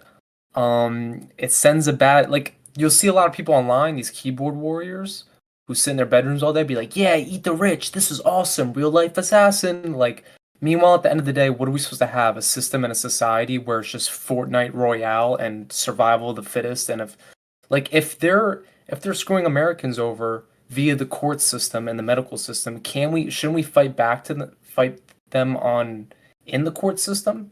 And have the intelligence to do it that way in the proper routes, rather than wait for them outside a hotel or wherever he was in the streets of Manhattan or Brooklyn and shoot him in the back. I don't think that's necessary. I don't think it's right, and I think it sets a bad precedent for our society and how to combat this.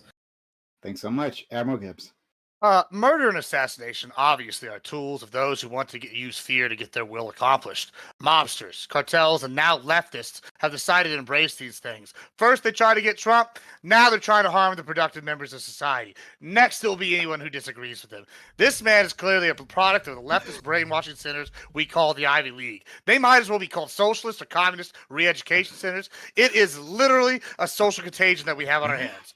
These people believe similar things to this shooter are an essence advocating for slavery. I mean, holy hell, folks! In his manifesto, he glorified the Unabomber, and yet they chilled. They believe they are entitled to other people's hard work and tax dollars. The fact this person gets cheered on so much online shows these people's true vile colors. None of these people want to take personal accountability and expect other people to pay for their own life choices or issues that are uniquely their own. Instead, they want to live off the sweat and tears of other people's brows. The end result of this is that they expect doctors to work for free or at taxpayers' expense. The alternative is that they actually have to work and provide for themselves. And lordy, we know that's not going to happen. The idea that they'd have to personally be accountable for their lives is so abhorrent to them that they'd rather glorify and sexualize a murderer and dog whistle for other hardworking Americans to die, therefore cutting off more people working for these people. I don't fucking know. All I know is these fucking leftists are trash. Don't dog whistle for other people's death. Don't glorify this murderer, and stop getting brainwashed by this bullshit Ivy League.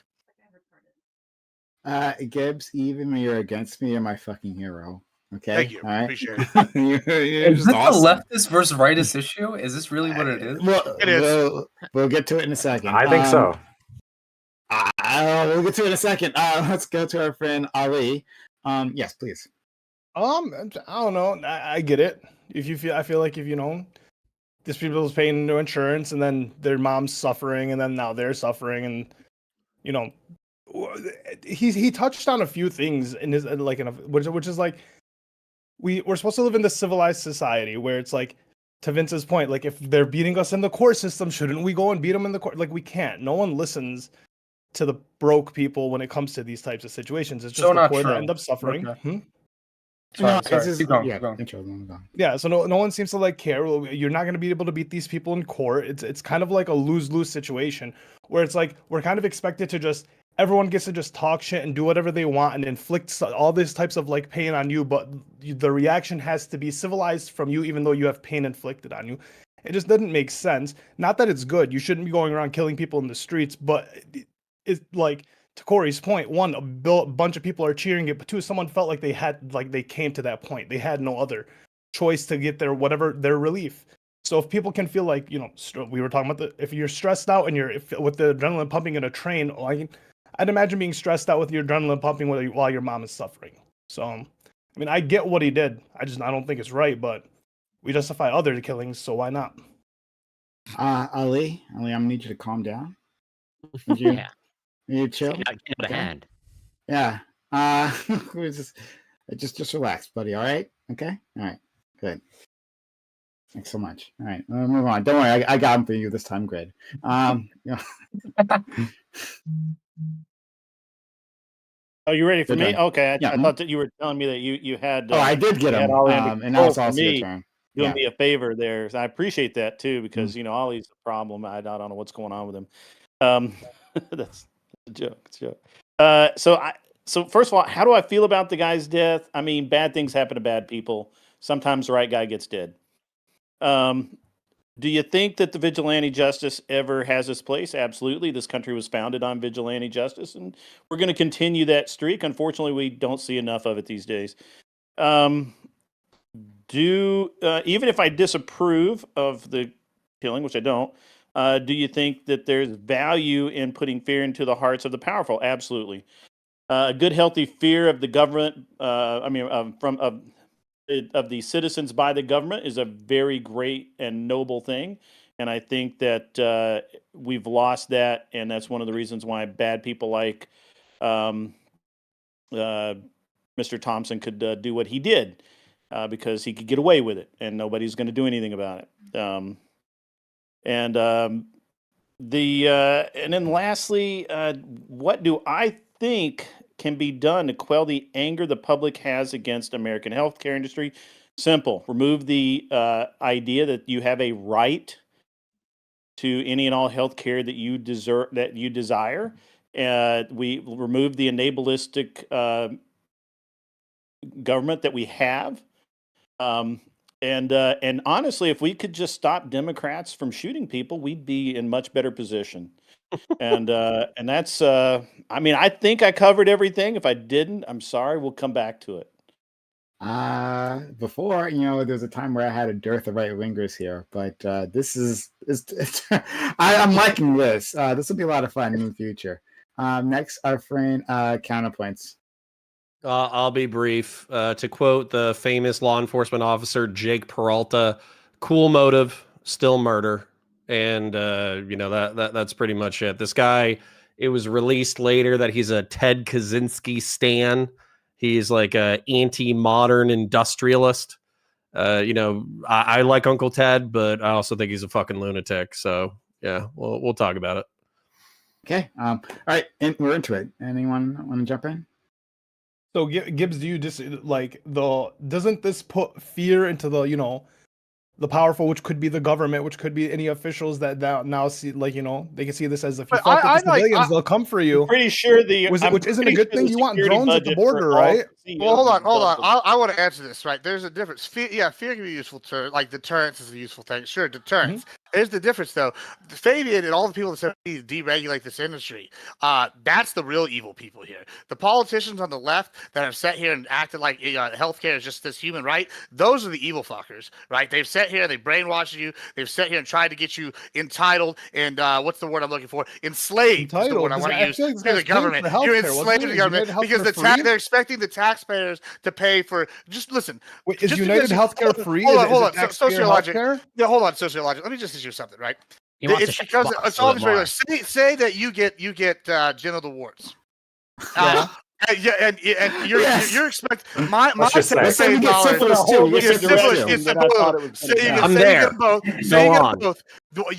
Why should I have to pay for your rampant debauchery and I literally didn't say any choices of this. with women? I mean, that's the problem. That's what people on the left is UnitedHealthcare free or is it private healthcare? Well, okay. Answer that question real quick. Wait. Just real quick. Is it free or is it private healthcare? It's private healthcare. I don't think it's private healthcare. No.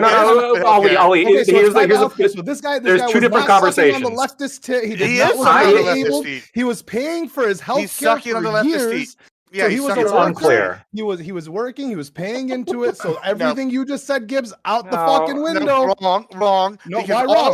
UnitedHealthcare isn't taxpayer fucking healthcare. If we just got rid of it, like this whole thing in the first place, all these regulations, we wouldn't need this insurance bullshit. We wouldn't need something. We could just pay for it out straight out. We'd all be better off. Hold on, Ali. There's two different conversations. So first of all, Scott's right when he says this is like the most insurance generally is the most regulated industry like in America. Sure. And the level of control the government has. I mean, name me another industry where the government gets to set your prices, where the government gets to set like what policies you provide. I mean, that's how insurance works in America. I mean, they literally the insurance commissioner of states like is directly involved with like how these products. Now, to be fair, what you're saying, in most other countries, isn't insurance like a government thing? Well, sure. Health insurance. Other insurance is not. He's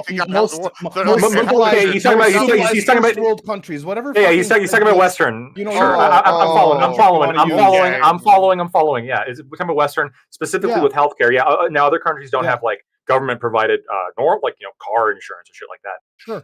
But the two different conversations happening is I'm a little bit confused actually, Gibbs, where you're coming from because. The left. Ali is saying, "Hey, this has to do with some kind of like anger at UnitedHealthcare specifically because they like violated its contract or whatever." I'm a little bit skeptical of that. I understand that a lot of people think they're entitled to everything, and especially if they have insurance, I think they're entitled to everything. They're paying for it. Now, I'm a little bit, I guess, biased because I do insurance defense, but I'm telling you, like, insurance oftentimes pays out when they don't necessarily have to. And there's this like looming threat of bad faith lawsuits that compels insurance to cover a whole bunch of shit that it really doesn't make sense for them to cover, but of course they have to. But Gibbs, when you're talking about, well, how we keep the people happy is we deregulate it and we get rid of like the right to it. I think the people cheering for this are like the lefties generally who like despise the fact that they have to pay for anything, let alone healthcare, right? They hate the fact that they pay for healthcare. And so they would be wholly opposed to you on this. And if we're like how's that going to make them happy, right? If we, the only way they're happy is if we give them free shit. And you're saying, well, stop giving them free shit and then maybe they'll be happy. No, that's not what they want. They want all the free shit. I'm saying fuck these people. That's what I'm saying. I don't think you understand. I'm saying what they want is evil. Fuck them. Great. I get now, where how do we Gibbs is stop them coming from shooting us now? That's the second question. Now Well, we say fuck them. How do we stop them from shooting us? Now they're playing your game. Listen. Democrats learn. Now they're playing your game. Now they got the guns, right? They're getting the guns. They're going in their little states. You know, they're having their fun now. So let me doing this in the middle down. of Houston. They're not doing this in the middle of Houston. No, they're doing it in blue Let me- states. Listen, in let the me- blue states, we do it right in the let me- streets, baby. Let me calm this down a little bit. So here's the issue. I like right? it this way. So when we're talking about whether or not Brian Thompson was a piece of shit in some of the company policies that he did, you know, if the lawsuit proves, you know, and we get discovery and it does indeed show that under his reign of terror as CEO of UnitedHealthcare, they implemented AI that they had tuned to specifically deny claims based upon information of whether or not they thought they would fight back in court. That is tantamount to fraud that absolutely led to death of people. And he is someone that ought face, you know, can't now, but should have faced justice, and that justice would likely be hanging from a noose. Nevertheless, the reason I disagree. the reason that this is the reason that fraud, absolutely. If your fraud leads to the material death of tons people of people, died because of it. Operate in good faith, right? So And the government so- knew that. but The interesting no- thing is that. Go ahead. Go ahead. Scott. But here's my issue again: is that I agree with you, Gibbs. The motivation behind so much of the celebration here is not what caused this problem. It's why democracy is retarded. Because people are retarded and they don't have any idea how any of this shit operates. They're just happy to see a rich capitalist get capped. That's all they give a fuck about. That's they a see lot. they see a super wealthy A rich dude white get capitalist his get just capped. get his just desserts because he's. You can't tell me if that was a he's black living CEO, high they'd on be the celebrating hog. the same way. But and I agree that Brian Thompson as an individual, it'd be racist if then. the court It would be records racist are a problem. But the problem is what is the solution? And the solution from most of the people that are celebrating this assassination is more government intervention, which is what created the fertile ground for corrupt crony capitalists or cronyism, whatever term you want to use, to abuse and use this system to protect themselves. The government comes in and sets your rate of profit. And then these companies can't keep up with inflation. So what do? They come up with new ways to fuck you, and they come up with legal loopholes, and then they pay off politicians so that the politicians that give them the regulations that they like are the ones that empower, and the free market is incapable of competing or engaging in any way because the people that make the most money are the people that bribe the politicians and bribe the right ones. That is the problem.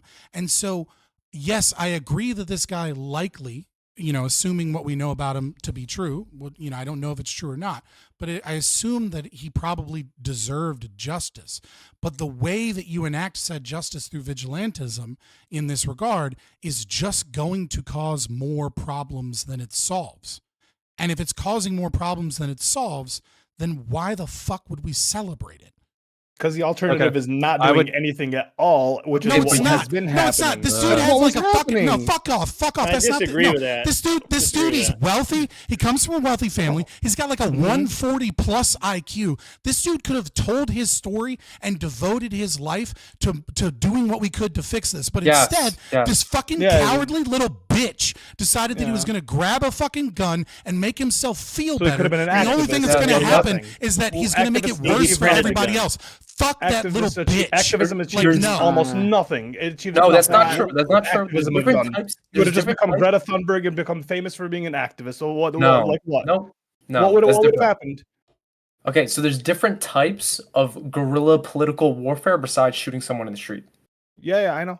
People commit vandalism against politicians' houses. They try to shed light. What happened like a year ago when they dumped all the trash? Has been happening forever? Do you think this is like? Do you think Well, it's not just as just bad, like Gibbs. today? We're just like, I'm gonna shoot a house. People are Okay, doing okay, this, so like, It's worse than killing humans. That's the You're thing. saying escalating it to shooting someone in the I'm saying back? there's been no result, and when people don't see results, they resort to the most violent action or the loudest action that they think. Sociologic. He did not do this because he wanted to fix the system. He did it No, because of he was his mad own at the ego. system.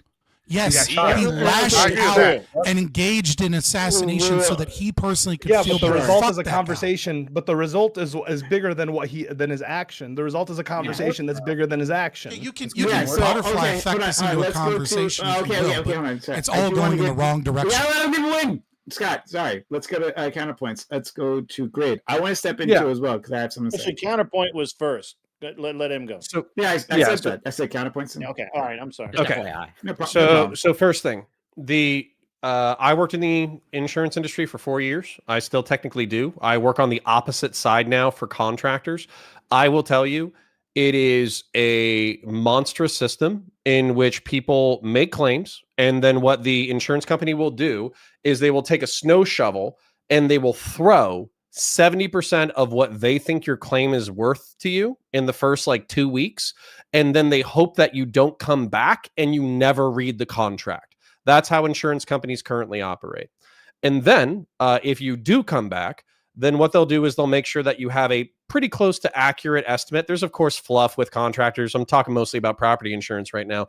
But the whole point is that it's a game of investment in cash changing hands that if you ask somebody to describe it, it would probably take about 45 fucking minutes. I feel zero sympathy for anybody, particularly in the health insurance industry, who thought that a good way to make money was to fuck people over.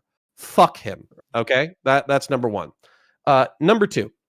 When it comes to this idea of healthcare as an entitlement or a privilege, okay, I am firmly against the rightoids on this. All right. I want a healthy, happy, productive society. I am a wage cage slave. Amen. I will likely die a wage cage slave. If I am going to dedicate 30 to 40 years of my life to make the American economy work, like seriously, it's a third of my life. I'm going to spend a third of my existence making the American economy work. When I get cancer, I want to be able to get fucking chemo. Okay? If I get a fucking cold, I want to be able to go to the hospital. If my children get a serious disease, I want to go to the hospital, have them taken care of, and not have it bankrupt my family. That's what people are pissed off about. And so instead, what I hear from you guys, the free marketeers or whatever, is you know why insurance is the most heavily regulated industry on the fucking planet? The reason why is because insurance companies are effectively engaged in a financial investment Ponzi scheme where the more money that they get to keep, the more money they get to invest. Therefore, they're financially incentivized in order to fuck over their fucking clients. So no, zero sympathy.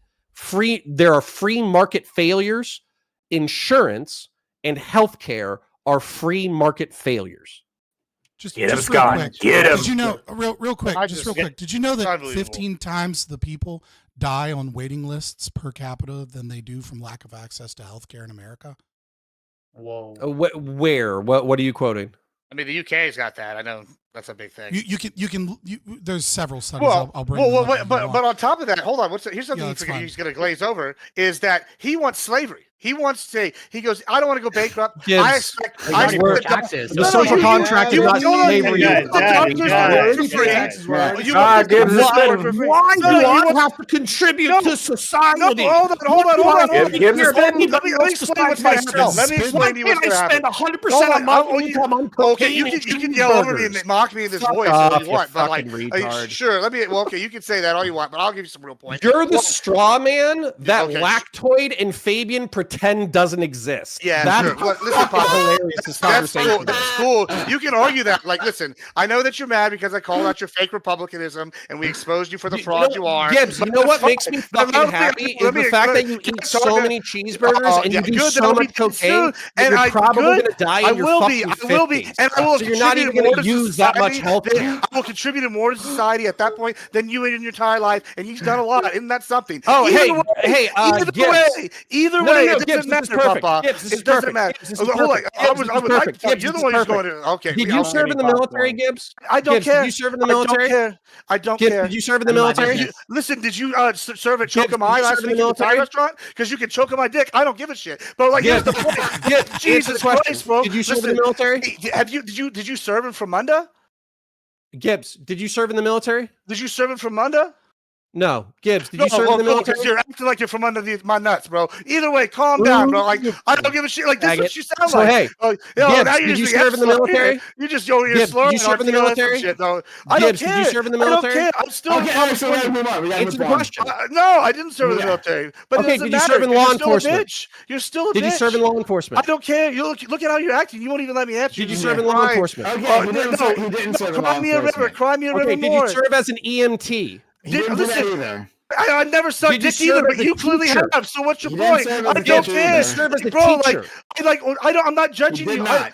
He did not. You don't know what No. if I've served as a teacher. I Gibbs, have been a Gibbs, teacher. hold on. That's not the point. I'll Like, wait for you to stop, but then I'm going to tell you what I think of you. Yeah. Cool. So go ahead, finish your thought, and then I'll tell you what I think I of don't you. care. You had your I don't chance. care what Gibbs. you think. Gibbs, I you had care. your chance. I haven't even got to talk. I mean, Oh my God! You can make your point. All I'm doing is getting asked questions, and I'm not even getting to respond here to all his bullshit. He's sitting there advocating for slavery. I'll tell you what's going to happen. If all these doctors, You don't even know how to decide socialism, communism, or slavery. And you don't even know what a Republican is. You've been sitting here saying you're a Republican for months while sitting here taking money from Progressive Victory and taking it up the ass. But I'm not sitting here arguing about anything. So why don't you just shut the fuck and let Define me Republican, you fucking retard. Define bitch. It looks up. It look it up. It looks like you. Hey, Hey, anyway, I'm almost moving as on. big as you. I don't give a fuck that you're I don't 350 care. pounds Okay, of fat, okay, cocaine, okay. consuming I'm trying to cheeseburger say- fucking ass. Look at what I'm talking about. You're the one who just started this. I'm just here trying to make a point. Everyone's gonna stop talking right now. So make your point so I can well, I can't go on a even rant answer about you. how big of a piece Okay. of shit you are. Wait, shut Cool, up. I'm a piece of shit.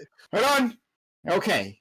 One at a time, so that we have to move on. Like, we have very little time left, and there's a lot I want to say. Other people want to say as well. Okay, all right. So good. So, sorry, Gibbs. Yeah, we gotta stop doing free topics before our big ass topics like this. Just hold on, wait. You guys want? Okay, hold on. You guys, all right, anyway, whatever. this could have been a one topic. Let calm Gibbs down, make a Ali, calm retarded down. point, and then I would like to I didn't get respond. talk. I was waiting for a bribe. Gibbs, You know. Gibbs, go ahead, and then counterpoints you can respond to, Oh, and then hold we're on. gonna go to grid.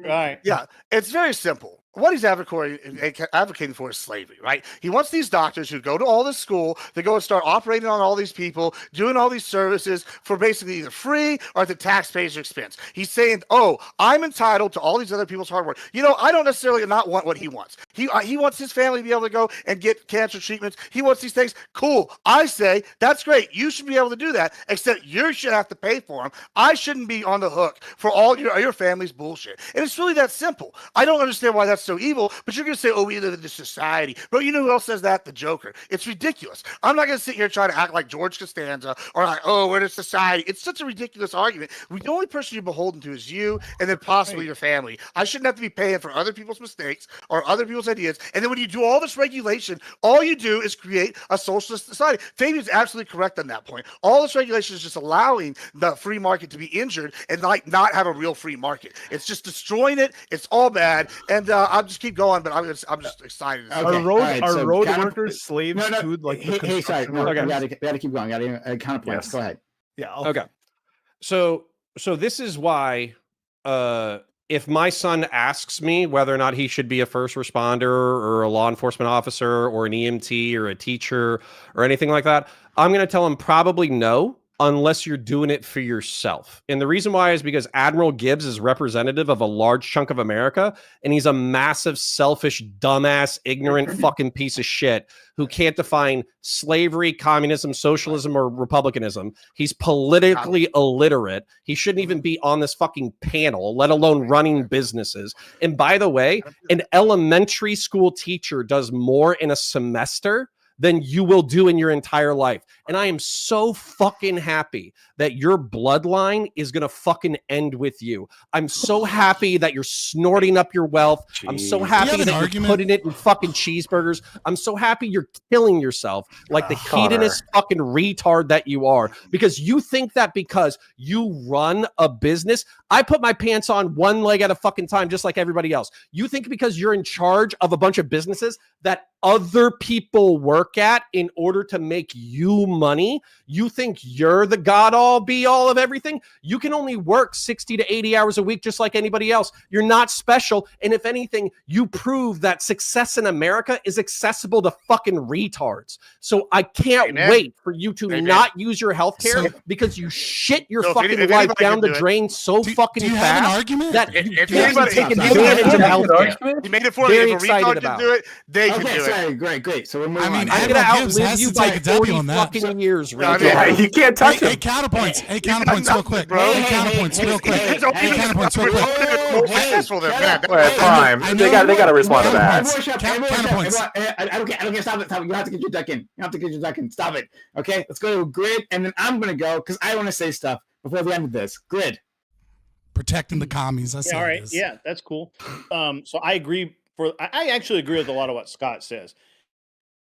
The way the government and insurance are in bed together, it's incestuous, and it's created this perverse, not free market, not government run. It's just this kind of weird entity where people pay into it their whole lives expecting to get something out of it. When they need it, they don't get it.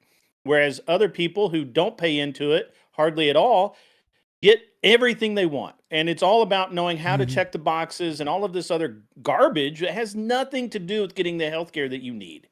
And this is a problem with the system to begin with. It's a problem with the system currently. And it's going to be the problem with the system because nobody has the balls to create anything better. And most people are just ball washing anyway. They just say, "Oh, I don't want to pay my money," whatever. But if you actually believed that, you would cancel all of your health care and you would start putting money into an index fund and you would pay for your own health care. But you don't. You pay lip service to it, but you don't fucking do it. So who cares?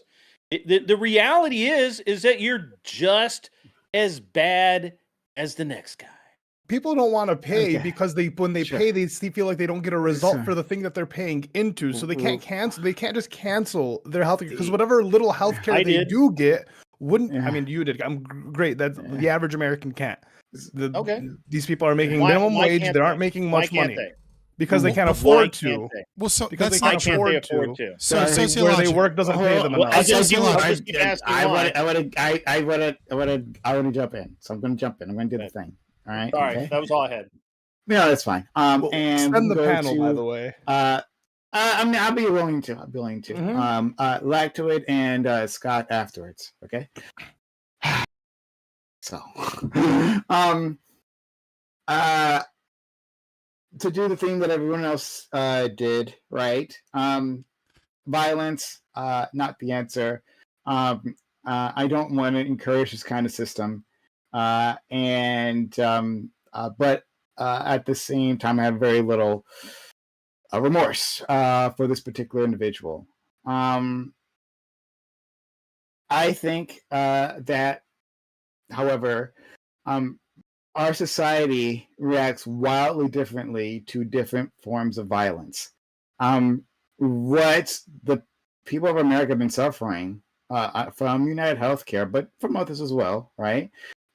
Is organized corporate violence, right? That's okay when that happens.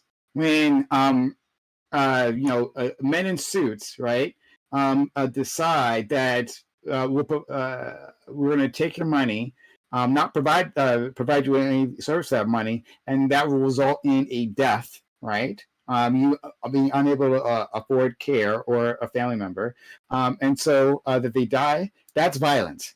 That's a violence, right? It results in deaths, but we react differently to that. I guess that part's okay. Civilized. Yeah, it's a civilized form of violence from some people. Even though it results in death, surely like any other would. So I think that's an issue. And I don't think we are just celebrating because this person is rich, right? And Scott was saying that previously. I think that's part of it, absolutely, 100%. I know that's definitely a portion of this. But no, I think the fact that this feeling has been so universal is because it's insurance, and people across the political spectrum hate the American health insurers as it stands, even if they wouldn't want to go to some sort of socialized situation. So I definitely disagree with lactoid. Right, that's ridiculous. No, it's been across the political spectrum, everywhere, from people in all age brackets. Right, having just young lefties online, all right, typing out how much they hate. No, it's been everywhere. It's on Facebook, right? Geriatric Facebook. The people responding within the groups, right? In public messages, right? These all been older individuals, and they know because they've had to deal with American health insurance the longest, right? And as they age, they're dealing with it more than people in their younger years. I mean, they know. What's more socialist than an old person on Social Security? I mean, let's be honest. Well, there's that too. Fuck. Also, just real quick, Okay. old rich white people die all the time, and we cry as a country. When Paul Walker died, we as a nation felt that. Just let it be known. Just because someone's rich and white doesn't mean we're happy that they died. Absolutely. 100%. Rich white people die all the time, and we don't celebrate in the way that we celebrate here. Die right? is not the same thing. It's ridiculous to say that this is a left versus right thing. We can see in right-wing media channels people saying, "Hey, I'm happy about this." Right? So let's knock that out. And then Paul Walker at the what's a disgusting? That's a really perverse. So we have the manifesto. We have something that people are claiming to be the manifesto. Right. We don't know for sure. Yeah. In the manifesto, for those of you who didn't read it, it's on Twitter. I'll put the link in chat. But within the manifesto, he talks about, or someone is talking about, how their mother came down with a condition, or neuropathy, and they were drained dry by the insurance company and hospital visits and all that. And then he says that he has some sort of issue too, that he might be developing the same issue. And also, to back this point up, on his Twitter, he put up a picture of a spine that looked like it had a hardware inside the spine. I'm not sure if I sent you guys that, or maybe I saw that in a later article. Yeah, I've seen it. Yeah. So it seems like that might be true. In any case, right? So if we'll take that to be gospel now, let's say that it is the manifesto, and these are the reasons why, right? The UnitedHealthcare was denying their claims and all that, right? And it was entirely too expensive. A truly perverse outcome of this is that, well, now that he's arrested, he gets free healthcare. That in America, if you want to get that level of care, well, then get arrested, go to prison, right? In fact, a lot of the homeless people use the American prison system as a form of healthcare because they can't get it at all. This is the society that we live. A perverse, disgusting society. I am not in favor of vigilante justice such as this. This is wrong, right? However, we should I don't want vigilante justice. What I do want, though, is the powerful to be afraid. To be afraid. To be conscious of their actions and how they affect other people. The way I want that to happen is to have a robust regulatory framework with enforcement powers. That's what they want. And so that's what all the rich and powerful love. You want to give them money on a silver platter. That's real fear. Don't worry, friend. I've already put you on the list. You can make your point later on. So a robust regulatory framework where when they break the law or they are in misery in society in some particular way, we can ensure consequences on them. The powerful have no consequences. They have none at all. it's very rare that people of their class actually suffer for what they've done, and even then, in this particular case, it's institutionalized. The kind of misery that they're inflicting on the rest of the world. And so there is no effective response. No, like becoming some sort of protester, right? Activist, yes, activist isn't going to do it. It's not going to have the same effect. It was never this individual, Luigi. Let's say he is the one who did it, right? He was never going to have the same effect. This national conversation, this international conversation people are having about the American healthcare system happened because of the violence that he enacted. It's a shame. I don't want it, but that's because he did that. Why don't we try?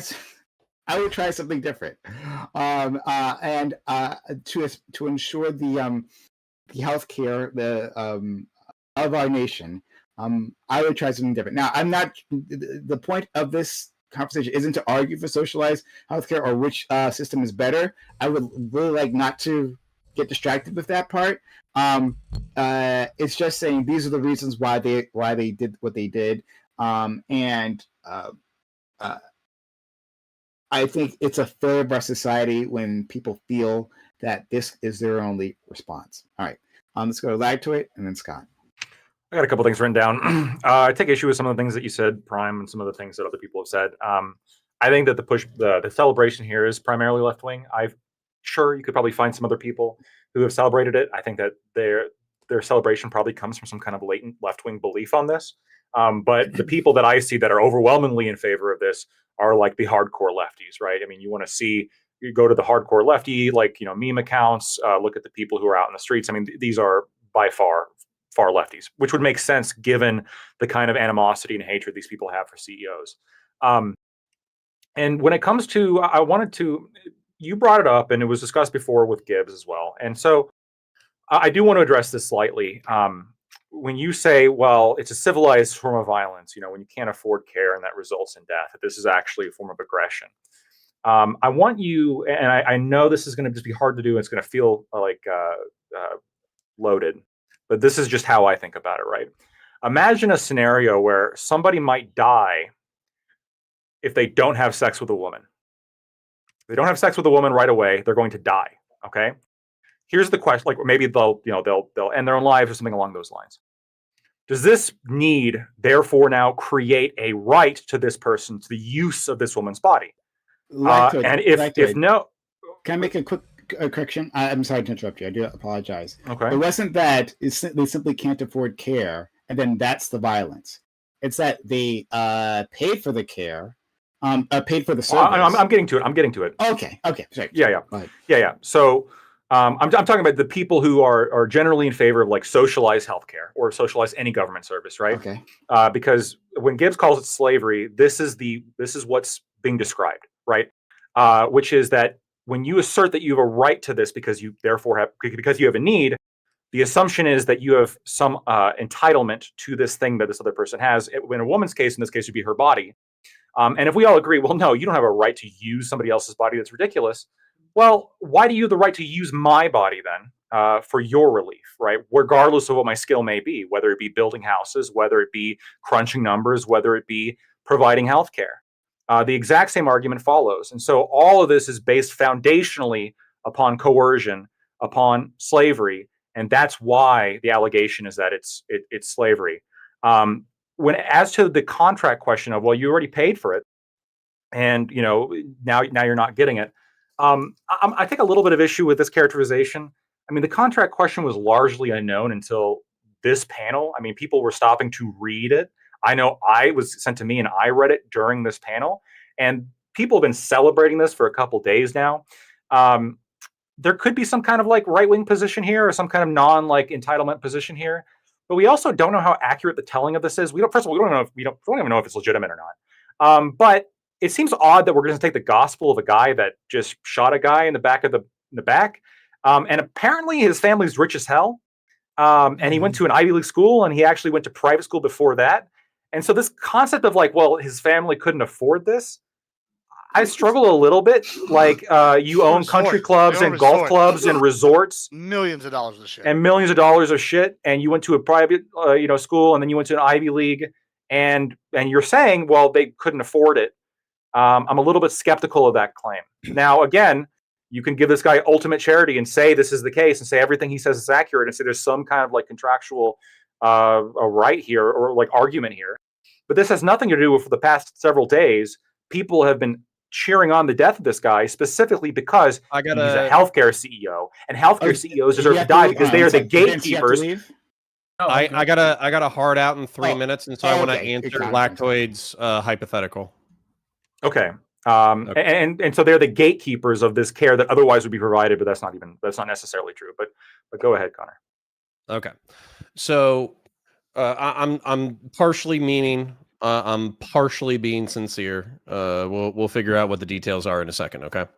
You're saying that there is a man. Let's just call him Muhammad, or let's call him Ali. Okay. I heard Ali is a really common name in the world. Okay.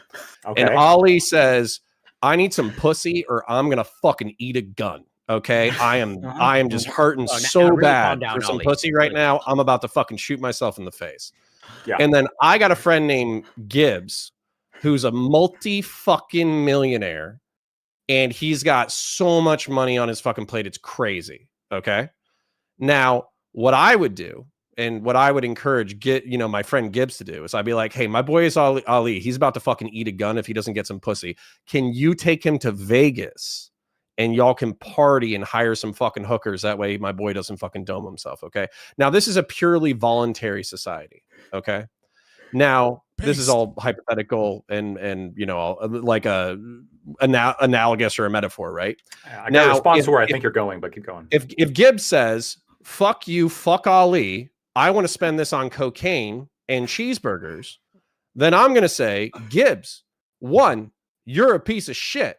Well, that's Two, not what I would say. if you're such a piece of shit that you won't go party with Ali in fucking Las Vegas so he doesn't kill himself, then I might have to send the state to your house to compel you to take Ali to Las Vegas. I'm gonna help this situation. I'm gonna pay for the ammo. Gibbs, hold on. Connor. What you're doing is I presented like a philosophical problem, and you're abstracting it to something that people are already okay with to make it easier. Let's get away from that. Let's say that for some reason there are no women that can be paid to have sex with Ali. The only way he's getting laid is if you force. Hold on. The only way that Ali's getting laid. Hold on. The only way Ali's getting laid is by gunpoint. You force a woman to fuck him. Are you doing it? No, obviously not. But it's okay. But like, why? Why? Yeah. Why? Yeah, because I mean, I would just dealing with the situation instead of like trying to figure out the metaphors or whatever. It's because I think sex is as sacred as death. So I would never compel somebody to die against their will. I would never compel somebody to fuck against their will. Okay. I think this is like, in my doing mind, a job. Hold up. This is one of the things sex work is doing a job. pisses me off. And I got a minute. I'll listen before I go. But this is one of the things that actually pisses me off about the scenario. Okay. So death and sex, I agree, are like extreme parts of human life. I don't think work is an extreme part of human life. And what I mean by that is I am compelled by nature to work. I have to be productive in order to eat food. I have to be productive in order to have a family. I have to be productive in order to pay my bills. I am currently being oppressed by nature. So when you're saying like, oh, the oppression, the compulsion, to me, society oppressing you is just another extension of nature. All it is an extension of human nature. So true. Okay, so just to be clear, I'm going to finish up real quick. Work and sex is the same to a sex worker. And when we're talking about the use of someone's, it is. When we're talking about the use of somebody's body. Again, I understand you're putting sex on this different, and I think a lot of feminists do as well, put sex on like this different pedestal. But in my mind, your own labor and your own body and the products of that are just as sacred as your own body when it comes to sex. And that's so dumb. No. Because personal autonomy is like the foundation of a individualist worldview. It's the foundation of our society. Individualism is wrong. Of my society. Oh, I understand this. Well, you're okay with individualism when it comes to sex. We're just okay with individualism when it comes to everything. That's the difference. Right. You have the special category. So you are a libertarian. You are a libertarian only for sex and nothing else. Right. So let me explain this. So I am not a collectivist and I'm not a libertarian. Okay. So you're saying that you have a rawly individualist line, which is why that you have this morality that you do. Okay. Well, I do basics, not. at least. Okay. I am persuaded by a fascist argument of all people who say that you are not born as an individual. Babies are not individuals. They are extensions of their family. They are reliant upon healthcare workers. They are reliant upon doctors. They're reliant upon their mother. They're reliant upon their father. You also do not die on an island either. There are healthcare workers that are going to help you die. And if you're not a fucking piece of shit like some people I know, then family members are going to help you die as well. So this whole thing that you're an island, I never said that. flies in the face of reality. I never said that. I never said that you're an island. I think part of individualism is consensually interacting with everybody else around you and recognizing that you do live in a place with other people. You've been contradicted. It's like you are a libertarian when it comes to sex work, but you've also contradicted yourself before. You just said, you have to work in order to put food on the table. Well, you believe in a system where you don't have to work to put healthcare on the table. You also need food to survive. That's incorrect. Oh, hold on. Fundamentally incorrect. In your society, let's say I don't work. Should I get free healthcare from the government? Are you able-bodied? Let's say no. Are you okay? If you're disabled and mentally incompetent, then sure, you can be entitled to healthcare. If you're able-bodied and mentally competent and you don't work, then you shouldn't get healthcare. Why should I get free healthcare if I'm disabled? Because you're fucking retarded and you can't help it. We take care of our invalids in a civilized society. So the argument is then that you have to work, you have to struggle, and you have to work to put food on the table. Why are you unless picking you on that can't. instead of the fact that I'm saying that able-bodied people should be productive in order to be entitled to the fruits of society? Why don't we focus on that? Okay, let's focus on that. How much do you think you should have to work throughout your life to qualify for this free healthcare that you're describing? I would say probably your entire adult life after the age of 18, probably up until the last decade of your life. Correct me if I'm wrong, but you're describing Medicaid and Medicare at this point. Yeah. Well, sorry, you're not describing Medicaid because you get that no matter what. You're describing Medicare, which is that you work and then you get it, right? Yeah.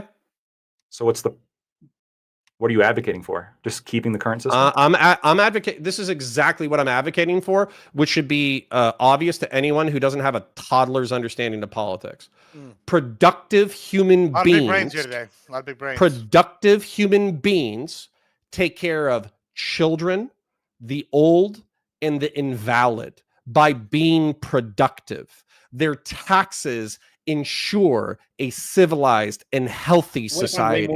And it is better to have a limited amount of compulsion through taxes than to live in an anarcho-tyrannical fucking state in which everyone has their fucking autonomy, but you live in the material equivalent and moral equivalent of modern-day Somalia. Anyone who is not retarded how do you define understands work? this. How do It's you only define on work? Twitch Yeah, and I mean, YouTube well, hold on, politics so what is where we have to productive? pretend that this is So hold deep. on, you wanted Harris to win, right? been So there's waiting. not like all the. Oh, you go, Scott. I've been waiting. This is fast. So like, if you did work, we're not productive in what you're working for, right? You wanted Harris to win. She didn't win. Does that mean for those years we're gonna take off? I don't know, 4 years of your Medicare because you weren't productive in that 4 You're years. too stupid to understand my point. And on top of that, you would be better off. Yeah. You would be better off. You would be better off in Somalia. So hold on, I'm going to leave. I'm going to leave, but I want to make a point. Come on, yeah, we got it. Guys, come on. Let me ask Counterpoint something. I really want to ask him a question. Come on. Based on your world perspective, okay, Gibbs, you would in Somalia. You don't have to pay taxes to anyone. As a matter of fact, if you have guns, if you have guns in an armed private security force, you don't have to pay for anyone's health care. You don't have to pay for their water. You don't have to pay for their food. You don't have to pay for their health care. So what I recommend, hold on, here's the thing. I'm wrapping up my point. If Admiral Gibbs wasn't a fucking pussy who doesn't have an elementary school understanding of politics, then he would liquidate all of his assets and move to Somalia. But I guarantee you, I'm going to be on a fucking panel with Admiral Gibbs a year from now because he's Listening a to his fucking ITT pussy tech who tapes. doesn't understand the impacts and He's the smart one. consequences of his own ideology. And so he's too much of a fucking coward to move to Somalia after liquidating his fucking assets Right. and hiring private Why would I security. do that? I'm making plenty of Good money here. fucking luck, you fucking pussy. Got it, Horrible yeah, to okay. see you. I hope you eat a dick. Wait, All like right, good one. thank you. Oh, Good. That's good. That's good. We call that running where I'm from. Yeah, so I've been patiently He had to go waiting, lick hoping his Pinoch. That's all I'm saying. He's a little bitch. I think it's unfair to like hold on, compare hold on, Somalia. hold on. I mean, Well, I mean, he makes a good point.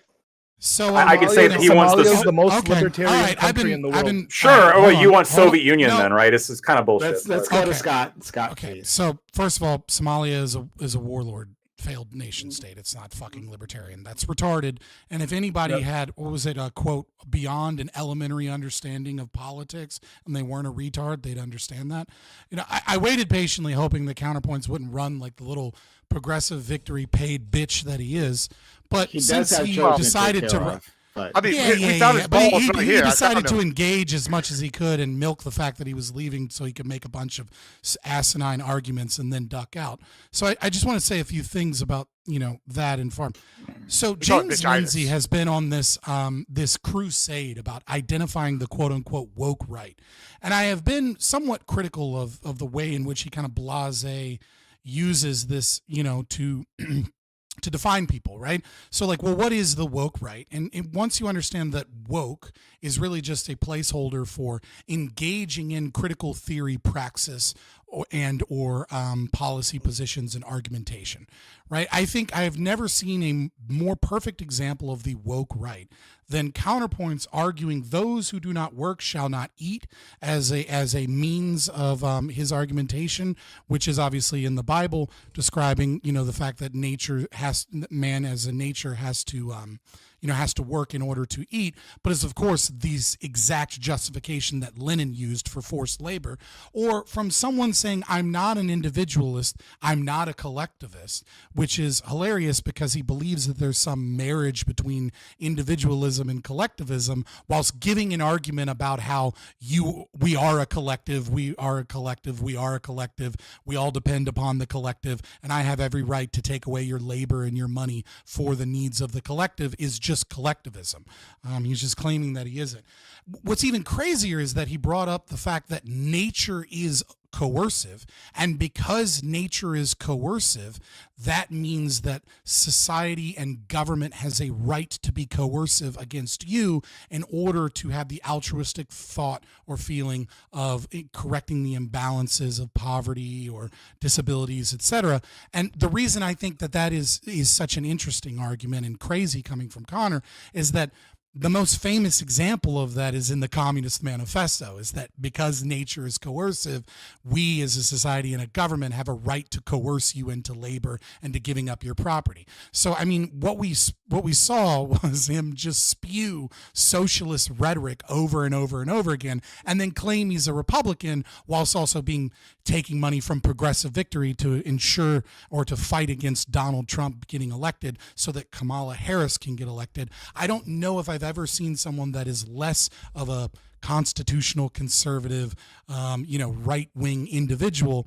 But no, he does have some right-wing ideas in terms of culture, and there's a name for that. We don't actually have to reword it. We don't have to call it woke right. We don't have to call it like the new Republican Party. We can just call it what it is: fascism, right? Connor's a fascist. I know the left loves to call everything a fascist, but when someone is spouting why we need massive market regulation for the what's that? Oh God, the word's broken. Like, it's not like, I understand your argument, but the word is broken. There's like, But it is literal textbook fascism. It's what it is. I don't even think he denies it fully. The same thing, and they are the same. Yeah, he sort of hinted a little bit at it. Enjoying the argument of fascism. It's kind of there. Yeah. So I don't think he would fully deny that. Like, wow, what a revelation. Well, he likes to claim that he's from the right. He likes to claim that he's. I see your hands for Grid and Ali, but I want to make sure our friend Scott was done because you did wait a while. And then That was just me shitting on Connor. I'm happy to re-engage with the actual fucking arguments instead of him being a fucking woke retard. Okay. Well, I mean, he really just so proved his I whole was gonna point bring from it the back. get-go. If any retard can get rich Let's from being go broke, to then Grid, Ali, and then yeah.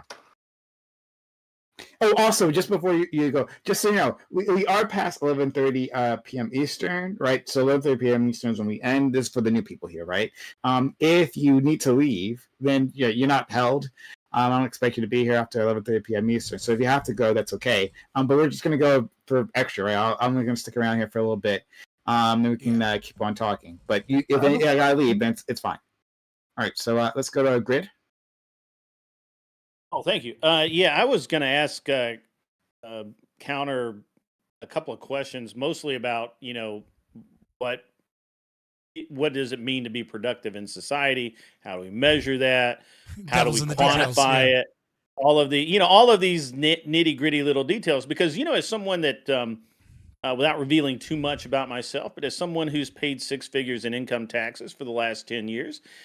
It chaps my dick when people talk about taxes and who should pay more and who should pay less. It just does. I get really tired of it, and I feel like I paid enough. I paid your share and my share and that guy over there's share, and I'm sick of it. Not mine. So I'm in Canada. Huh? What's that? Not mine. I'm in Canada.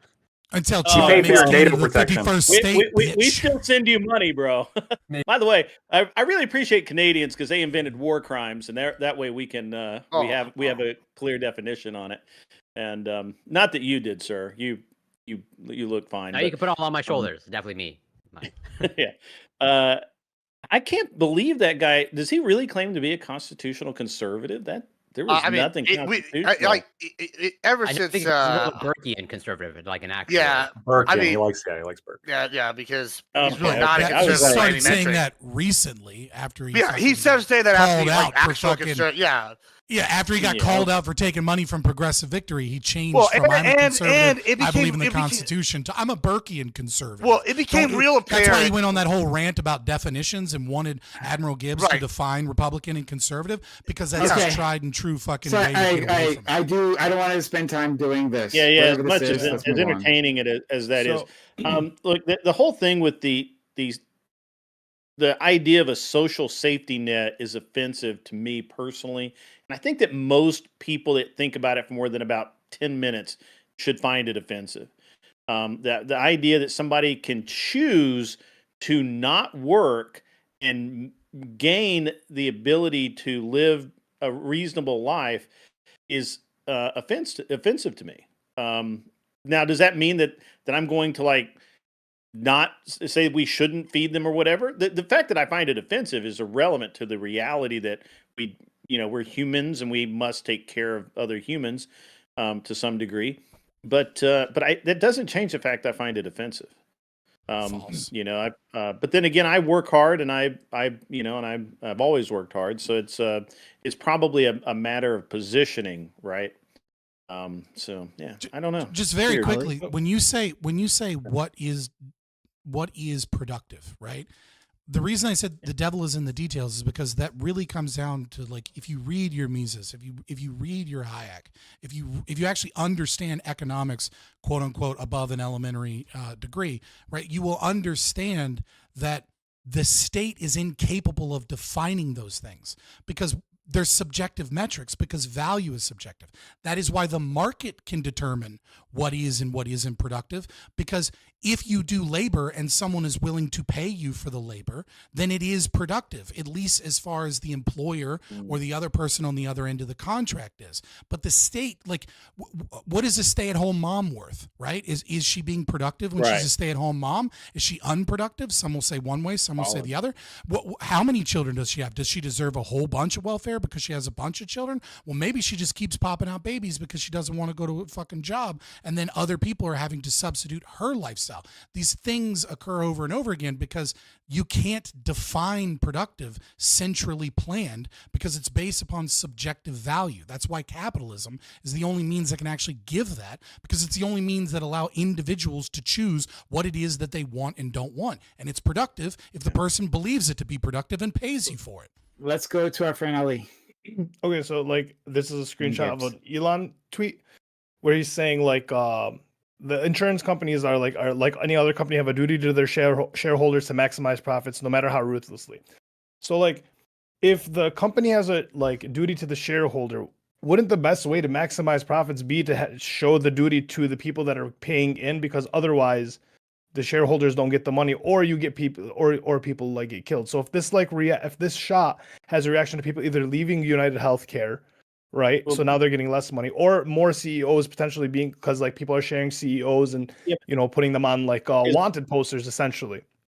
As long as you have the government saying that you have to have X amount of insurance, or you as an employer have to provide X amount of insurance, and all of these other things, this is a part of that incestuous relationship between government and insurance. Government says, with insurance companies, you can only charge X amount. There's a limit. But at the same time, they say, every company in America, you have to at least offer to provide insurance. Right. Okay, I keep hearing that there's this like limit, but like if that was the case, then there wouldn't be insurance that people couldn't afford, and therefore people wouldn't have like reinsurance. If there was this like ultimate cap. That's not what it is. There's an important element that you're missing about the tweet, right? Which is when you say a duty, I think maybe I'm incorrect, but I think you're thinking like a moral responsibility, right? What a fiduciary duty to your shareholders is a legal term. Right. And the reason it is a legal term is because public sector unions buy stock, and people that are right. So teachers unions, government employees, non-governmental organizations that are then also managed by the state have a certain share in their pension plans and things of that nature invested in these corporations. And if corporations that have their prices set and have all of these regulations don't find a way to make money, and instead end up going out of business, and they can literally be sued by the government for not engaging in the very same scummy behavior the government's supposed to protect us from. So I don't think I'm thinking morally. I am thinking legally. Like if I'm purchasing a product, if I am a paying member to this insurance, whatever, I have a contract with this insurance company that I get this X amount of whatever coverage it is. But if I keep getting delayed and denied, which is like a tactic that's used by insurance companies to not pay for things, isn't that then a breach of like duty, like legal duty to then the person paying for the insurance? From a natural law perspective, I completely agree with you. Like from a capitalist perspective, I look at that as fraud. I look at that as wrong, right? But when we use that term, what we're talking about, right, is the state's regulation of what they can and can't do based upon the fact that they must make profits, and if they engage in behavior that if they don't engage in profitable behavior, then the government comes after. Can we find some? Consensus building here, maybe, right? And I know at least my friends above, maybe not my friends below, aren't fans of corporations, right? You guys aren't a fan of distributed ownership, right? So I'm fine with corporations, so long as there's I thought there's a single owner. It gets weird. I'm fine with people having investment on contracts that say that they'll pay them dividends, right? I'm not fine with like 1,000 people being a supposed owner of a business, because a business can only be owned by one entity. Now, granted, they can make contracts to pay people. We'll have to talk about that later then. That's really interesting. It becomes a logical contradiction, because if two people own the same private property, it's no longer private property because you don't have a right to exclude.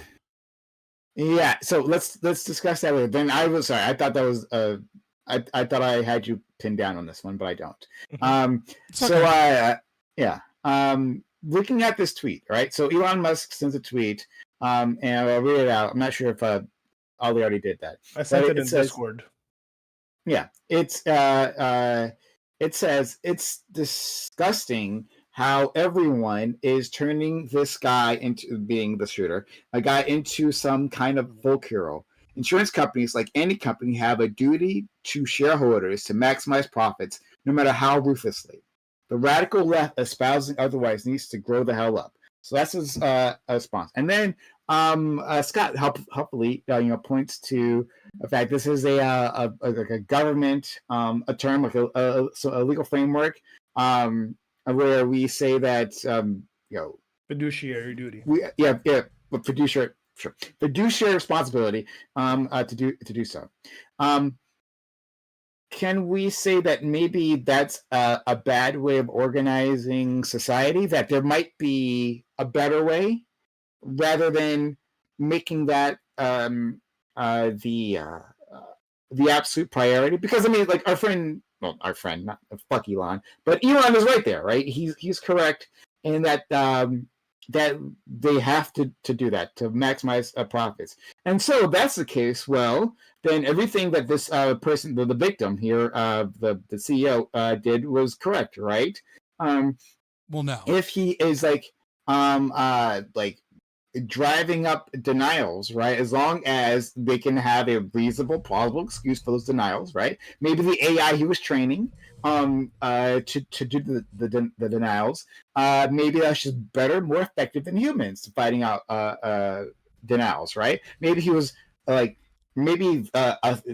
a third of all claims, just kind of makes sense, like within the framework of insurance. That yes, you have that excuse. Well, no, because you have part of a fiduciary responsibility is also a legal duty to act in good faith. If you're committing fraud and denying claims that you're contracted that you should do, we don't know what's fraud. We don't know what's fraud. We don't know what was fraud, right? Maybe I mean, if it wasn't fraud, then, these, then it doesn't matter. Maybe with the with the innovation of the marketplace, he is using a tool that other firms aren't using, and he is actually finding the proper level of denials and then upping his the profits. The point is, so where I'm trying to go with this, right, is that there's a push, like our friend Scott said, to have returns for the shareholders. Could we say that maybe for this class of industry, that alone shouldn't be the priority, right? No. Now again, not talking about socialized healthcare, right? Not doing that. Saying private ownership, right? Insurance, just the way that we do insurance, but it's not an endless push to provide higher dividends for shareholders, right? And the only way you can do that is to drive profits higher, to drive up the stock price, right? Rather than doing that, we're saying that you can invest in this, right? And hopefully you'll get some sort of a return. But the goal of the company won't be to maximize your return, right? It will be to provide care in within the reasonable limits set by the terms of the contract of insurance. Can we at least find some common ground here? No, I wholeheartly disagree, and I'll explain why. Right, the goal of a company, right, so long as they are not aggressing. So fraud would be a form of aggression, obviously. Like going out and shooting someone in the back would be a form of aggression. I think we've talked about aggression enough. You kind of get an idea what I mean. So the goal of a company should always be, the primary goal, first and foremost, should be to make the most amount of profit as possible by any means other than aggression. And the reason that always should be the goal is that what is profit, right? We think of profit as like hoarding wealth or like some evil thing. What profit actually is, it is the reward that the capitalist has for land, labor, and investment, right? You gain land and you gain labor, and you put these two things together and you try and predict the future outcome. So if you're in an evenly rotating economy where everyone can tell what the future is, then under a free market, profit wouldn't exist because everyone would be able to tell the future. What the capitalist does is they attempt to innovate. They attempt to figure out what the price point is going to be in the future. And so what profit does is the profit motive is a means by which the capitalist tries to figure out what it is that people will voluntarily give up their money for, which means what it is that people value in their personal life as making their life better than whatever money they currently have. And it is the reward for figuring that out in the future. So it is absolutely the greatest moral good that a person can do on this earth is to make fuck tons of money in profit. And the reason is because the way they did that is they accurately predicted in the future what people value more than their own money and made their lives easier and better. When you remove the profit motive from in this case, they value their life. They value their life, though, right? Well, yeah, in this case, they value their life. But, like, and, for example, and to make that profit, then you have to deny coverage. no, right? that's not Like true. that. That's not true, because if you're denying coverage and you're contractually obligated to do so, that would be fraud. However, how do you make profit? Well, no, let me finish. Let me finish. I'll explain. How would you make profit if you weren't going to aggress as a healthcare, as a health insurance company? The only way that you could do it would be to innovate, which would mean you'd need to find out data so that you could more accurately predict whether or not how someone's medical expenses are going to be. The other way that you would do it is that you would accurately more quickly find ways that people are lying. All of these things drive the price of health insurance down, making it cheaper, making it easier for people to get access to health care. They are innovating. That's what it would do. They are innovating. We don't know that it's fraud, right? Look at me defending the fucking capitalists here. We don't know that it's fraud.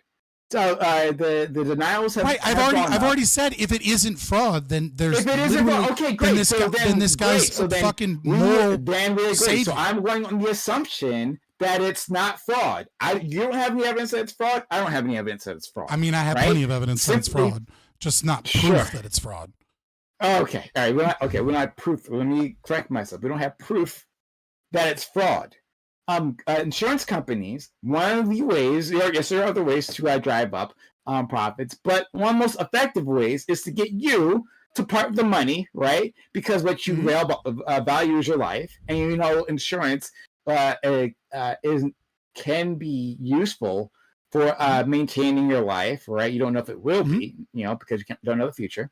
And so you're going to part that money, and then we're going to keep that money without returning it to you later on. However, the reasons why we can keep that money might be perfectly within the rules of the contract, right?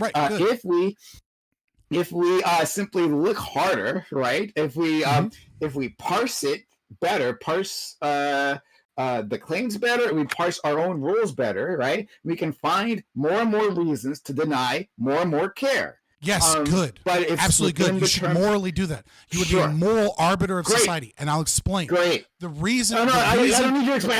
I don't need you to explain. It does need to be explained. It needs to be explained, and I will explain it. I got you. No, you just don't want it. No, it needs to be explained both for you and the audience. It's important.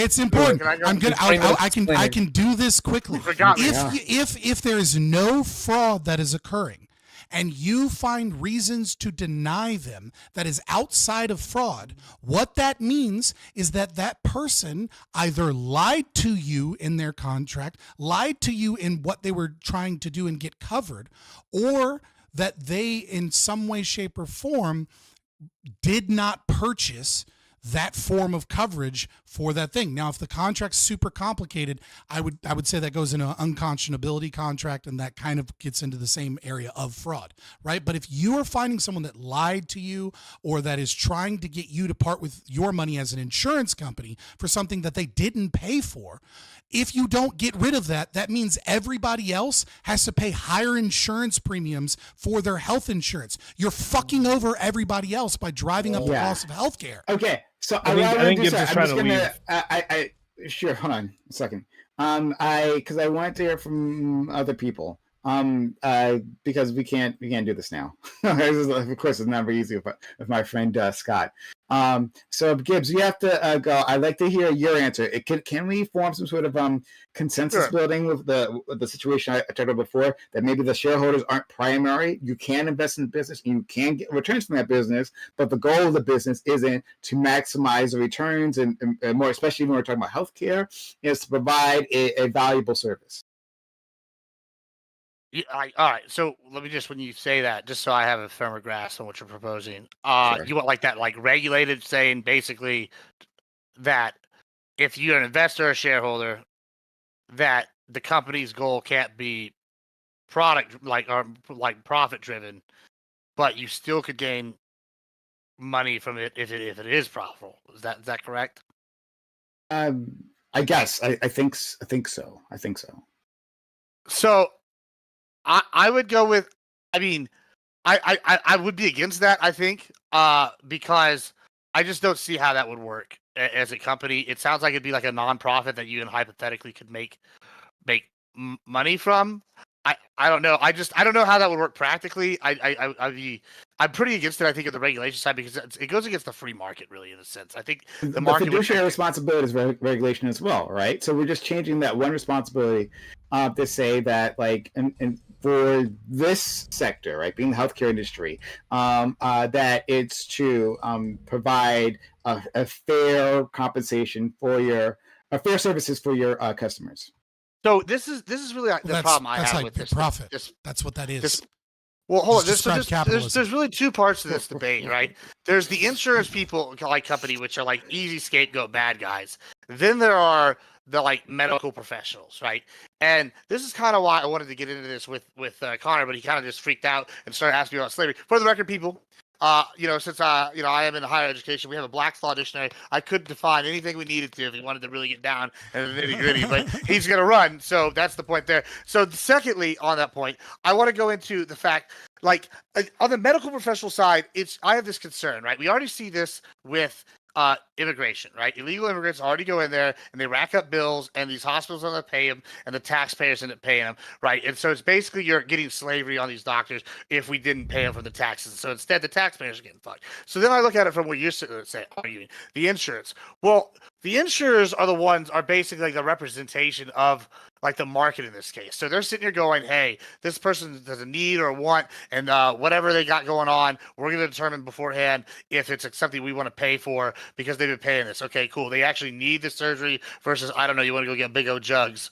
Maybe you're a dick in large surgery. I maybe wouldn't be a fan of like the insurance like paying for that, like, right? Like, because that's probably not what it's there for, right? Free market, baby. Put it in the contract. Yeah, but if you put that in the contract, say like, sure, then I would be okay with that, right? But like, I don't think that's generally what the insurance is kind of like pays for. I think it's a valuable service for society to have more big old jugs. Well, so, I mean, listen. For example, you can have a clause where if you get breast cancer and you get a double mastectomy, that they'll pay for your breast cosmetic surgery so that you can go. But you have to go outside. That would be like a premium thing that like would be very difficult. That that maybe you ought to pay more for that type of protection. But the problem I'm having is it's like with this case specifically, right? It looks like this guy's family's rich, right? Like we've already talked. They're landowners. They got resorts. It's not like these people are hurting in any sort of. Yeah, his high school costs $40,000. $40,000 a year. He went to like Penn State or University of Pennsylvania or something. University of Pennsylvania. Yeah, University of Pennsylvania. So that's also super expensive. Like when I'm sitting here, I'm just like, okay, I'm not buying it. They couldn't pay for this on their own. Two, it's like, why shouldn't you, if you're an insurance company, why wouldn't your duty then, like, why would you even go into that industry? I think what you're going to get is you're going to get people not wanting to go into this industry, and it's going to hurt them. Like you're going to get less people in the medical field. You're going to get less people wanting to go into the insurance field because there's no money in it. So why would you not go into an industry where there's more money? Right now. I mean, like honestly, right, Prime. Like, I'm not trying to be facetious, but like, I wouldn't want to go into the medical field. One, because it's overregulated. Two, like, I don't know anything about it. And three, like on the like personal level, investment level. Thank you for that. But like, sure, like I'm not gonna act like I'm like could be an insurance provider and like figure out that mumbo jumbo bullshit. Like I don't want to invest in that. It's not something I would do. Like, but on the same side, like those are already barriers. And then now, if you tell me, hey, I can only make profit hypothetically if the company happens to be profitable, but not if they were like seeking to make ways more cost effective. I don't know. Like, why would you want to invest in those? You only get profit. You only get profit now from dividends. If you have profit, right? Right, but the companies are like, they're able to sit here and go like do things more efficiently, right? They're going to sit here and have some kind of like metric. They're going to be able to provide cheaper healthcare, or they're going to provide. They have different services they sell you. Basically, that's the whole point of the insurance. You're right. Your doctors in network. I don't know why my system changes all that much, other than saying that that's not the primary goal. Not that you can't like. But what I'm saying is, it's a barrier. How do you regulate that? What happens? Like, do we have AOC come in and go, oh, actually, we investigated it and we have determined that profit was your primary goal. Like that is like how do we regulate that can work? How do we regulate to make sure that that profit is a company's maximum goal? That you didn't maximize profit. Well, one thing before you move totally far away from me, I wanted to say one other thing. Maximizing profit is how you give the best care. That's No, what no. That's I'm asking. Well- I'm saying you're saying how do we regulate that? How do we determine?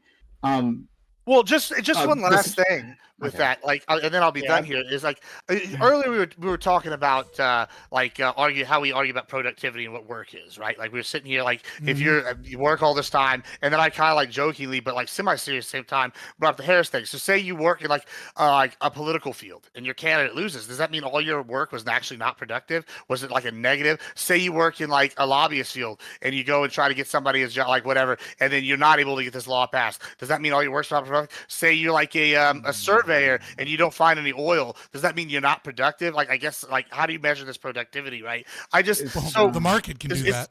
The market can do that, and that's kind of what I'm saying. I think when you're putting these restrictions on this with the market and going, oh well, hey, whatever. I don't think I'm you not like, putting want to make restrictions on the market though. But I don't think you understood what I was saying. But that's fine. It's fine. So whatever. Well, you don't want the company to make money, right? Well, I didn't say that. I told you didn't say that. I didn't say that at you don't all. want it to be the driving goal. I get it. You don't want that to be the driving goal, right? Okay, so I'm gonna. So let me try to quickly shortchange this, right, with the rest of the people here. Hey, does anyone think of our conservative leaning friends, right? Because I think I know what the other two I feel like. Do any of you think that the current there's anything wrong with the current American healthcare system other than that it's too regulated, right? I understand that part.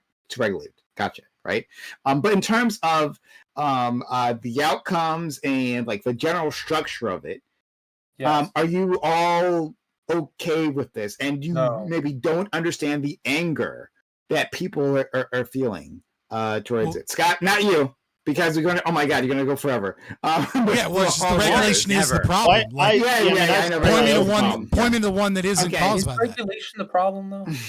Yes, absolutely. So like the way just come up with an example where the regulation isn't. So, oh my God, please. I'm not educated on this as much as you guys, but from what I've been listening to, none of us are educated on this. Even Elon Musk tweet, he's like, "Oh, a business's goal is to maximize profit." Is actually Lactoid and I are fairly knowledgeable. Really a business? Can you compare it to a business that produces actual products and actual tangible things? But then you might say, oh, well, it's not business in that regard. It's actually a service-based business. But it's not the same as someone cutting your grass or like someone who actually provides value to your life. It acts sort of more like a bank than a service company, right? You give it money monthly, and then in the hopes that one day when you need it, it will give it to you. That's more like a bank. Well, so it's like investment is a service. I don't believe that. So let me give you an example that maybe is less charged, right, than healthcare, right? So one thing that is a service that is purely gambling and speculative, as we're describing, right, is futures on farm goods, right? So one of the things that farmers do is they have to try and figure out in the future how much soy is going to be worth, how much corn is going to be worth, how much onions are going to be worth, etc. Right? And so when they plant, they have to plant and then they have to wait for it to grow and then they have to harvest, right? So they have to figure out how much of each product they ought put into the ground and balance rotations, etc. And if they think that corn is actually going to go up in value, right, then they might plant more corn. Or let's say RFK is coming in and they're worried that corn syrup is going to be the new devil. So all of a sudden they're not going to plant as much corn. They're going to plant other things because they think they're going to get less money from their corn. Now, in comes this guy from a hedge fund and says, hey, look, I know you're stressed. And here's the problem. If you guess wrong, then you're going to lose money come harvest. But here's the deal. I think you're going to make $800,000. So I'm going to pay you $700,000 right now, but whatever you make selling all of these things, I get. So there's some nerd somewhere with autism that like looks at the news and looks at like the stock market and follows politics and does all of this shit that isn't the manual labor of farming. And he's better at guessing what in the future those crops are going to be than the farmer is. And the farmer no longer has to worry about the stress of what his potential product is going to be worry about losing. He can plant ahead of time. So that's a service industry that allows the farmer farmer to produce more and more efficiently and allows him to make a profit because he's able to guess that it's going to make 800,000, not 700,000. Sometimes he's right, sometimes he's wrong, but enough times he's right more often than wrong. Do you want to hear from other people, please? Is the farmer is like hospitals and the healthcare system, and then the nerd is the insurance provider. Yeah, right? the farmer is the farmer is the individual getting a life insurance policy, and they're the person going, looks like you smoke, looks like these are your cholesterol levels, looks like this is your family history, etc. I'm betting that this is how much I'm going to have to pay in the future. You just pay me a monthly payment, and you don't have to worry about having all of this money squirreled away that you know in a bank account somewhere, because if something happens in 5 years, you might not have enough money in the bank to deal with it. So I do want to hear other people. So if you don't have questions, then I just kind of want to move on. Lactoid. Yeah, no, I understand. You already answered your question. Lactoid, you have. I mean, most of the problem is regulation, Prime. But I don't know how you would fix this. The one thing that sticks in my craw about insurance, that I think that if you could fix it, I don't know how you would do it, but if you could fix it, I think it would solve a lot of the issues. Which is that I don't like that insurance is tied to your employer. I don't like it that I can't just be like, fuck you. You denied me this many times and I'm going to go to a different company. And by the way, there's no state lines competition rules anymore. So I can literally go anywhere in the country and just buy an insurance policy from anywhere who will sell it to me. And then now I've got some real market competition, right? That's exciting. Because as it is right now, it's just more expensive. Well, you can go buy private insurance right now. It's just more expensive because businesses get a deal. So I don't want to say it because I don't believe in it. But if okay, let's say Prime, gun to my head, I have to do one regulation, otherwise the world ends. I don't know, something. Yeah. I would ban discounts for large organizations. I think that would solve the whole problem. We're just making insurance premiums go up, dude. What? Wait. Are you talking about only for insurance or like for everything? So for insurance. But gun to my Scott, I said gun to my head. Okay, but only insurance or for like everything across the board. Say like, oh, I'm going to be like a big organization. I'm going to get a discount for whatever service. Because you're buying in bulk, right? Like this is you are. I thought about this. It's economies of scale. It's economies of scale. I thought about this, but like, I really hate this. But I think the sign of a good thinker is somebody who can like accurately or steel man a position that they don't necessarily agree with. So here's my response to that. Bulk purchases, I think, matter when we're talking about certain items, but when it comes to insurance contracts, it does like the same kind of considerations don't really apply. Right, we're talking about an insurance company who will apply, who wants to sell contracts, and when they sell contracts, it's not like there's shipping considerations, it's not like there's degradation considerations, it's not like we have to work out a logistics system of like which freight are we going to put on what, where, who, what, where. Cost to acquiring customers, right? And so now this person, the firm, right, the employer is giving you those customers in bulk, right? Like they're providing you. Like a pool of customers. Yeah, I understand. Hey, Lactoid, why does that exist? Hey, Lactoid, why does that exist? Why does what exist? Why is it that so many businesses purchase health insurance in bulk? Why do they do that? Oh yeah, that's a good point right there. Because if they're a large company, they have enough bargaining power to negotiate a lower rate.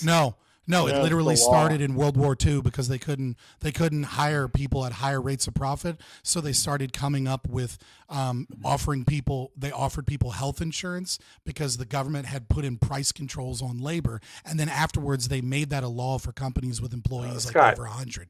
It's literally you just described regulation. You're going to solve regulation with more regulation. Hold on.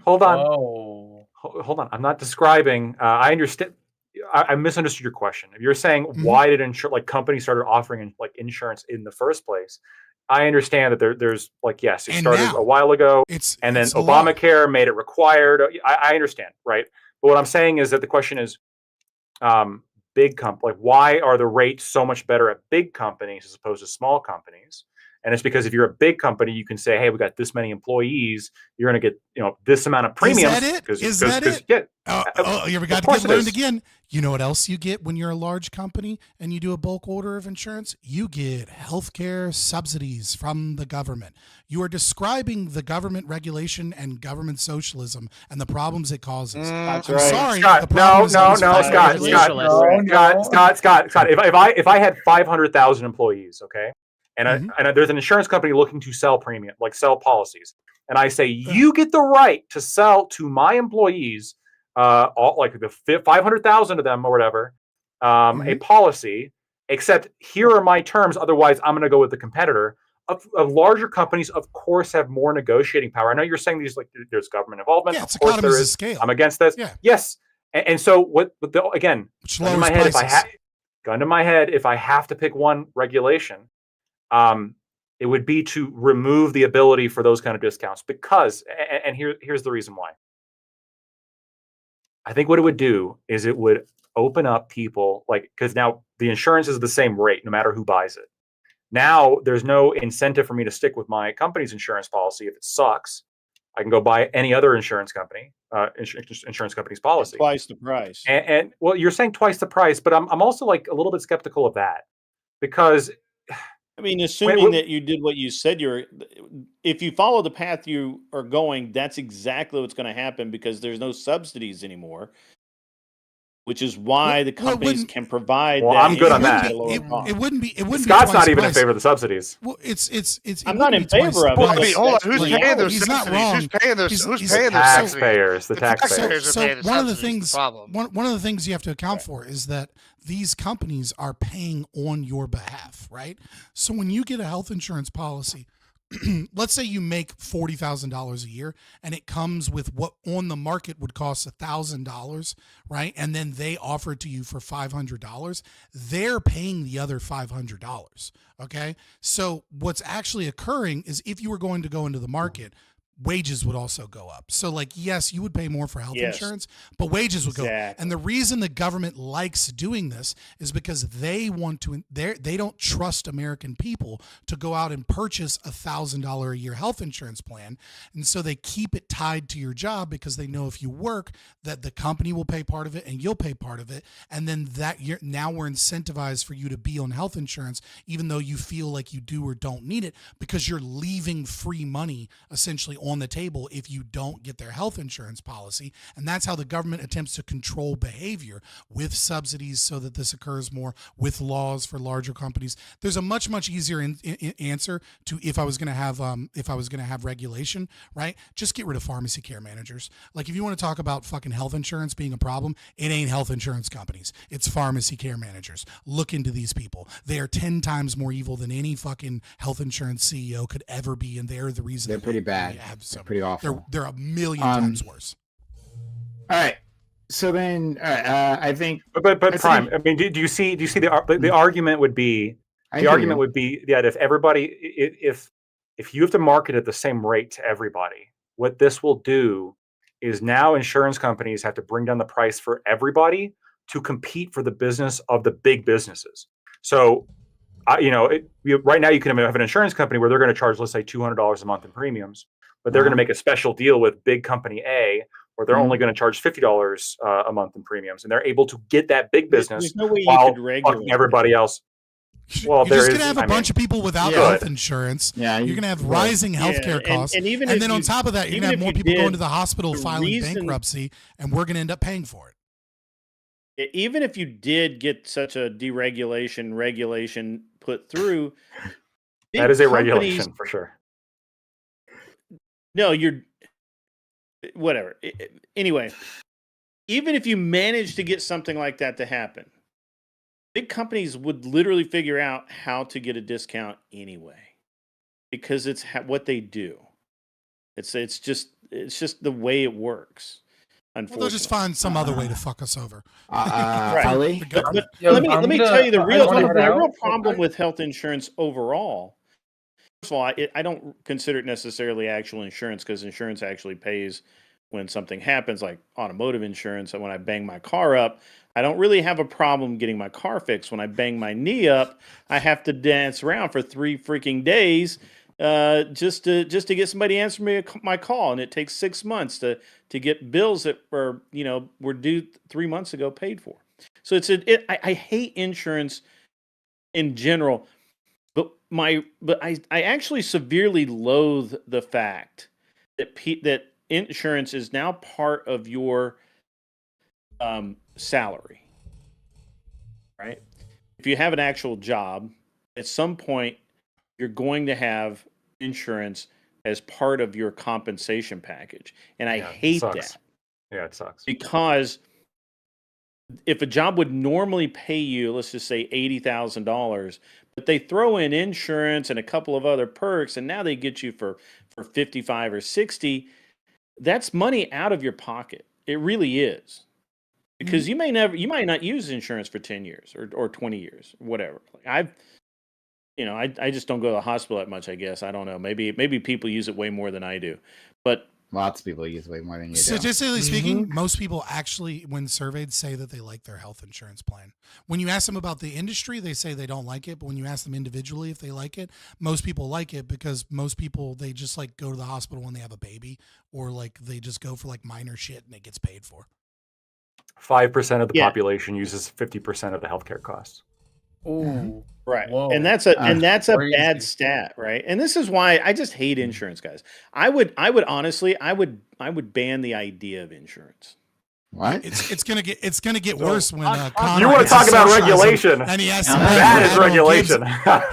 It's gonna be 10 times worse when Connor gets his socialism and Admiral Gibbs' cheeseburger and cocaine habits have to be paid for by the rest of us. Yeah, that's what's crazy is that I'm willing to pay for my cheeseburger cocaine addictions. All right, but like, hey, you know what? If he has it his way, y'all are paying for it for sure. Ali, right? So Corey, as a resident, Canadian lactoid, we won't harp on you too much today. People are actually believing that, by the way. I'm not Canadian. Multiple people in the comment section have been making fun of me for being Canadian. I'm not Canadian. Absolutely Canadian. He's ashamed of it, as he should be. Because you have shame. So, okay, so I hear a lot of people talk shit about like the UK and Canada for their healthcare and how it's usually Americans and how you got if you get a paper cut, you'll bleed out before you get any coverage and all that bullshit. Is this like anecdotally, is there any truth that you see to that? Have you ever used healthcare in a socialized country? Because I have. Yeah, I'm Canadian, and also I'm about to say, I'm gonna ask the Canadian. Canadian. Yeah. Okay. So the overwhelming majority of my experience in the healthcare, and I'm a heavy healthcare user, someone with a chronic illness. Okay. That for like over 20 years. Have been largely positive. Okay, I have had some negative experiences. Of course. Definitely. But overall, at least for me, from my personal experience, I've had a positive experience. I've sometimes had to wait, and I've definitely had some bad experiences in the ER in terms of waiting. But I could also say transparently at that time, of the few times where I had to wait in the ER, I probably shouldn't have gone to the ER. But of the times where I actually need to go to the ER, and it was actually emergency, I was seen fairly quickly.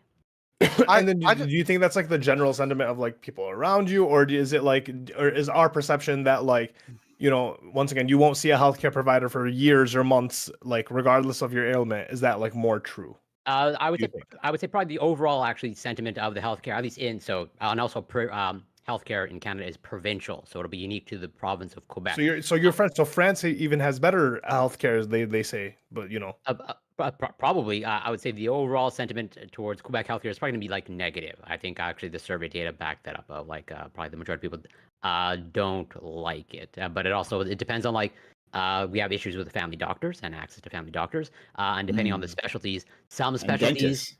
Although I think there's moving out towards a federal dental program. To be fair, that's also true in America. If you ask them about the system, not about their individual experiences. Yeah, exactly. But I definitely do know multiple people that in addition to myself personally, that they are happy with the healthcare that they receive. I have a specialist. I've had a specialist all throughout the past 20 years, starting at a pediatric hospital to now adult hospital. And there have been times where I've needed healthcare. Well, you're not too happy about it, right? I mean, because you have used private insurance multiple times because you knew that your Yeah, services weren't good enough. I've used it once that I and you only know about that because I posted about it on Twitter. Like I'm not hiding Yeah. it. Yeah, no, I'm just So, saying, yeah. like, you're not obviously not too happy with it. You know, when Scott you is enjoy on there it. being a private model.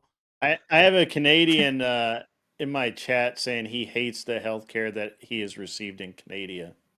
Canadian, well, as in he's been to every province and sampled the healthcare, or in his province of Ontario. Well, or whatever? actually, I think he used to be in the insurance. Hang on. I don't want to call him out, but in Canada is it's a pretty stupid dude statement in my 'cause chat, it's provincial. where did you? He used to, I think, be an insurance agent as well. So, Farney, tell me what your deal is, man, so I can communicate. I was in China once, and I was a victim of their healthcare system, and I'm not a fan of socialized healthcare. So, is China socialized healthcare? I don't know. Actually, I don't know. I don't know. Yeah, Gibbs. well, it's a communist country. So. Yeah, well, doesn't mean it's social. What? Well, doesn't mean it's, that's not how it means. Okay, whatever.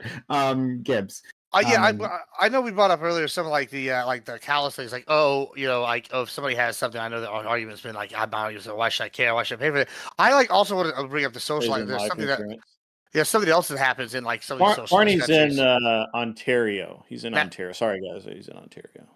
Is that like, so I have some friends and they live in the UK, and they're what I would call hypochondriacs.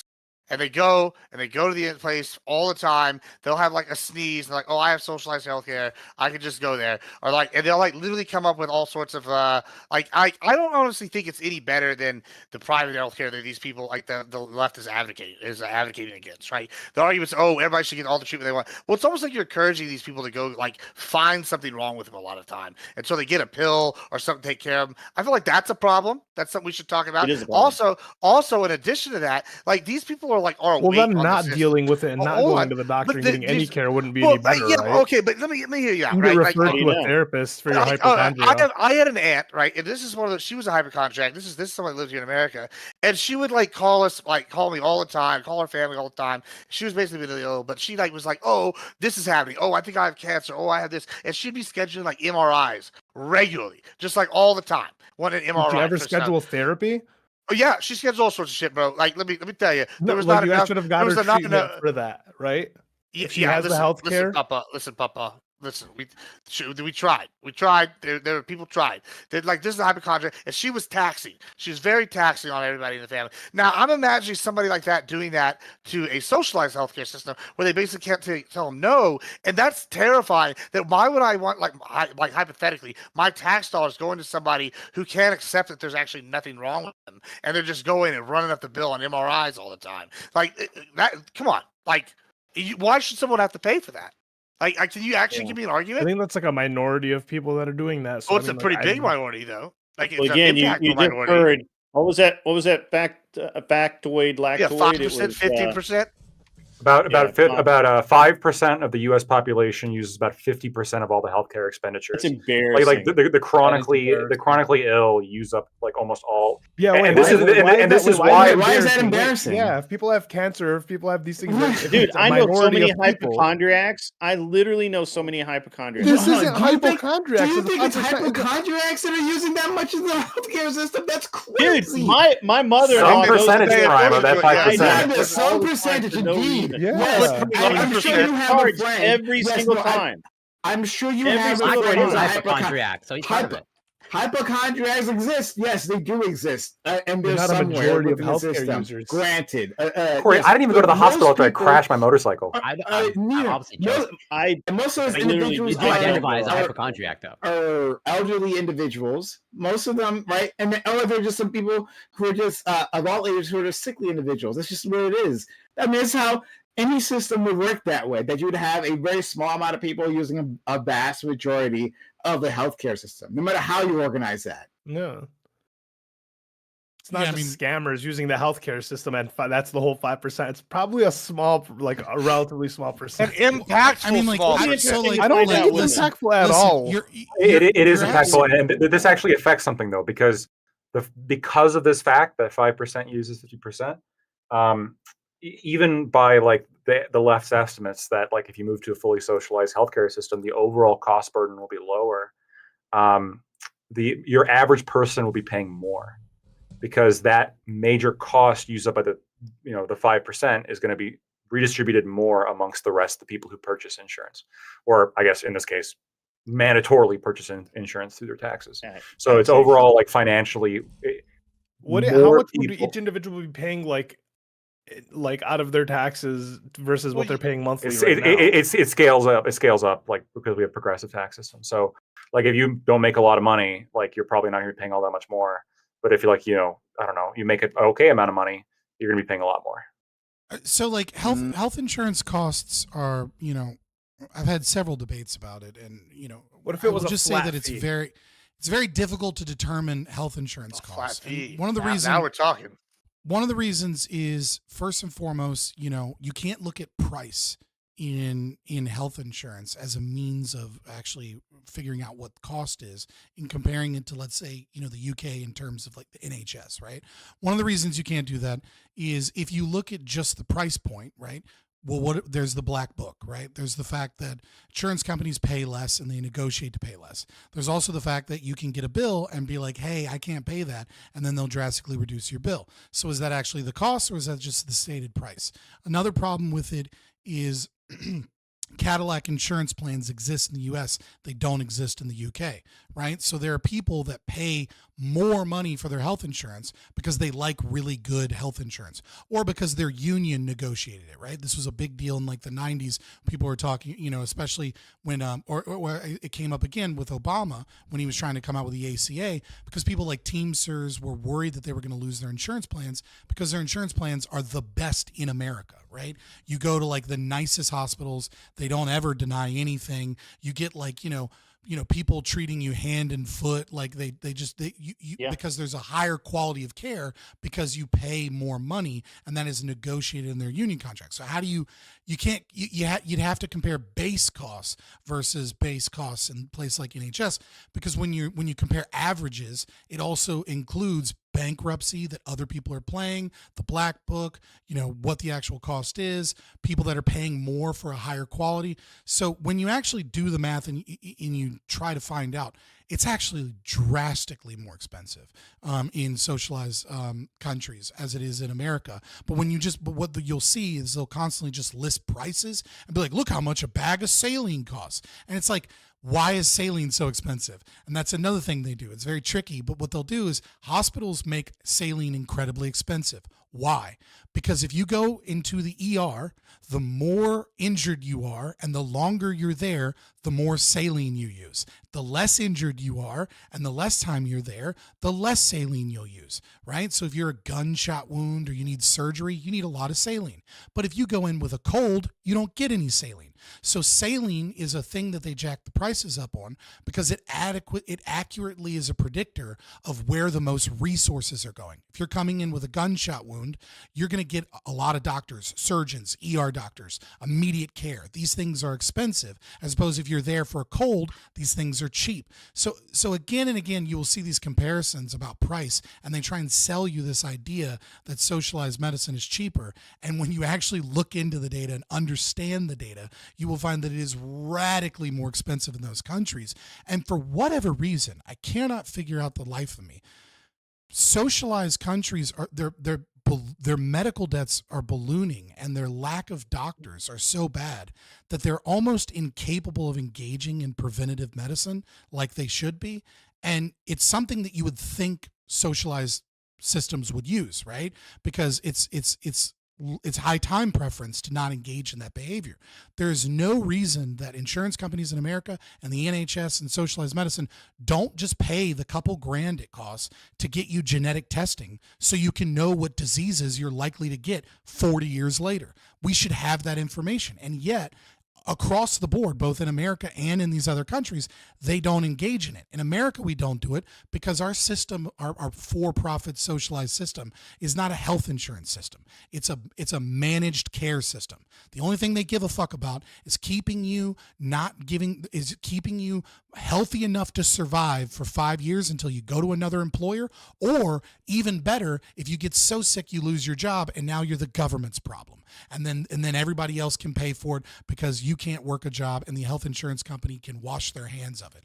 But for some reason, they do the same shit in Europe and they do the same shit in Canada where they're not paying for things that have insane returns on investment.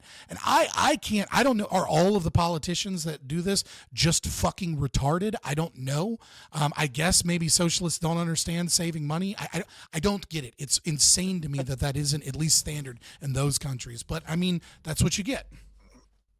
I wanted to touch on what Ali said real quick before we go too I far. did believe. Yeah, I that's all wanted right. to end it. I actually wanted to wrap up. Yeah, I want to wrap up. Speaking of which, I got to take my mom to the hospital tomorrow. But hold on, let's let our friend I already hear that, brother. finish up, and then we'll she's wrap fine. things up quickly. Oh yeah, I just Selective wanted to surgery. say it was interesting right there to me that Ollie you proposed like a flat rate. Because that's generally not a leftist position. It's more so that's generally something supported more by like Republicans. It's like a concept of not a flat leftist. tax. Yeah, sure. Well, you're center left. I mean, you're not. I think I'm the only actual. Yeah, because you don't understand what a leftist is. We've been over this many times before. I do understand. I think I'm the only saying. centrist. If you're Okay, not a centrist, I mean, sure. you're not a, But okay, well, he's not a leftist. All right, he's absolutely leftist.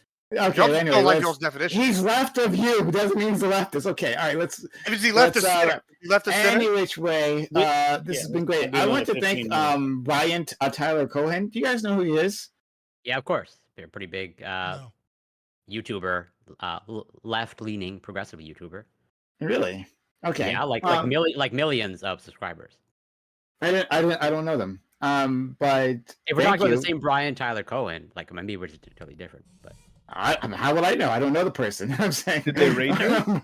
But anyway, they rated me previously. I didn't see it on Twitch with 100 or so people. Shout out to that person. Like that's like a giant. Again, millions of subscribers on YouTube. Well, now on Twitch. There's only 100 people on Twitch. I think they just started streaming on Twitch, I believe. Okay. Well, I should reach out. I don't know who this person is, but thank you.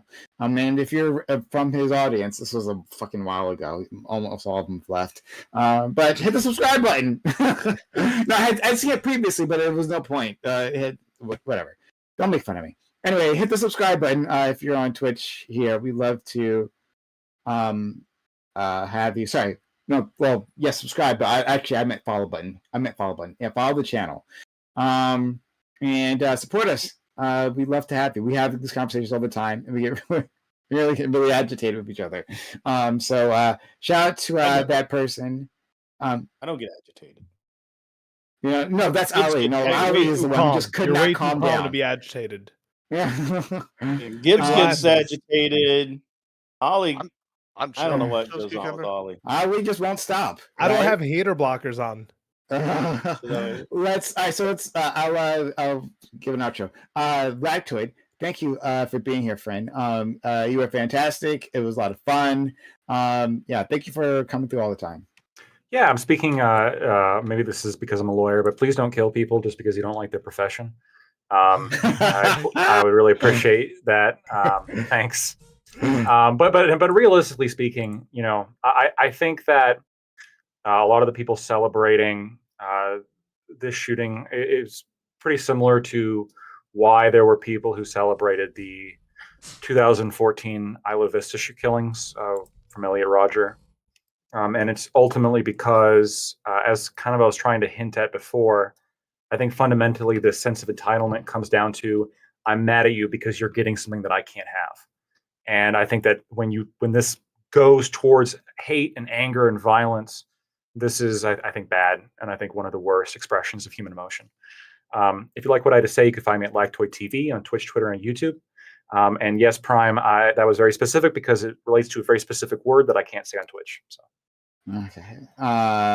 Right. Well, I want to discuss a lot of this stuff more with you guys off stream. Right. I wanted to say something previously though, and we don't have to expand on this here, but like I don't think it's a left or right thing. I think it's more of a populist expression of rage rather than strictly left or right. I think we reduce things to that binary, and we end up missing a lot of the nuance of these discussions. But so true. I think populism is somewhat economically left, though. Yeah. I think I think the good kind of populism is economically left, but there is a right wing populism. But we can but even right wing populism, which is economically left. Well, sure, but even like right wing populism, you would agree, like there's you might think they're racist or like they're xenophobic or whatever, but like the economic policies, when somebody goes up and it's like, yeah, we're gonna implement this thing for free, or like we're not gonna let you die in the streets or whatever. Like this is a left wing. No, I think right wing populism. I don't think that's what right wing populism looks like. But we'll get this guys later. I'd love to go into for sure. Scott. Thank you. You are also fantastic. You added so much to this conversation. I do appreciate you. Sometimes I get a little frustrated just because I had to move the conversation along, but like I do appreciate all your additions. He taught me a lot tonight. Scott taught me a lot. Oh, I appreciate it. So I am Fabian Liberty on X and YouTube primarily. I'm on other platforms, but that's where I usually am. I am a anarcho-capitalist, which is basically a right-wing anarchist libertarian, libertarian as it was defined by Murray Rothbard, who coined the phrase as an American movement. I mean, Lactoid, I think you're 100% correct, obviously, on that last take. It's resentment, right, from Nietzschean's will to power, right? It's slave morality.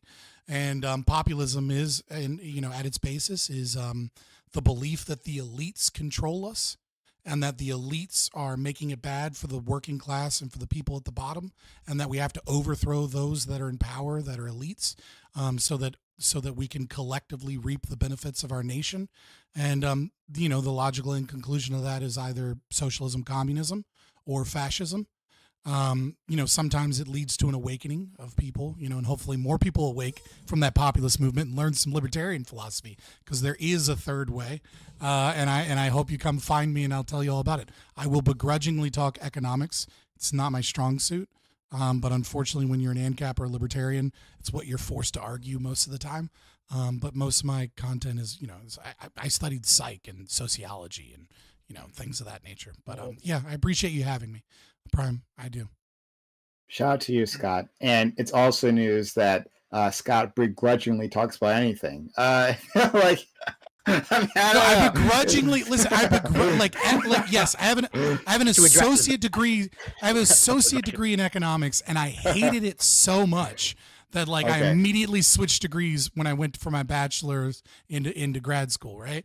It's not my favorite topic. It's boring. Viewers usually don't like it, but when people say, but it's important, and so because it's important, I feel the need to dispel with myths, because it is the most it's the most logic based part of talking politics, right? A lot of things are based upon feelings and emotions, and economics is you can break it down just to its science. Okay, thank you so much, friend. Corey, thank you so much for coming through. You're fantastic, and I love you. I always appreciate being here. I always look forward to Mondays and all that transpires here. It's quite the roller coaster ride. You can find me on Twitch, Corey Campbell 84. You can find me on X, Twitter, YouTube, Instagram. It's Corey Campbell. And I have something to plug on Wednesday. Okay, I'm actually going to be teaching one of my students live biochemistry. They have their biochemistry exam the next day, and I'll be preparing them on stream live, or maybe sabotaging them. Who knows? Find out. And also, I do have to correct the record on a couple of things. One, Lactoid is Canadian. No matter what he says, he is Canadian. 100%. Don't let him lie to you. And two, I'm just a biochemist, not an expert, but I'm pretty sure you're not going to find AIDS in a syringe. But yeah, Grid 1 Motorsports, Sociological, Ali, Gibbs, Van Gogh, Scott, Lactoid, always a pleasure. Love you, Brian. I love you too. Vince Van Gogh, thank you for coming through. We're happy to have you here. We'd love to have you here again in the future. We'll have to de-brainwash you from whatever Scott's told you. You've learned a lot. Now you're worse off than where we came in here. But Vince, thank you for coming through. I appreciate for having me on. I know I wasn't too vocal, but once you guys started going off, I was like, okay, I'm out of my depth here. Let me just learn and listen. I do agree with Scott on a lot of things, but he said some stuff that, he needs to learn, and maybe I can educate him on a few things, change his opinion on some stuff. But I'm excited to come back next time. I wonder if Scott ever thinks that anyone anywhere, anyone at least on the company's panel can ever educate him on anything. How do you think I got so smart? It's because I'm actually super humble. The most humble. Nobody's more humble than me. Nobody's more humble. Number one humbleness right here. We call him Fabian Humble Liberty humble. Scott. He is the best at being humble. The best. The Humblenator. Very good. That was a good one. So but shout out to you, Vince, and yeah, we'll send you invites in the future. We'd love to have you later on. Awesome. Admiral Gibbs, you are I love you so much. You make my world better. So thanks for being here, friend. Yeah, I mean, I just want to say two things. One, for the amount of times I've gotten called retarded by lefties lately, and then ended up being right on all my predictions. It's been amazing. So I guess if a retard can see what's coming, what does it say about them? And secondly, I guess after the amount of times being called retard, you know what got to me, guys? You know what I'm going to do? I'm going to go do a line of cocaine off my checkbook and then wipe my eyes with the tears, because that's the only way I know how to deal with my problems.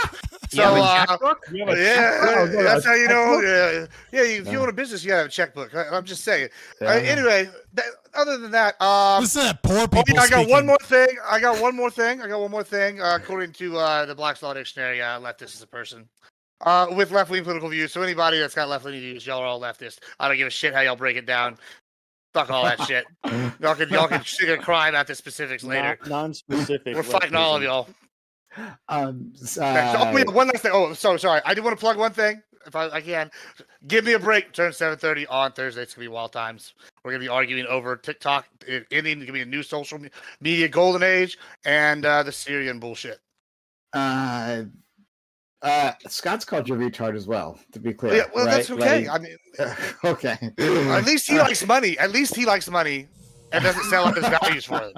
Like money. Like, see, Scott likes money, but even if it was between money and his morals. But yeah, but hold on. I'll give Scott credit. If it became someone gave him money to compromise morals, I don't think Scott would do it. Other people, they want to talk about morality, and then they compromise for everything they believe in for like a check that I use as toilet paper. It's convenient for you, Gibbs, because your morality is your money. So it all works out. Admiral.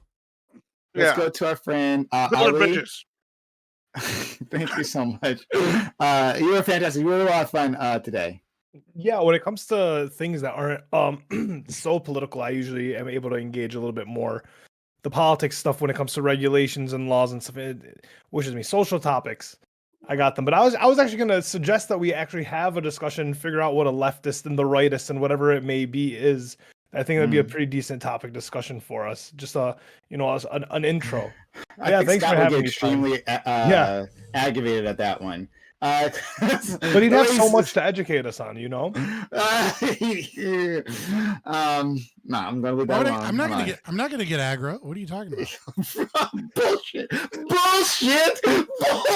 Hey, every time he says his aunt problem, I take a shot now. I don't know if y'all know that, but I've been drinking every time he says it. I'm a classical liberal, guys, right? Obviously, I'm what you mean when you say liberal. I'm the real liberal. All of you have moved. I haven't.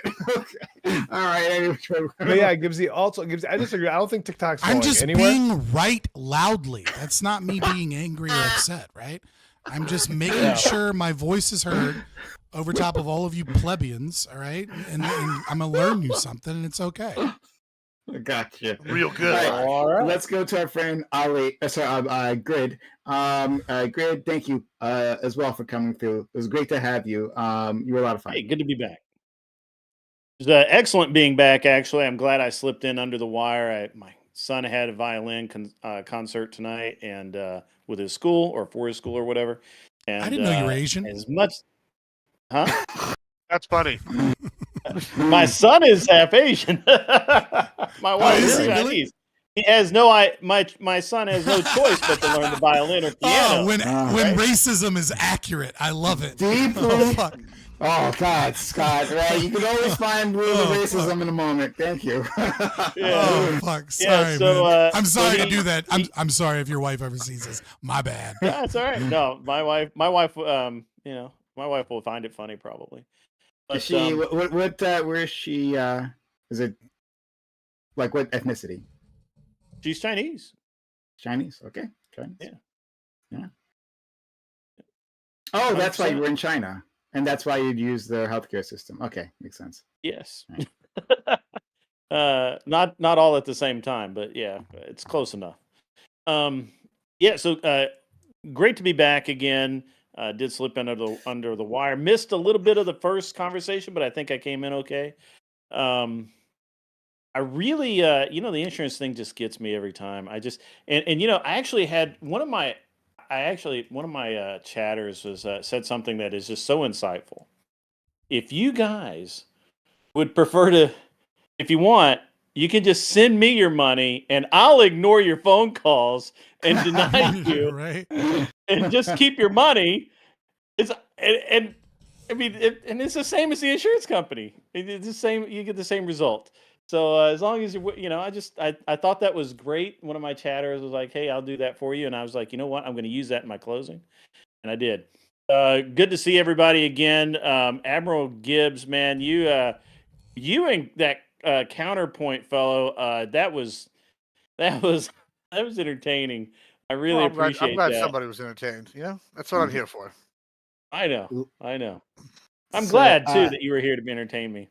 Guys, you will- can find me at Grid1-Motorsports on YouTube, and I do a show 5 times a week. Thanks so much. Okay, I'm going to send you guys off. This is I'm going a to drop down, guys. So we'll sure. we'll I'm see you going to guys send. later. Sure. Sorry? I'm going to send my audience off. This is a female streamer, and from the screenshot, looks pretty cute, which is Salmon in the all that chat, matters female here. streamer. Female. Yes, everybody do that. That's what All you raters, female streamer. Woo! Okay, hold on. Let's. I'll send you off to this one. Off you go. Just waiting for the countdown to finish. Is she playing Balatro? I've heard there's not Balatro. I've heard a lot of good things about Balatro. I've never played it though. Any which way, off you go. Bye. I'm playing PoE 2, and it's fucking good. Golden Circle came out today, free on Game Pass. Path of Exile 2 is Great. a lot of fucking fun, and if you're a nerd, it's super good too. But yeah, reach out to that. Hopefully that Brian Tyler, because they're a big person. At least okay. on YouTube. Like they've been on like NBC and MSNBC, I believe. And like, Really? I'm not joking. Like, Yeah, do what he said. Yeah, okay. Maybe you can get on his show, get some clout, get a lot of subs, and then you can buy a real fucking microphone. A real fucking microphone. But yeah, I'll do that. I wonder if I can find them on Twitter. Don't take orders from me. I'm just No. letting you know that they're a big deal. That's why I was asking. Well, but could you find them for me on Twitter? Because then you'll know what they actually look like. Because I don't know what this person looks like, and make sure they have the right account. Because I'll reach out and say thank you, and hopefully we could do something. All right, guys. What kind of? I think they might have migrated to Blue Sky, maybe. But Okay. Have a good one. take care, Scott. Yeah. Peace. Yeah. All right, boys, give me just 1 second.